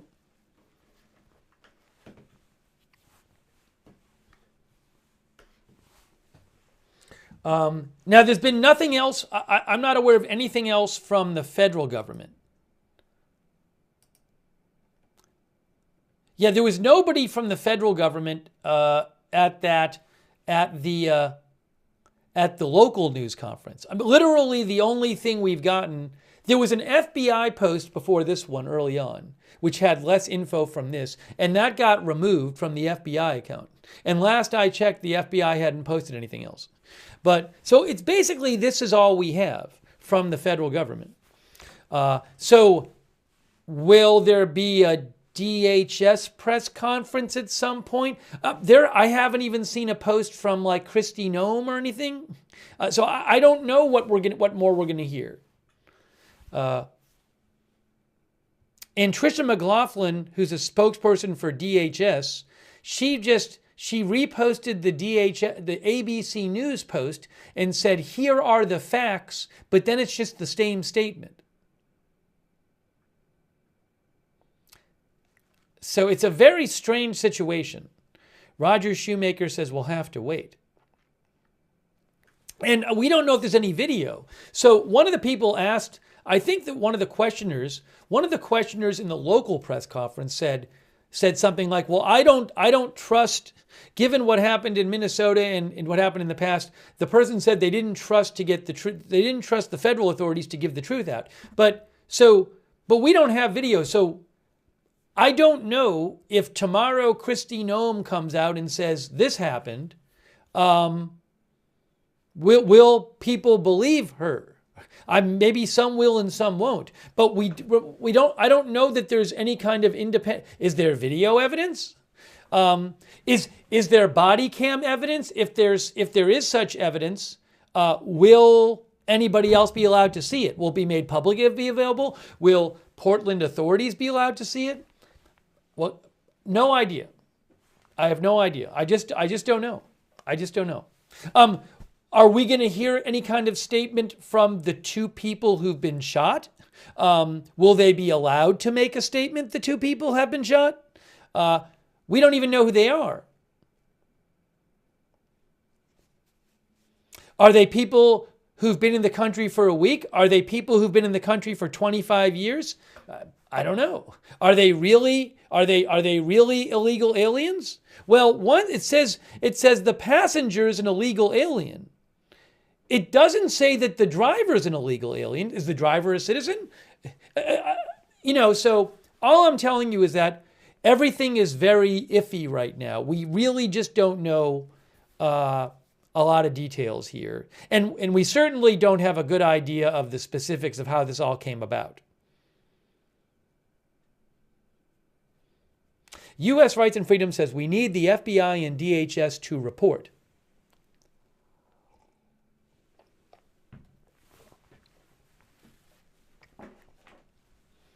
Ruth says we do not have all the facts yet.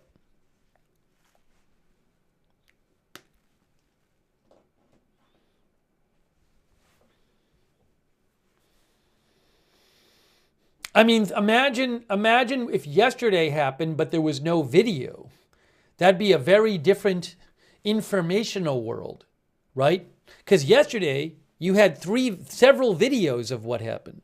Not that that's perfect information. You'd like to have more, but It'd be a big difference not to have those videos. Or with this, we have no video. I'm not aware of any witness testimony of the actual incident.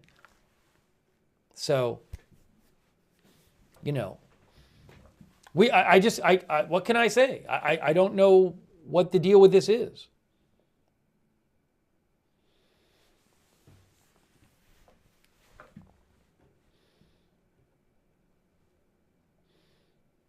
Maybe there's a security camera somewhere. Diesel B saw a security camera of the accident of the incident yesterday. I haven't even seen that, but are they Venezuelan or not? One of our viewers said. Beats me. We don't know.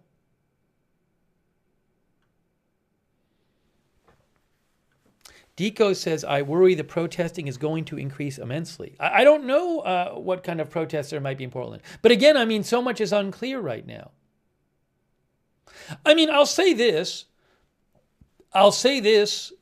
given that two people who lived in Portland apparently are now in custody, it's very possible that someone who knows them will say something publicly or say something to the press or post something on social media saying, hey, my two neighbors aren't here anymore or something like that. I don't know.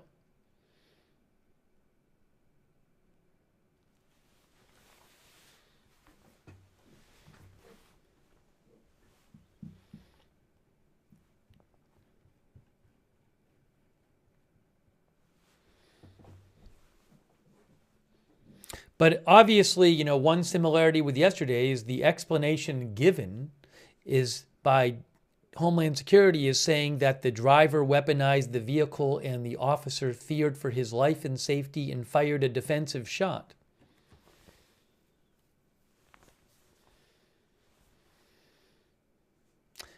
Angel Libibophilia thinks there'll be more info tomorrow. Armin Dare says the guy was involved with the shooting. Well, it says here the person was involved with the shooting. I don't know if that's true. We haven't seen evidence presented for that. We'll have to see.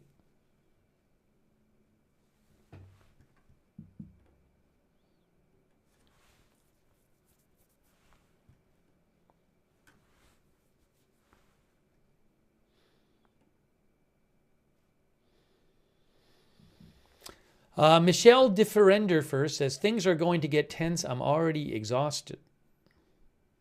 As Loss says, we don't even know that they lived in Portland. They might have lived in Portland. That's true. They might not.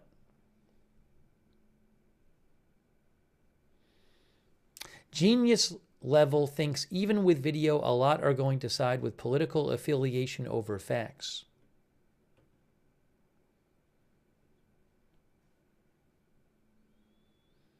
Mason D thinks yesterday has zero to do with today. That's what Mason D thinks.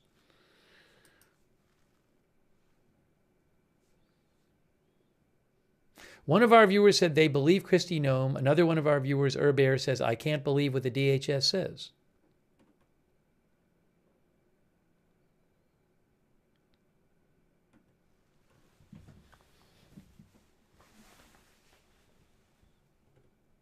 But again, we just heard the local officials say they don't even know who these two people are. Oh, I did want to mention this. Sofa King reminded me. I did want to mention something quickly that I saw during the press conference, and I didn't have time to mention it. I'll mention it right now. Give me 2 seconds here.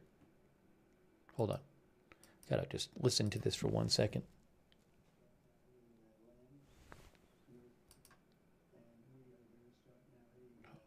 Hold on.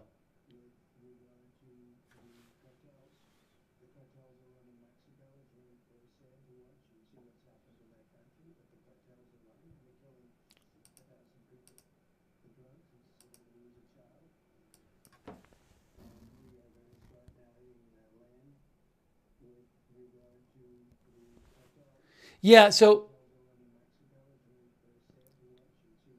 President Trump said tonight, he told Hannity, I think it was, we're going to start hitting targets on land. And he said the cartels are running Mexico. So is he saying that there's going to be land strikes in Mexico? I'm not sure.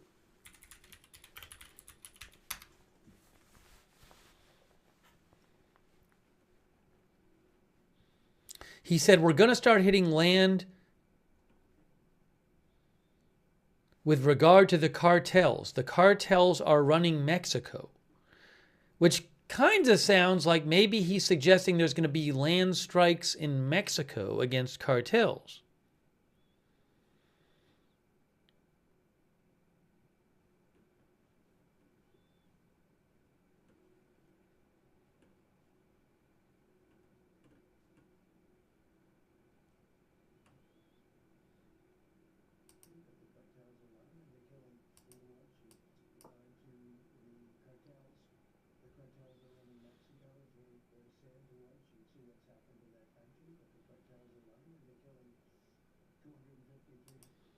Although I didn't hear the question, so there's a world in which he was answering two different questions. Anyway, so we're going to have to see what happens with that.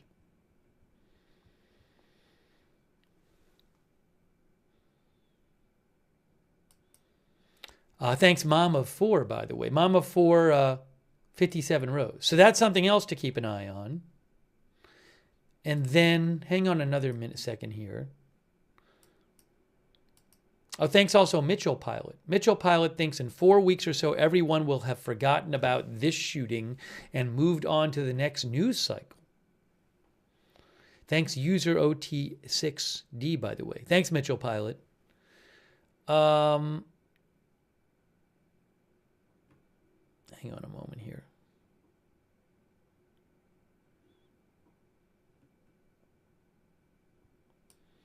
ATF Seattle posted, guys. ATF Seattle posted. ATF special agents responded to Portland, Oregon, where they are on scene and assisting with crime gun intelligence after a U.S. Border Patrol officer-involved shooting. Please direct all media inquiries to the FBI, the lead investigating agency.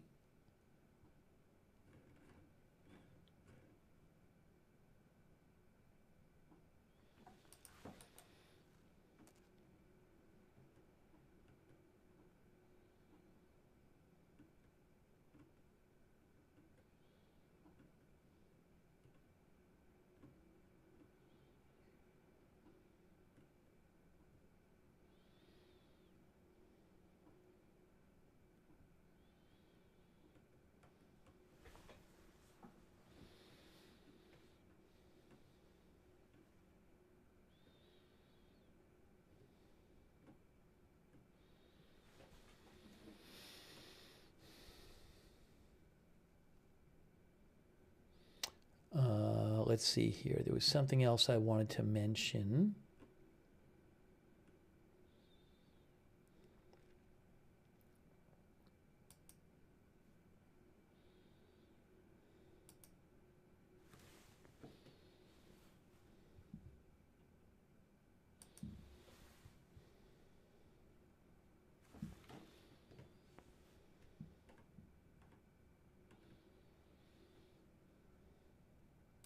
Faytux News, who I follow, he said that Faytux said that there are reports from Iranian opposition channels that upwards to 50 people have been killed in Fardis. So for the first part of the stream, we covered Iran, and then this happened. So we had to jump to this. And we covered the protests in Iran, which I'm guessing we'll do more coverage of, but at some point. But tonight, there have been new large protests broke out in Iran, and Iran has shut off the internet in the whole country. Internet blackout by the government in the country. Internet off. There are reports that phone signals are off. And in the past, when the government has done this during protests, it has, I don't know if always, but certainly sometimes been followed by a harsh crackdown on the protests. So there's this question of, is that going to happen? So when I see Faytux say there are reports Oh, and Faye Tux posted a video supposedly from this. Hold on one second here.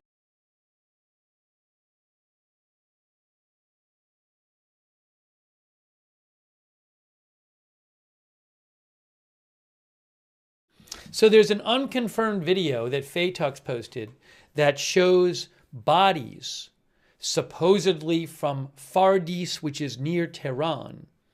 And Faye Tux said that the person filming confirms the date and said 10 people had been killed. And he said that there are reports in Iranian opposition channels that upwards to 50 people have been killed. I cannot confirm this. Certainly, given that the internet was cut today, apparently by the government, I would not be surprised, unfortunately, to hear about the government in Iran cracking down on the protesters with violence. But, hard to say exactly what's going on there.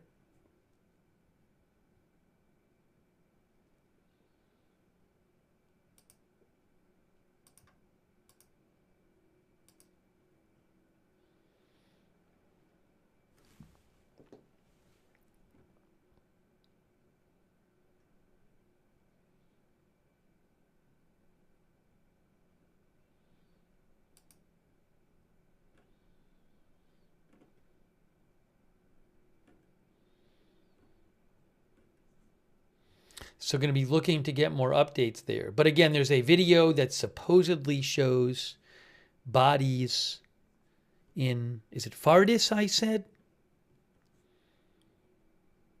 Fardis.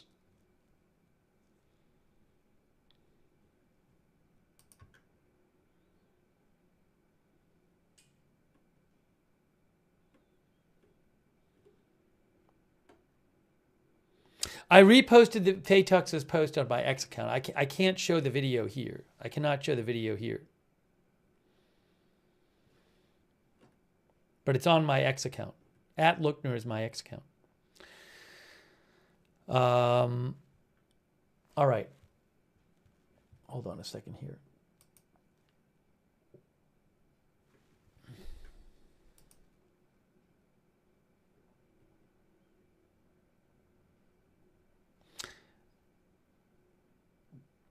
Becca Pope sent me a post, or Becca Pope replied to me with a post from this account called PDX Frontline Alerts, which shows a pickup truck being towed from a parking lot of the apartments, the Bria Apartments in Portland, which is apparently the apartments where the man and woman called in, and the man called in and said, "We've been shot," about 3 miles from the shooting site. So again, there's a video from PDX Frontline Alert that shows a pickup truck being towed away. I'm not sure what to make of that.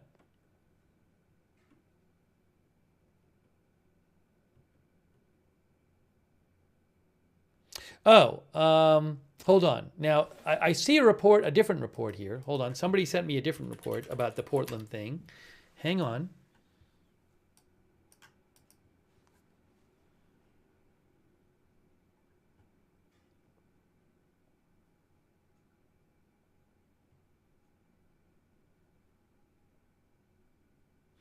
Law enforcement sources told NBC News that agents had stopped a red Toyota, and when the driver tried to flee, the car struck an agent, prompting an agent to fire at the vehicle.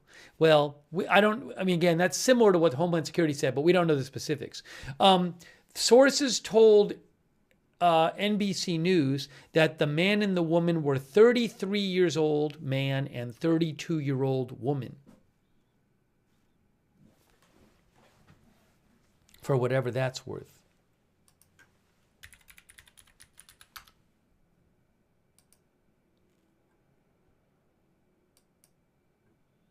And the Oregonian says that the shooting was in the parking lot of the medical clinic.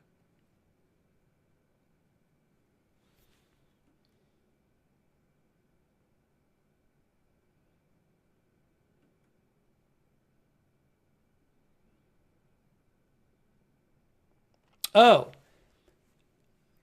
very interesting from the Oregonian. Very interesting. The Oregonian says a man who was at the medical building said he saw federal officers follow a Toyota truck into the parking lot of the medical clinic office and of the office building and try to corner it. One officer pounded on the window, he said. The driver then backed up and moved forward at least a couple times, striking a car behind him before turning and speeding off, said the man who only gave his first name. It's not clear if the car the truck hit belonged to federal officers. Officers fired about 5 shots at the truck as it left, the witness said. Okay, very interesting.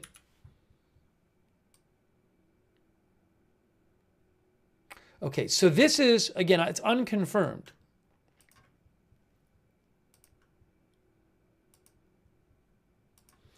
An unconfirmed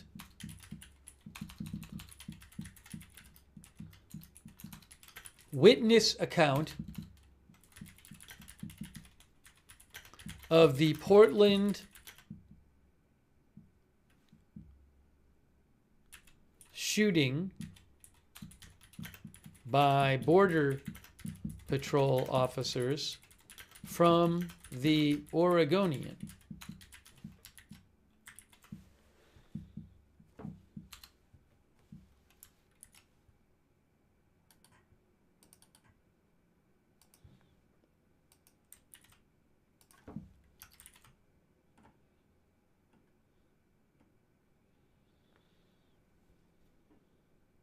So again, the Oregonian reports that a man who was at the medical building saw officers follow a Toyota truck into the parking lot of the office building, which is a medical building, and try to corner it. One officer pounded on the window. The driver then backed up and moved forward at least a couple times, striking a car behind him before turning and speeding off. It's not clear if the car the truck hit belonged to federal officers. Officers fired about 5 shots at the truck as it left, the witness said.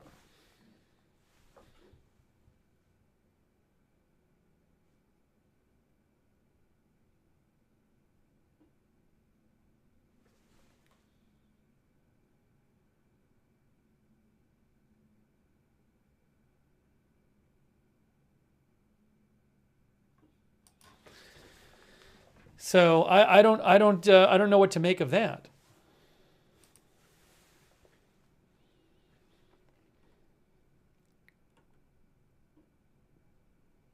Shav says, sounds like a normal police chase. I don't know if there was a police chase. I don't know if they chased that car or they were just kind of trailing it, and as it pulled into the, maybe it had an appointment at the medical building or something, and they tried to, I don't know if there was any kind of chase at all.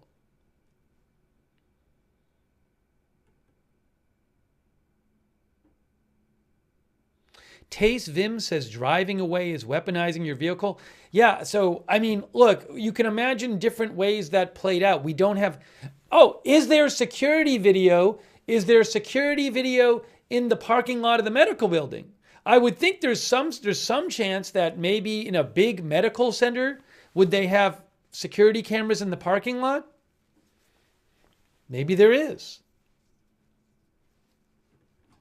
Now, also, Department of Homeland Security said fired a shot. Now, that account says fired 5 shots. I don't know. A bunch of our viewers think that there would be security camera footage of that parking lot.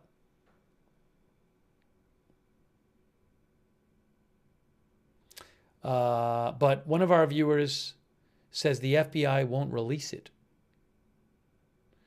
Blackened Venom says, unless someone leaks it, the FBI won't release it.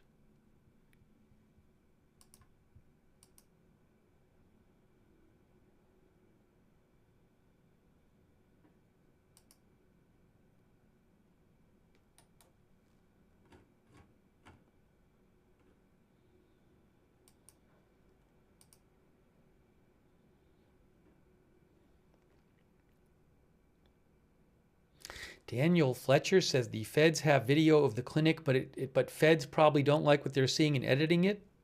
I mean, I don't know. Somebody could claim, well, if they had stuff they thought proved their point, that they'd release it already. But maybe they don't. I don't know what the federal government has, kind of evidence-wise.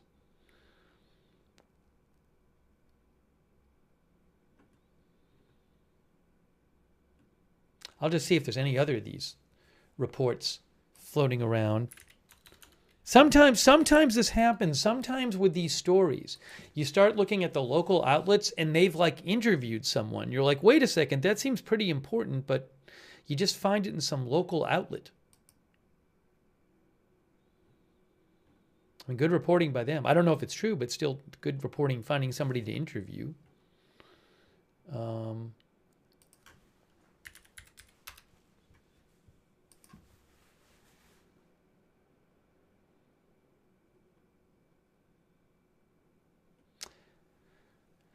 The KATU story does not seem to have any other information there.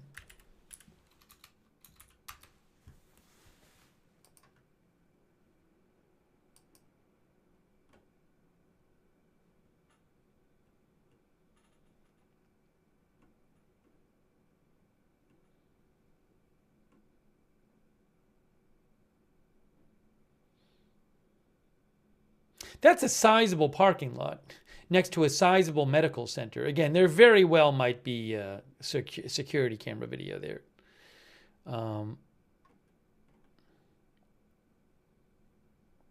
Yeah, and again, NBC was reporting that sources said agents had stopped a red Toyota and the driver tried to flee, hitting an unidentified agent's vehicle in the process, and the agent fired at the Toyota.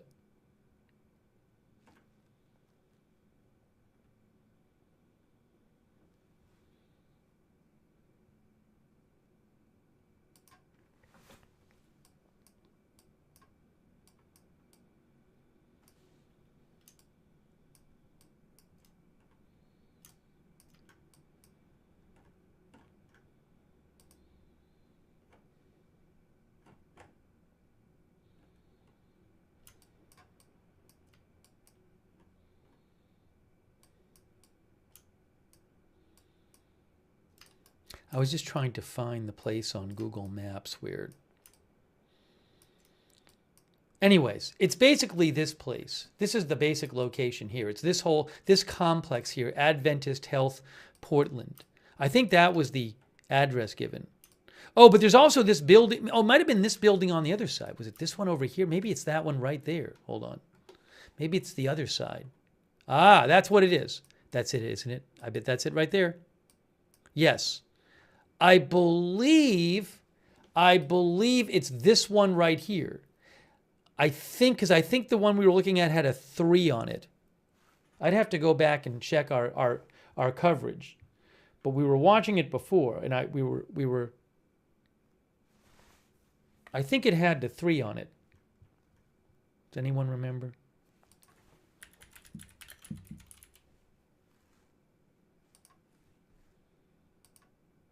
Hang on, I'll double check here. Because we were watching a live shot from there for a while.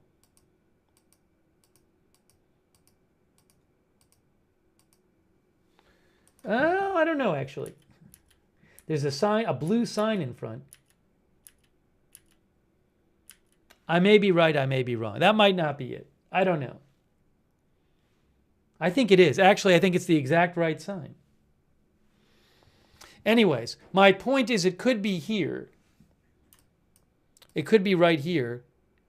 And so the question would be, is if this is where it was in here, would there be, if it's not the huge parking lot, if it's in here, would there be security camera in this parking lot?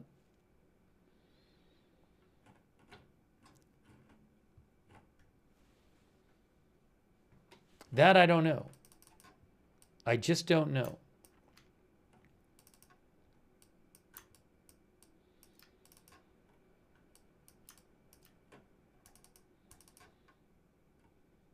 Yeah, that is the one. That is the. I think that is it. I'm looking at right now. That looks like it's it. Medical Office 3. It's Medical Office 3. So I cannot tell you for sure if there's cameras there, but that's the building. Right in there. Sentient Cannabis thinks there would be multiple outdoor cameras. It's Adventist Health Primary Care Portland, I believe.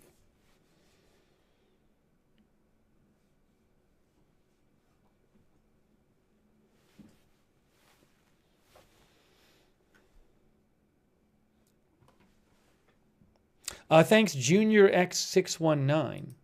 To go Whoa, whoa, whoa, whoa, whoa, whoa. All right. I think it's been very busy today, guys. It's been very busy.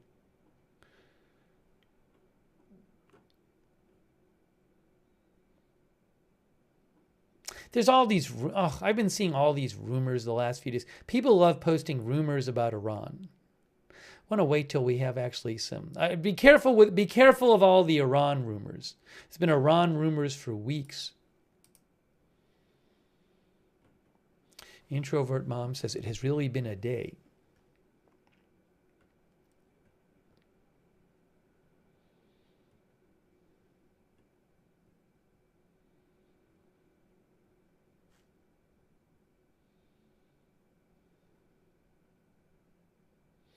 Oh. Remember I told you that there was a black car with its, there was a black car, a black Hyundai, I think, with its fender missing or bumper missing next to the medical office building? Maybe that's the car that was hit by maybe that's the agent's car that was hit or something. I don't know. Maybe that wasn't the car driven by the people who were shot. Okay.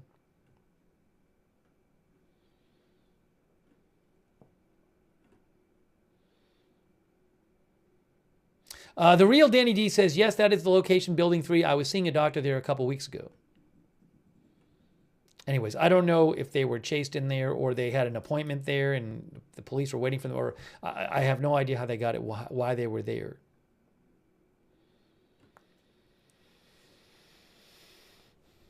Tracy Gustafson says, why in the hell aren't they required to wear body cams? Maybe there are body cams.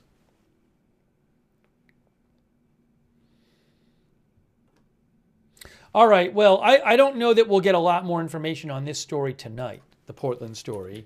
And I'm not seeing much new on Iran. I mean, I'm very interested in getting more information on both of these stories.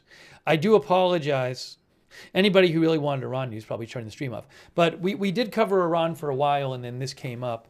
And I wanted to... We had to fully concentrate on this because there's a lot of developments. So we got some Iran coverage, and then we came and covered this. If you missed the Iran coverage, go back to like the first hour of the stream. How long were we covering the Iran? The Iran probably went on for, well, did we make it an hour in?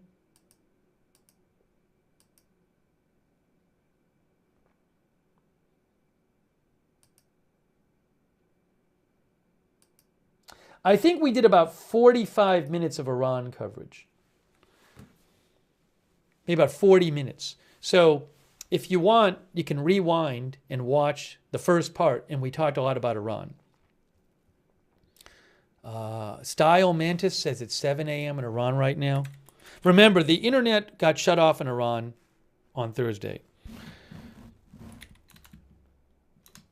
It is currently 7:08 a.m. there, yes. So I think what we're going to do is I need to take a break. But, I mean, if there's huge developments with either of those stories, we can do more streaming on them. Okay?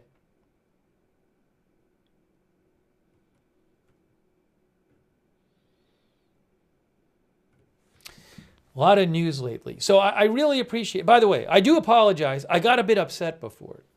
I shouldn't have gotten so upset. Once in a while it happens. So sorry for getting so upset. But I hope you understand where I was coming from. I was just upset because I was saying that we've done the last 3 streams we've done. Every time we do a stream, people tell me in the chat, don't cover this other thing. So I can't win. Because it was for 3 straight, when I cover one thing, people say cover the other thing. We can only cover one thing at a time. But I got too upset about it. Anyways. So look, we'll have more coverage when things develop. And I'd love to be able to tell you more about Iran right now. I just don't have a lot of updates at the moment. I'll be looking at stuff tonight. We can always come back on the air and do another stream. Okay, but for now, I'm glad we were able to do. I think this is quite an important story, the Portland story, and it's just we just don't have a lot of information. So I'm glad we were able to do coverage of it. And I also appreciate people writing in and sending your updates and writing your comments and sharing your comments and questions too.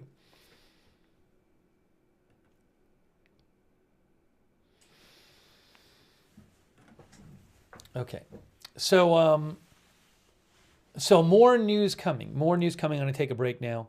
More news to come. Hey, so if you want, subscribe, follow Agenda Free TV. By the way, I hope the 2 people who were shot are okay. We don't know their condition right now, and I hope if anybody else was injured, they're okay.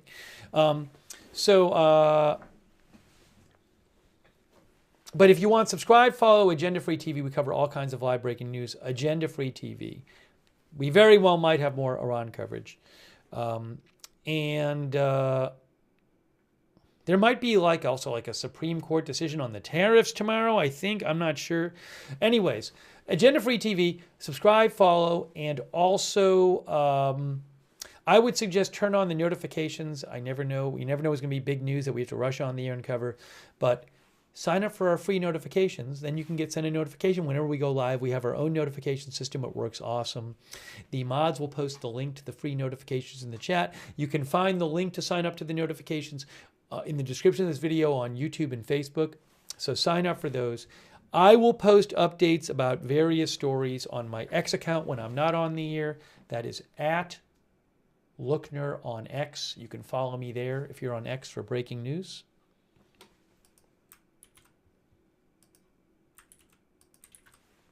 Maven's Pick says supposed to rule on tariffs tomorrow. I don't know if it's definitely going to happen or maybe happening. I got to look that up.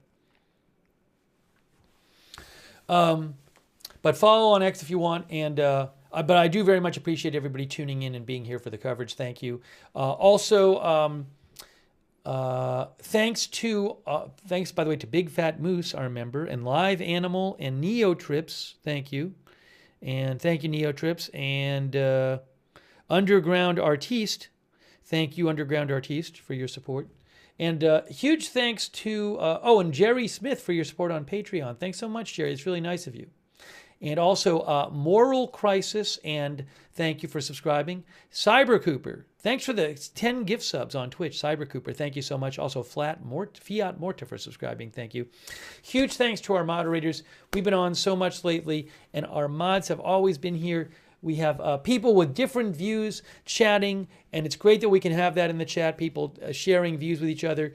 But we couldn't do that without our mods. Our mods are there keeping it under control, allowing us to have discussions where they're civil and respectful. So that is thanks to the mods that we can have the chat. So I really, really appreciate all of our mods who have been here. Ruth, thank you so much, Ruth. Charm Accents, for example, on YouTube, and all of our other YouTube moderators. Big thank you.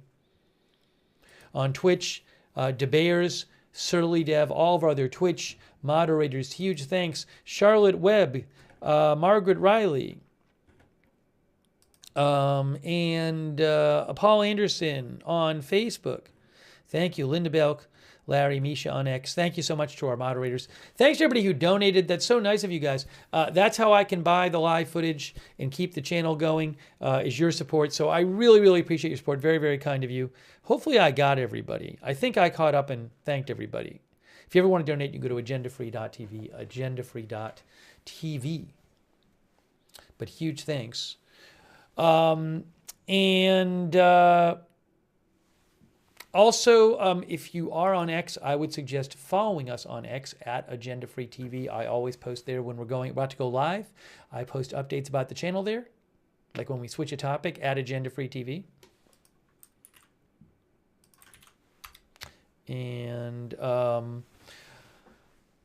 Also, what's this? I got a scanner thing. Victoria, Australia. Out of control bushfire heading towards Alexandra. Nearby residents ordered to evacuate. I'll have to check in after I get off the air on the fire in Victoria, Australia. 5,800 people listening on the scanner. I will look into that. Hope people stay safe there. I just saw it on my scanner. Okay. Hey, also, we do have a chat where you can chat with other viewers when we're not on the air. Our Discord chat. It's free. Check out our Discord chat. It's the same link as the free notifications link. Check out our free chat online. Thanks to our Discord mods for all you do. Really appreciate our Discord mods. And also, if you're watching on YouTube, I would suggest turn on the YouTube notifications. Another good way to find out when we're live.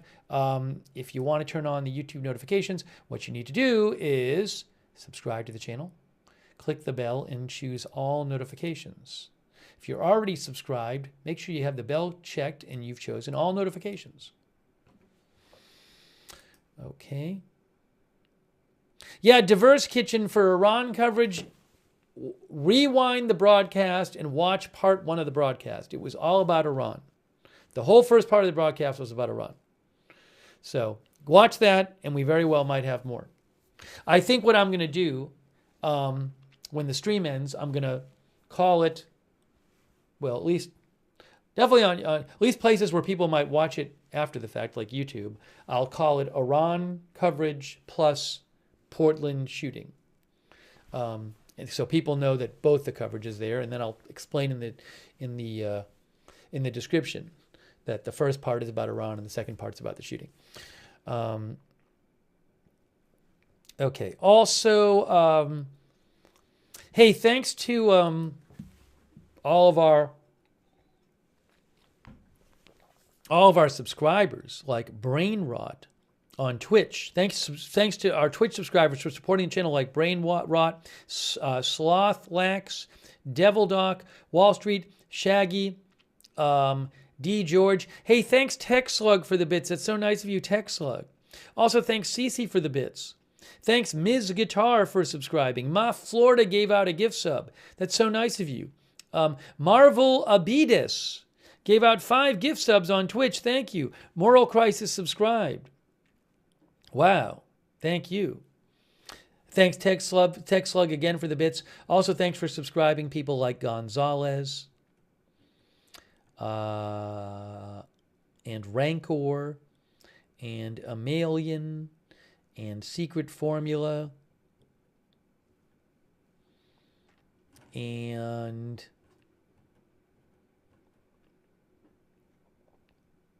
Gonzalez. Tonight was not one of our sponsor streams. Not all of them are sponsored. Some of them are. Thanks, Gonzalez. Billy Joe, thanks for subscribing. Devil Doc, Jack's Animals, Sharkingly. Manchester is red forever. Thank you, subscribers on Twitch. So nice of you.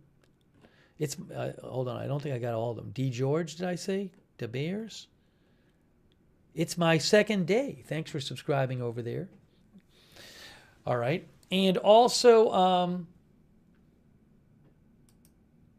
thanks to all of our Facebook subscribers, like Diane Allworth, Sharon Klassen Goslin, Jennifer Ellers, Kay Lowry Body, Margaret Riley, Robert Rial II, Michael Clayton. Huge thanks. And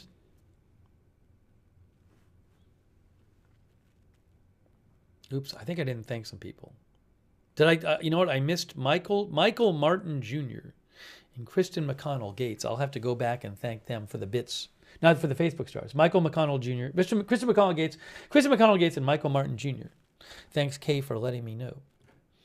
Also, and all of our other Facebook subscribers and our YouTube members, people like James Gorman and Patricia Grace, Gary Baines, Mason D, Eric Johnson, CAC, Lizzie for Freedom, YOLO Life, UV Lightning, Cherry Cola, Thomas Darwin, Ada Gedden, Asta Bjorn's daughter, Mike E. J., Evelyn in Maine, Sean R. Leslie, Tace Vim, thanks for being members. Halava, Sevenfold, CAC, Gary Baines, Roger Shoemaker, Bunny Girl, thank you. Shiva Snakes. Thanks also to Greg GG and B. Earhart, our members. And Gemini, Rose Confidence in God, Ada Gedden, Evelyn in Maine, all of our other members too. Cherry Cola. Thanks BG for watching. We'll have to see if we get more information on this shooting tomorrow and Iran. Thanks Terry Rose for watching. Oh, you know what I didn't check? I hope I didn't miss some outlet that had more information.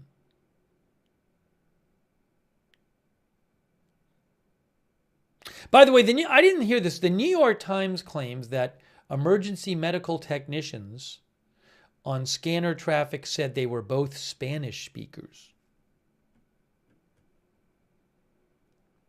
I didn't hear that myself.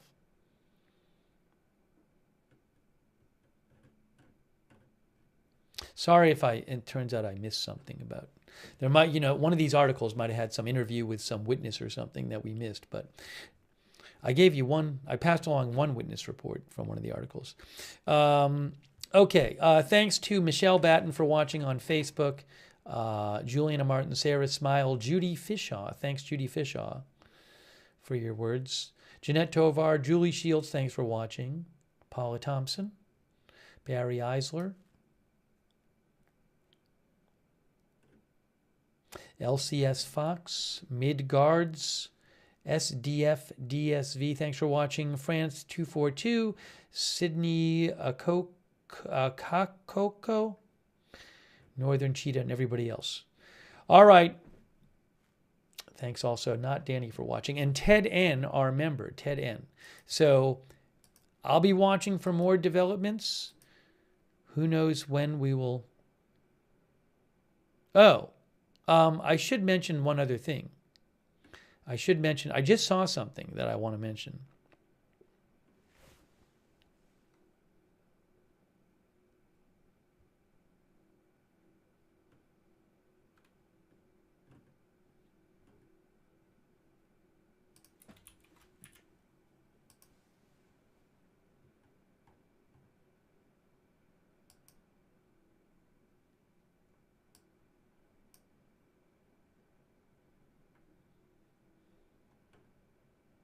I want to give you Reza Pahlavi, who's the son of the Shah of Iran, who is an opposition figure outside of Iran. He did post tonight, and he said, just to show you this is the last thing I'll mention. We're going to cover Iran more, I'm sure, soon. But I did want to mention, I just saw this. He said, real quick, he said,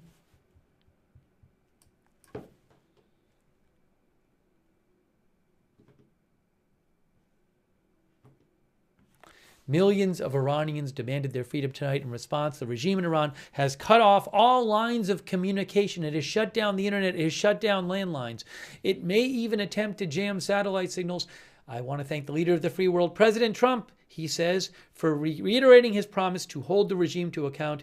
It is time for others, including President Trump said that Iran would be attacked if they killed protesters. He said, it's time for others, including European leaders, to follow Trump's lead, break their silence, and act more decisively in support of the people of Iran. I call on them to use all technical, financial, and diplomatic resources available to restore communication to the Iranian people so that their voice and their will can be heard and seen. Do not let the voices of my courageous compatriots be silenced, he said.